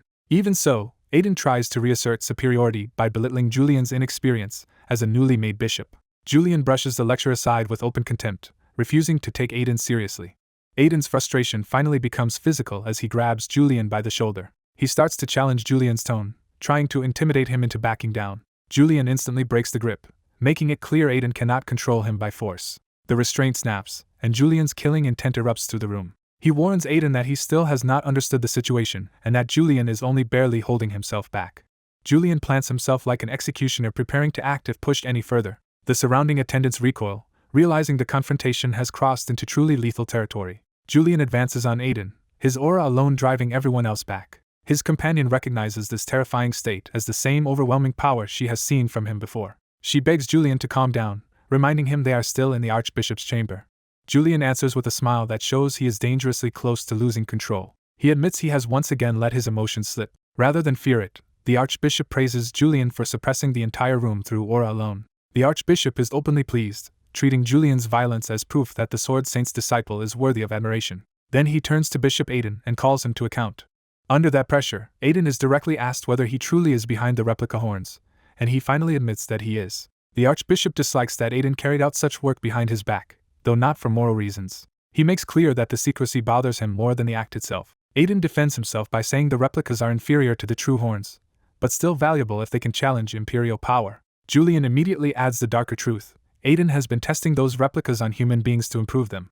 The Archbishop responds with cold ideology, arguing that anyone obedient to the Empire is merely complicit in oppression. By that logic, he sees no issue with using people as tools to strengthen the Dawn Society. The woman beside Julian realizes with dismay that the society she believed in has been twisted into sophistry, contradiction, and selfishness. Julian says his real concern is that such reckless experiments will expose the Dawn Society before it is ready. Aiden sneers that this caution sounds like the whining of an imperial lapdog. He goes further, mocking Julian as the smiling executioner and accusing him of pretending to care about civilian lives.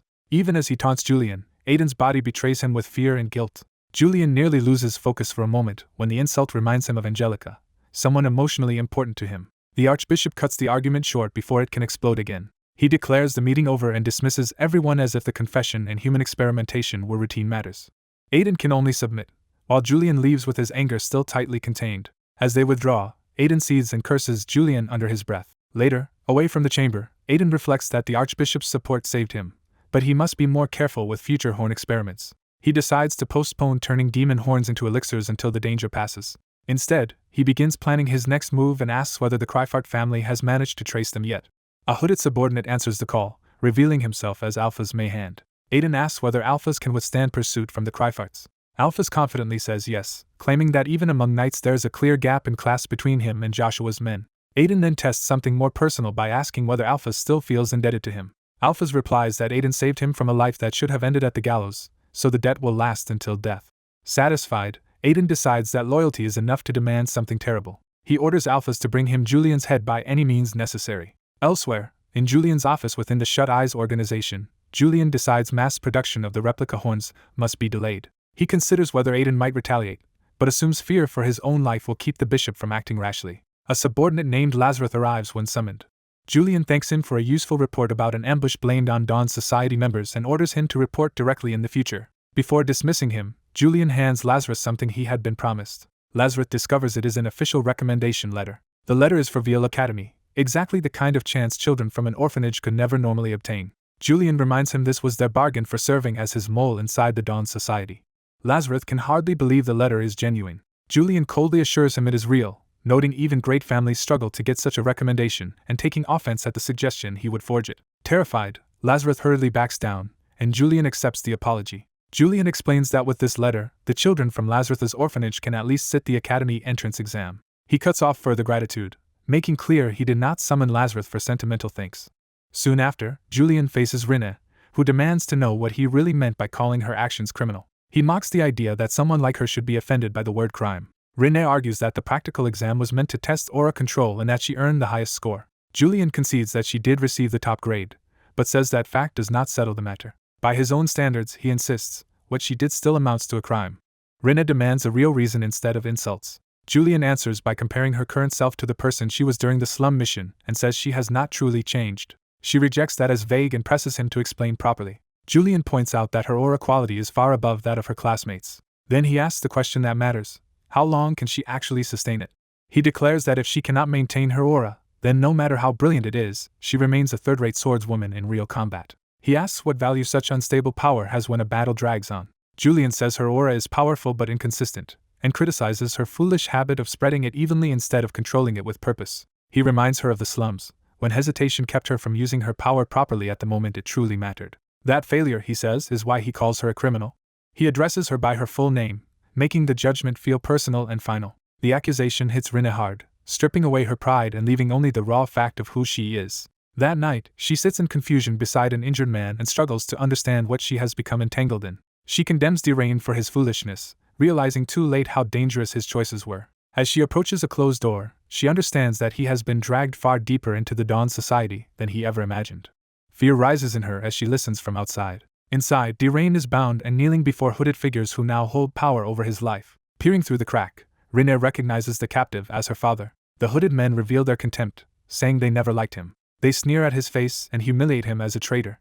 Derain realizes just how little mercy he can expect from them. Rena watches in horror as her father remains helpless before his former comrades. He forces himself to stay composed despite the abuse. Seeing Rena at the door, he quietly tells her to run. She freezes, torn between terror and the instinct to save him. One of the hooded men notices her and laughs. He blames Derain for ever leaving the Dawn Society, treating betrayal as the unforgivable sin. Rena can only clasp her hands and tremble as the danger closes in. Still shaking, she forces herself to move. She bolts away from the doorway before she can be caught.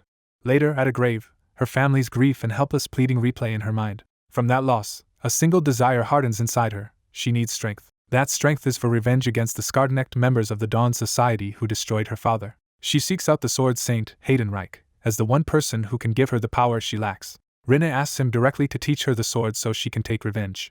After a year of training under the Sword Saint, she enters Veil Academy. At the academy, others praise her as extraordinary and predict she will dominate the practical exam. Their admiration feeds her resolve to become the genius everyone expects. But Julian's verdict cuts through that image and brands her, without softening, as a criminal. The word lingers, forcing her to confront the gap between talent and truth.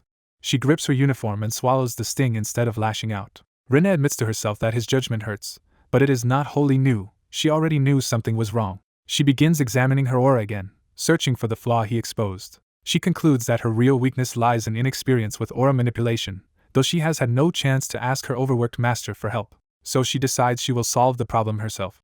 Remembering her father's advice to act clearly on what the heart wants and correct mistakes when they appear, she chooses action over self-pity. Rena resolves to speak to Julian again rather than avoid him. She plans to prove she can fix her aura control within a month and demand that he reevaluate her afterward. Before she can pursue that, she overhears rumors that one of the Kryphart family's guards has killed a fellow comrade. The gossip paints the Kryfarts as a family that always leaves bloodshed in its wake, and Rena notes there is never a quiet day around them.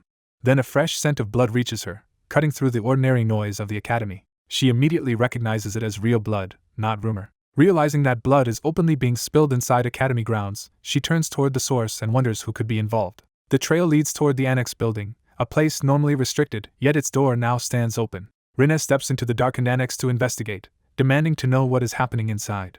A hooded intruder slips through the academy library in silence, clearly hiding his presence while searching for someone or something. As he peers out from behind a shelf, his calm, watchful demeanor suggests he already knows he is being followed. When his face is revealed, the scar on his neck marks him as someone dangerous and familiar. A young female knight hiding nearby immediately senses overwhelming power and realizes a formidable enemy has appeared. The moment she sees him clearly, shock overtakes her as recognition begins to set in.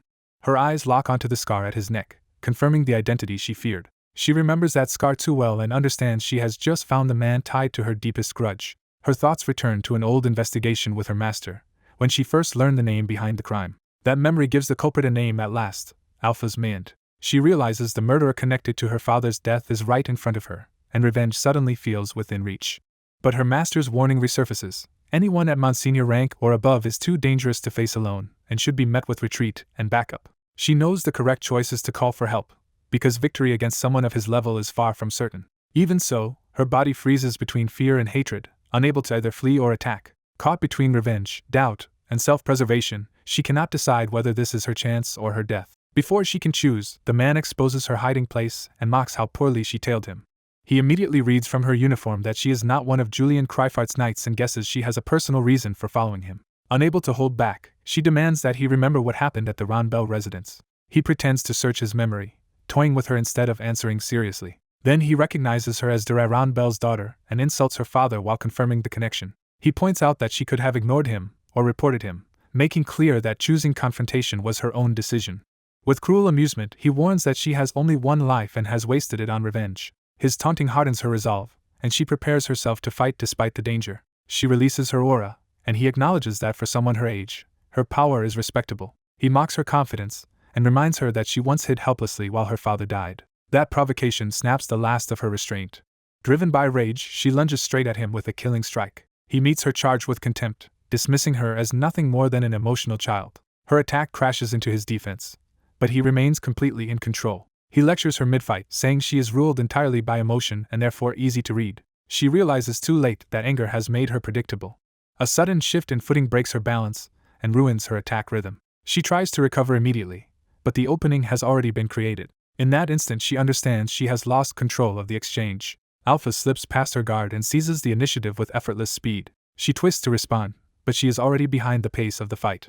His counter lands with crushing force before she can defend properly. The blow sends her violently into the surroundings, ending the clash in a single exchange. She coughs blood from the impact, badly hurt and stunned by how overwhelming the gap is. Alphas is briefly surprised that one hit nearly finished her, then notices something unusual. He studies the aura lingering on his hand and realizes her power has a special quality.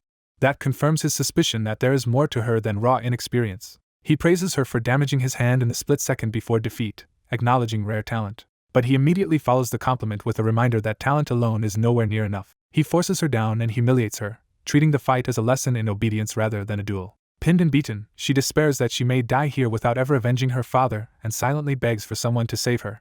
At that desperate moment, another presence arrives close enough to interrupt the killing intent. The scene shifts to Julian, who reflects on a past judgment he made about a student's performance, and admits his wording may have revealed more than intended. He had concluded that although her swordsmanship had improved, her greatest weakness remained unresolved: how she handled aura. He understood that her body held more mana channels than normal, which made standard aura control inefficient and exhausting for her. He had decided that solving that flaw should have been her master's responsibility, and chose not to involve himself further. Back in the present, Julian is thanked for his work supervising the academy. An administrator tells him that with a respected imperial knight overseeing matters, student complaints have been unusually few. Julian dryly notes that any student skilled enough to complain about him would already be graduating into knighthood. The administrator cautiously raises another issue, hinting that Julian's recent choices have drawn quiet criticism from parts of the imperial family. Julian brushes it off, though the mention of Lord Hayden and old ties to his former master makes the matter more delicate. The administrator implies that many are staying silent only because of Julian's connection to the Sword Saint. Julian outwardly claims his conflict with his master was settled long ago, even while privately admitting that is untrue. He knows meeting the Sword Saint again would be dangerous because it could trigger events beyond his control. The administrator then brings up another problem. Someone besides Lady Rena formally objected to Julian's evaluation. The objection came from the top-ranked student, Myler, who demanded a correction to Julian's assessment. Julian calmly asks to see the objection form, hiding his interest behind professional courtesy. He explains that since he took this task on himself, he intends to handle every part of it personally. He decides he will speak with Rena again under the pretext of ensuring perfect exam results. Once alone with the form, he recognizes it as a small issue that could still create unwanted attention. He concludes that before the objection causes trouble, he needs to find Rena first. Using mana detection, Julian begins searching the academy for her aura. The search quickly points him toward the annex, an isolated part of the grounds. At the annex, Alphys notices a second mana source approaching and is impressed that someone else has found them. He evaluates Rena coldly, noting that despite her unusually strong aura for her age, her endurance is poor. Rena bitterly realizes he is repeating the same judgment Julian once gave her. That comparison deepens her humiliation, as if even her enemy sees her as inadequate. Alphys kicks her again, reinforcing his dominance while she is already down. He tells her to stay down and stop struggling, but she cannot accept dying in front of the man she hates. As despair closes in, she wonders if this is truly where everything ends. Then she hears Julian's voice and at first thinks her frustration is making her imagine him. She condemns herself for reaching such a pathetic state that she would hallucinate rescue. But when the voice persists, she realizes it is real. Julian arrives and rebukes her for embarrassing a fellow disciple, instantly confirming he came for her. He addresses Alphys as an outsider and questions his right to be inside the academy at all. Alphys greets Julian with delighted familiarity, treating the confrontation as a long-awaited reunion since their monastery days. He openly admits he has wanted this meeting for a very long time. Julian finally places him as Alphys, the man who once escorted his brother, and notes the scar he now bears. Alphys boasts that he got that wound while escaping a powerful mage, and that he later butchered the pursuer in revenge. Julian criticizes him for mishandling a dangerous horn and causing the loss of an important sample, while Alphys answers by inviting him to draw his sword. Julian connects Alphys to Aiden through the horn Joshua received and realizes this encounter may be an attempt to eliminate him. Even so, Julian is relieved they met in the annex, where any coming bloodshed can be hidden from the students. Rena, still injured, recognizes Julian's old murderous nature surfacing and tries to calm him before things escalate further. Alphys notices Julian's nerves tighten because of Rena's presence and immediately understands she matters to him. He asks whether she also learned swordsmanship from the Sword Saint, having sensed the resemblance in her style. Julian confirms that, unexpectedly, she is indeed his fellow disciple. That answer gives Alphys a new opening to exploit. He suddenly grabs Rena by the hair, turning her into a hostage in front of Julian. He yanks her up and places her directly between himself and Julian's blade. Julian curses inwardly, realizing the situation has become far more dangerous because Rena's death could derail the future he knows. He understands that if she dies, his advantage of knowing the game's story may vanish with her. His instincts tell him to cut both enemies down at once, but he cannot bring himself to sacrifice her. That hesitation lets Alphys press the attack while Julian abandons the killing line. Alphys laughs, sensing that Julian has lost the ruthless decisiveness he once had. He mocks how much Julian Kryfart Plassen has changed, especially now that he is protecting someone. Alphys insists that the old Julian would have pierced through Rena without hesitation to strike his true target. He taunts Julian for becoming soft enough to spare a shield that should have been disposable. Julian knows the accusation is not entirely false, and that is exactly what unsettles him. He reasons that if Rena dies here, the Sword Saint will destroy the Dawn Society, and Julian's own hidden ties to that group may be exposed as well. That possibility makes protecting her not just mercy, but a matter of survival and secrecy. Even imagining the consequences forces Julian to restrain himself further. He sets Rena aside and decides to stop holding back the confrontation itself. Julian draws on his power and formally invites Alphys to fight him properly. The two men finally square off in the library, swords ready and no more intermediaries between them. Alphys remarks that Julian's bloodthirst has not changed at all beneath the surface. Julian denies it is bloodlust, insisting that what he feels is simple irritation. He steps in first, taking control of the distance. Alphys charges to meet him, mocking Julian's faded reputation even as he attacks. Julian reads the movement calmly and judges the attack manageable. He blocks cleanly, showing that Alphys's speed alone is not enough to break him. As their blades clash, Julian's swordsmanship skill fully engages and sharpens his perception. The duel explodes into a rapid exchange of cuts and counters that tears through the space between them. Julian acknowledges that Alphys is stronger than most swordsmen he has faced in this world so far. Still, Julian's superior reading of the fight lets him drive Alphys back. He explains that to his eyes, Alphys's sword path is plainly visible. Alphys feels the pressure immediately, and realizes brute aggression will not end this quickly. Julian mocks him for assuming he could finish the battle in a rush. He launches a fast aerial assault, forcing Alphys to defend from multiple angles. The attack rains down in layered arcs, leaving Alphys with no easy opening to exploit. Julian notes that every apparent gap he offers is being tested exactly as he intended. When Alphys bites at one of those openings, Julian sees how instantly he commits and suspects the weakness was bait. Alphys senses the same thing from the other side and realizes he may already be inside Julian's trap. The duel shifts into Julian's rhythm, and Alphys feels himself being led rather than leading. Julian remains unnervingly calm in the middle of the exchange, confirming his control. He concludes that Alphys's attempt to force a quick finish was the mistake that doomed him, and sees a killing thrust to the abdomen. But at the final moment Julian hesitates, realizing that one decisive thrust would mean killing a human with his own hands. He reflects that everyone he has killed so far had already become monsters, which made the act easier to justify. Because Alphys is still human, Julian's resolve falters at the crucial instant. Alphys seizes that hesitation and throws himself into a desperate killing strike of his own. Julian realizes too late that his moral pause has opened the door to a counter. Alphys's blade slashes across Julian before he can fully evade. Wounded, Julian bitterly notes that real fights do not wait politely for a villain's speech to end. Alphys lands behind him with a satisfied grin, having turned the tide with one opportunistic cut. Julian feels the blood loss immediately, and knows his concentration is slipping. Alphys pounces on that weakness, mocking him for letting his focus waver. He follows with another sweeping attack that sends Julian reeling again. Julian coughs and, even in pain, complains that the strike ruined a coat he valued. Privately he admits the truth, he could have won, but his hesitation created this losing position. Alphys mistakes that hesitation for weakness and ridicules Julian for no longer being able to kill him easily. Julian agrees that he has become weaker in one sense, because his current heart suppresses the body's instinctive urge to kill Alphys. He recognizes that trying to survive as a clever, untouched manipulator has made him shallow and indecisive when blood must actually be spilled. Alphys keeps jeering, comparing Julian's current plight to an old humiliation at Banfus Bridge and savoring the reversal. Julian barely listens, more focused on what his own failure means than on the insult itself. He concludes that with this mindset, he will never survive the far greater dangers ahead, and remembers his resolve to play the perfect ruthless villain if necessary. So he straightens despite the wound, faces Alphys head-on, and answers with a cold command for him to crawl beneath his legs. Alphys turns the insult back into a bargain, saying that if Julian humiliates himself that way, he will forgive the old slight at the bridge and spare his life. Julian immediately rejects the claim that he remembers Banfus Bridge and insists that the truth is stranger, that part of his life is gone from his mind. He reframes it as genuine amnesia, not evasion, revealing a vulnerability he has hidden from everyone else. Even with death looming, he admits the secret because if rumors spread, his own position would become dangerously unstable. His opponent is shaken by the confession and cannot understand why Julian would entrust such a weakness to the man trying to kill him. That emotional strain triggers Julian's unique trait, open eyes, and something inside him awakens. His gaze changes as the trait floods him with a violent new intensity. The assassin senses at once that Julian has become something far more dangerous than before. Julian moves first with explosive speed, abandoning all hesitation. He closes the distance in an instant and tears into the assassin's defense before the man can react. The assassin realizes too late that Julian's speed has jumped beyond what he expected. When the exchange ends, the assassin is left confused by how completely he has been outpaced. His sword is suddenly no longer in his control, leaving him exposed. He stares at the fallen weapon in disbelief as the balance of the fight collapses. Blood on his hand confirms that Julian has already cut him badly. The assassin cannot comprehend how Julian, who seemed weaker moments ago, has done this so effortlessly.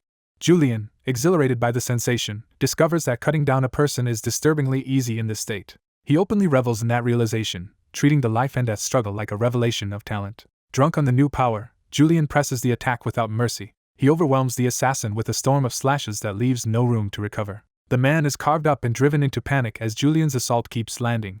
Julian even strips away the last chance of resistance by taking complete control of the battlefield and the weapon. The assassin, now disarmed and bleeding, can only wonder where his sword went. Julian answers by striking from behind, punishing the man for ever turning his back on him.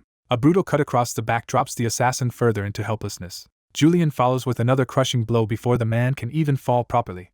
He mocks the mistake as beneath even a demon, making clear that the fight is no longer between equals. The assassin is reduced to crawling terror while Julian lectures him like a superior executioner. Barely breathing, the man reaches out in desperation, already knowing he has lost. Julian casually stamps him down and keeps him pinned underfoot. He declares that no one may wield a sword in his presence without his leave, asserting absolute dominance. And he makes it clear that permission will never be granted. With that judgment passed, Julian raises the blade for a final, precise punishment. He drives the sword into the assassin's body, cutting off any remaining hope. Julian explains that he struck the open gate, a major meridian, turning the wound into a death sentence. He calmly informs the man that death is now only a matter of time.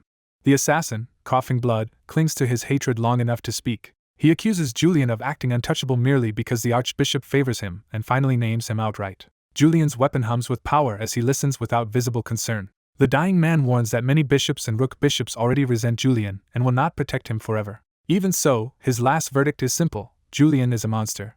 With his final breath, he promises to wait for Julian in hell. The curse leaves Julian cold rather than shaken. He finishes the man off and dismisses the whole encounter as disappointingly easy. Open Eyes has made the assassin feel like a child, and Julian's thoughts leap dangerously higher toward whether this power could even kill the Sword Saint. Realizing he has spoken those thoughts aloud, he forces himself to regain control before he reveals more.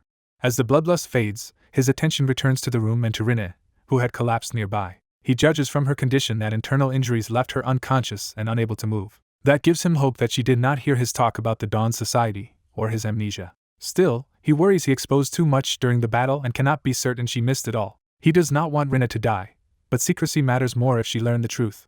Standing over her with sword in hand, he seriously considers killing her to erase the risk. He admits to himself that if she knows his secret, mercy is no longer an option. In that moment he decides she would have to be removed as a future threat. He starts to act on that decision. But the instant before crossing the line, he recoils from himself and realizes this is no longer mere performance. He remembers that he wanted perfect acting, not to let Julian's nature override his own. That realization stops his hand. Elsewhere, officials investigating the disturbance are baffled by what they have found. They call out to identify the person at the scene, unsure whether they are really facing Julian. One of them cautiously guesses that it might indeed be Sir Julian. Julian instantly slips back into his composed persona. He greets the vice principal with effortless calm and reduces the bloodshed to a mere disturbance. Rena wakes in the infirmary with the shock of the attack still fresh in her mind. As she takes in her surroundings, she realizes she survived and has been moved to safety. She recalls the raid by alphas of the Dawn Society, the man who killed her father, and remembers Julian saving her when she was cornered. Instead of relief, that memory leaves her humiliated by her own helplessness. She hates that she failed both to avenge her father and to live up to her master's teachings, and begins questioning the worth of all her effort. Julian arrives at her bedside and checks whether she is awake. Rena thanks him sincerely for saving her life. She vows to repay him one day, treating the rescue as a debt she must honor. Julian refuses that framing and calls it nothing more than a small mercy shown to a weaker classmate. Rena is surprised by how calmly he says what should have been an insult, but admits she knows her own weakness better than anyone now. Seeing that her pride has cracked, Julian hands her the objection letter she once submitted and asks her to reconsider it. He bluntly identifies her real flaw as poor aura mastery and condemns the letter as shameless because it ignored that truth. Rena tries to defend herself, but the words come out weakly. Julian tears the letter apart and tells her that if she truly understood her shortcomings, she should have accepted criticism instead of protesting it. His harshness lands because she knows he is right, and she finally admits her objection came from wounded pride and opposition to him rather than reason. That realization makes her see how much time she wasted disgracing her family name while failing to achieve revenge. Julian then shifts from humiliation to instruction, pointing out that her body actually possesses more mana meridians than most people. Rena is caught off guard by the sudden change from condemnation to guidance. He explains that her problem is conceptual. She focuses only on the open gate instead of distributing mana through multiple major meridians. Rena cannot reconcile this practical advice with the selfish, power-hungry image she had built of him. When Julian says he is helping because they are schoolmates, she interprets it as a warning not to disgrace the Sword Saint's name any further. After offering that lesson, Julian invites any remaining questions, and Rena asks what became of the assailant. He answers simply that the man died. Julian adds that she must have been fully unconscious and says it is better that she did not witness how brutal the end was. Rena then quietly reveals that she does remember part of Julian's conversation with Alphas. Julian freezes, while she confirms that her memory, though vague, is real. She repeats the fragments she heard about him losing something and about Julian as a person being effectively dead after a certain incident. From those words, Rena concludes that Julian too may have lost someone precious to the Dawn Society. Cornered, Julian asks whether she would accept the idea that everything she heard was a misunderstanding. Rena rejects that instantly and calls him a liar. Unable to deny it, Julian can only ask her to keep what she heard secret. After he leaves, Rena reflects that people who never show affection cannot expect to receive it in return. She extends that thought to understanding, deciding that if she wants revenge, she must learn to understand others as well as herself. Julian departs the infirmary still outwardly composed. Once alone, he panics over the fact that Rena remembers even part of what he said and realizes how badly exposed he is. The scene shifts to a report being delivered about Bishop Hayden. A subordinate notes that Hayden is tending orchids as usual despite recent upheaval, which itself feels suspicious. He argues that an ordinary man would have shown some visible reaction, whether pride, anger, or instability.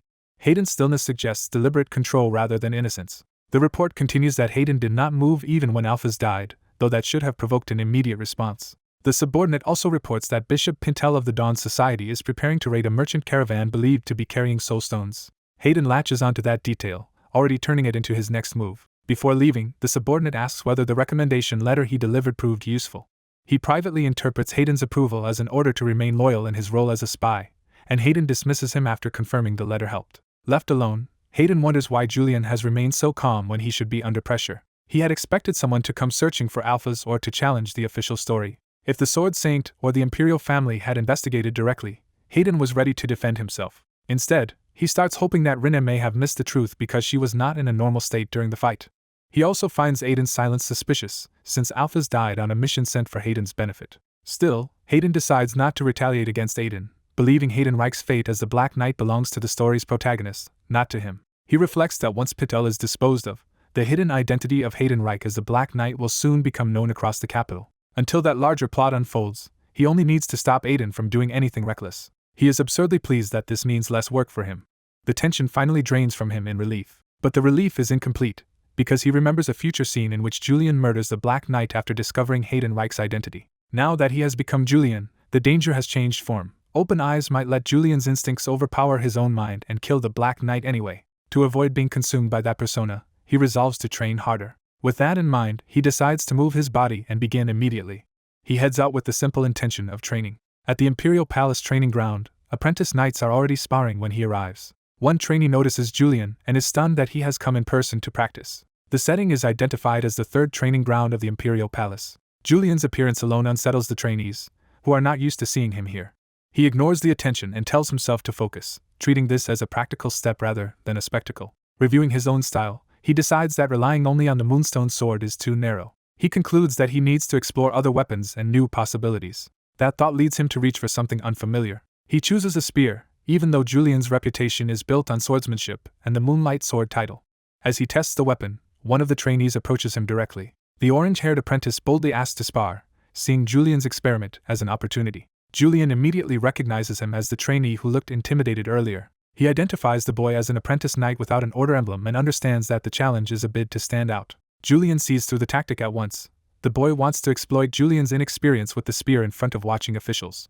Even so, Julian accepts because a live opponent will teach him more than striking a dummy. Observers dismiss the choice as another eccentric display and assume his arrogance will be punished because changing weapons should cripple his skill. Julian agrees that the spear feels awkward, but only as a technical observation, not a concession. He notes the longer reach and different weight distribution, admitting he dislikes the feel of it. Despite that, he is fully confident he will not lose. The apprentice charges with a shout, trying to seize momentum before Julian adapts. Julian calmly recalls the basic principle of spear combat: dominate distance, and keep the enemy from closing in. Using that principle immediately, he slips past the first attack instead of meeting it head-on. He vaults over the apprentice's line of attack, turning the spear's length into mobility rather than a burden. Then he drives the spear into the ground to redirect himself and force the apprentice to retreat. From that superior position, Julian taunts him and says this level of skill will never earn a place in any knight order. The insult shocks even Julian himself, who realizes his mouth keeps mocking opponents automatically even in a light spar. He follows the taunt by pressing the apprentice's guard from outside sword range. The apprentice is blown backward by the pressure of Julian's spearwork before he can recover his footing. Julian concludes that if he controls the approach, a spear's lack of close-range options never matters, because the sword loses before it can get near. Julian judges that against this opponent he could still win even if he let the man close in. Even so, his pride refuses that concession, so he decides to drive the attack back head-on. He meets the incoming weapon with force and tries to overpower it directly. The orange-haired trainee immediately realizes Julian's strength is far beyond what he expected. Julian's counterforce snaps through the exchange and breaks the trainee's momentum. Seeing Julian lose restraint, Rena panics and realizes the spar is turning dangerous. Julian's strike lands hard enough to wound the trainee and send him reeling. The trainee checks the blood on his chest and understands how badly outclassed he is. Julian coldly mocks him for challenging him with such meager skill. The trainee's bravado collapses into fear. He abandons the match entirely, apologizes, and flees while Julian watches without concern. Rena is relieved by Julian's overwhelming victory but also terrified that Julian cannot tolerate even minor aggression, leaving him unsure how anyone could stop him. Julian insists he had no intention of killing a sparring partner and claims the violence was not deliberate. Rena nervously steps in, acknowledges Julian's win, and begs him to stop there. Julian answers with a dark joke, saying even he does not kill people so easily. Rena hurriedly backtracks, while Julian inwardly notes that even one training session has already exhausted him. As Julian starts to leave, he notices Rena at the palace and asks what business brought him there. Rena explains he was returning from the secretary's office on Chairman Orn's orders. That name immediately catches Julian's attention. Julian recalls that Chairman Orn is the former head of the Cryfart family, and now leads the Noble Elders Association. He remembers that Orn's hatred for him goes far beyond ordinary dislike. Though Orn serves the imperial family through the shut eyes, he openly resents Julian because Julian's infamy has eclipsed the prestige of the great houses. Julian casually asks what Orn wanted, and Rena quickly claims it had nothing to do with him. Before leaving, Rena brings up Lady Milena's keepsake. Julian realizes he means the soul stone necklace he had obtained and left in Rena's care. Rena asks whether he should really keep such a precious item. Julian tells him to hold on to it longer because if the Dawn Society learns he secretly acquired the soul stone, it will create trouble, and he will retrieve it himself later. He adds that he plans to test other weapons soon and will send Rena on another errand before taking his leave. Rena then asks Julian to attend the upcoming family meeting with him. When Julian points out that he too belongs to the Cryfart family, Rena can only awkwardly admit it. Julian answers that he is merely from a collateral branch. He pointedly reminds Rena that people like him were the ones who reduced him to that statusless label. Julian is surprised by the anger rising in him, because the Julian he remembers would have laughed such a slight away. Rena acknowledges that Julian has every reason to hate the Cryfart family. He admits the family treated him cruelly after Lady Milena's death, even barring him as a child from her funeral because they did not want to hear him cry. Rena says he is not asking Julian to forget that past. Julian thanks him for the sentiment but firmly refuses to participate in the family meeting. He admits reason tells him there is no benefit in making the family an enemy, yet he still cannot bear the idea of reconciling with the Cryfarts. Rena accepts the refusal, while Julian privately adds that he also has no desire to get dragged into pointless affairs. Rena hesitates, still wanting to say more. He brings the conversation back to Lady Milena. Then he bows deeply and offers a sincere apology, knowing it may mean little. Julian dismisses it as an old matter and claims he barely even remembers it anymore. Rena presses on and reveals that Joshua will also attend the family meeting. He warns that because it will be Joshua's first meeting, the elders and vassals will focus heavily on him and may even ask him to punish Julian over the earlier incident. Julian immediately sees that this is the real reason Rena wanted him present. The name Joshua Cryfart brings Julian's thoughts to the younger heir. He remembers Joshua as the child who grew up receiving affection from both the current family head and Chairman Orn. From every angle, Joshua's position within the family has only been rising. Julian knows Joshua is expected to be named the next family head sooner or later. Still, Julian reveals to himself that he has already prepared a move of his own. He tells Rena not to worry. With mocking warmth, Julian says he and Joshua recently had a chance to deepen their brotherly bond. Rena is left completely baffled by what Julian means. Elsewhere, Joshua heads into the family meeting. He is already furious, cursing Julian under his breath. He enters the meeting room trying to compose himself. The family head notices his arrival and announces it. Joshua finds the elders and relatives already assembled around the table. The family head orders him to sit so the meeting can begin. The atmosphere is immediately heavy and watchful. Rena sits tensely, aware of the danger in what is about to be discussed. Joshua takes his seat under the eyes of the room. He braces himself, expecting Julian to become a central topic. Instead, the family head opens by treating Joshua's clash with Julian as a serious matter and begins a negotiation. His first demand is that Joshua tell the shut eyes everything he knows about Alpha's Mayhand. He follows by ordering Joshua to bear all compensation for the damages caused by the incident. Joshua remembers Julian's earlier proposal that he support Julian as family head at this very meeting. That memory leaves Joshua grim and conflicted. He curses himself for being swayed by emotion, thinking that if he had stayed calm he would have gone to the northern front alone instead of being trapped here. He realizes the family and the Noble Elders Association had been looking for any excuse to send him back north after he struck Julian, but Julian diverted that outcome. The meeting formally shifts to deciding the family's position on the Sword Saint's political moves. One elder points out that the Sword Saint is closely tied to the second prince. Another warns that if the Sword Saint backs the second prince, the imperial succession could tilt in his favor. Others argue that the third prince still matters because the military supports him after his northern service. They add that the fourth princess cannot be ignored either because the Mage Tower stands behind her. The family head cuts through those arguments by insisting none of those factions can rival the Sword Saint's influence, and that only Julian stands on a comparable level. Even so, he notes that Julian is believed to have little interest in the succession struggle. He concludes that this is preferable, because if Julian suddenly took interest in the throne, the situation would become even more chaotic. Then he turns to Joshua and asks for his opinion. The family head gently pressures him to speak, saying that although this is Joshua's first family meeting, he should still share his thoughts as a member of the house. Joshua rises to answer. As he stands, Julian's warning echoes in his mind that reporting the incident to the Shut Eyes and the secretary's office would trigger an investigation. Remembering that threat, Joshua starts to see another path. He decides that since Julian has already become the subject of discussion, he will use that opening. Joshua shocks the room by proposing that they use this opportunity to officially recognize Julian as a member of the Cryfart family. The suggestion immediately provokes outrage from the others, who demand to know how he can say such a thing now. But Joshua, now thinking like Julian, realizes he can damage Julian more effectively by praising and elevating him than by attacking him directly.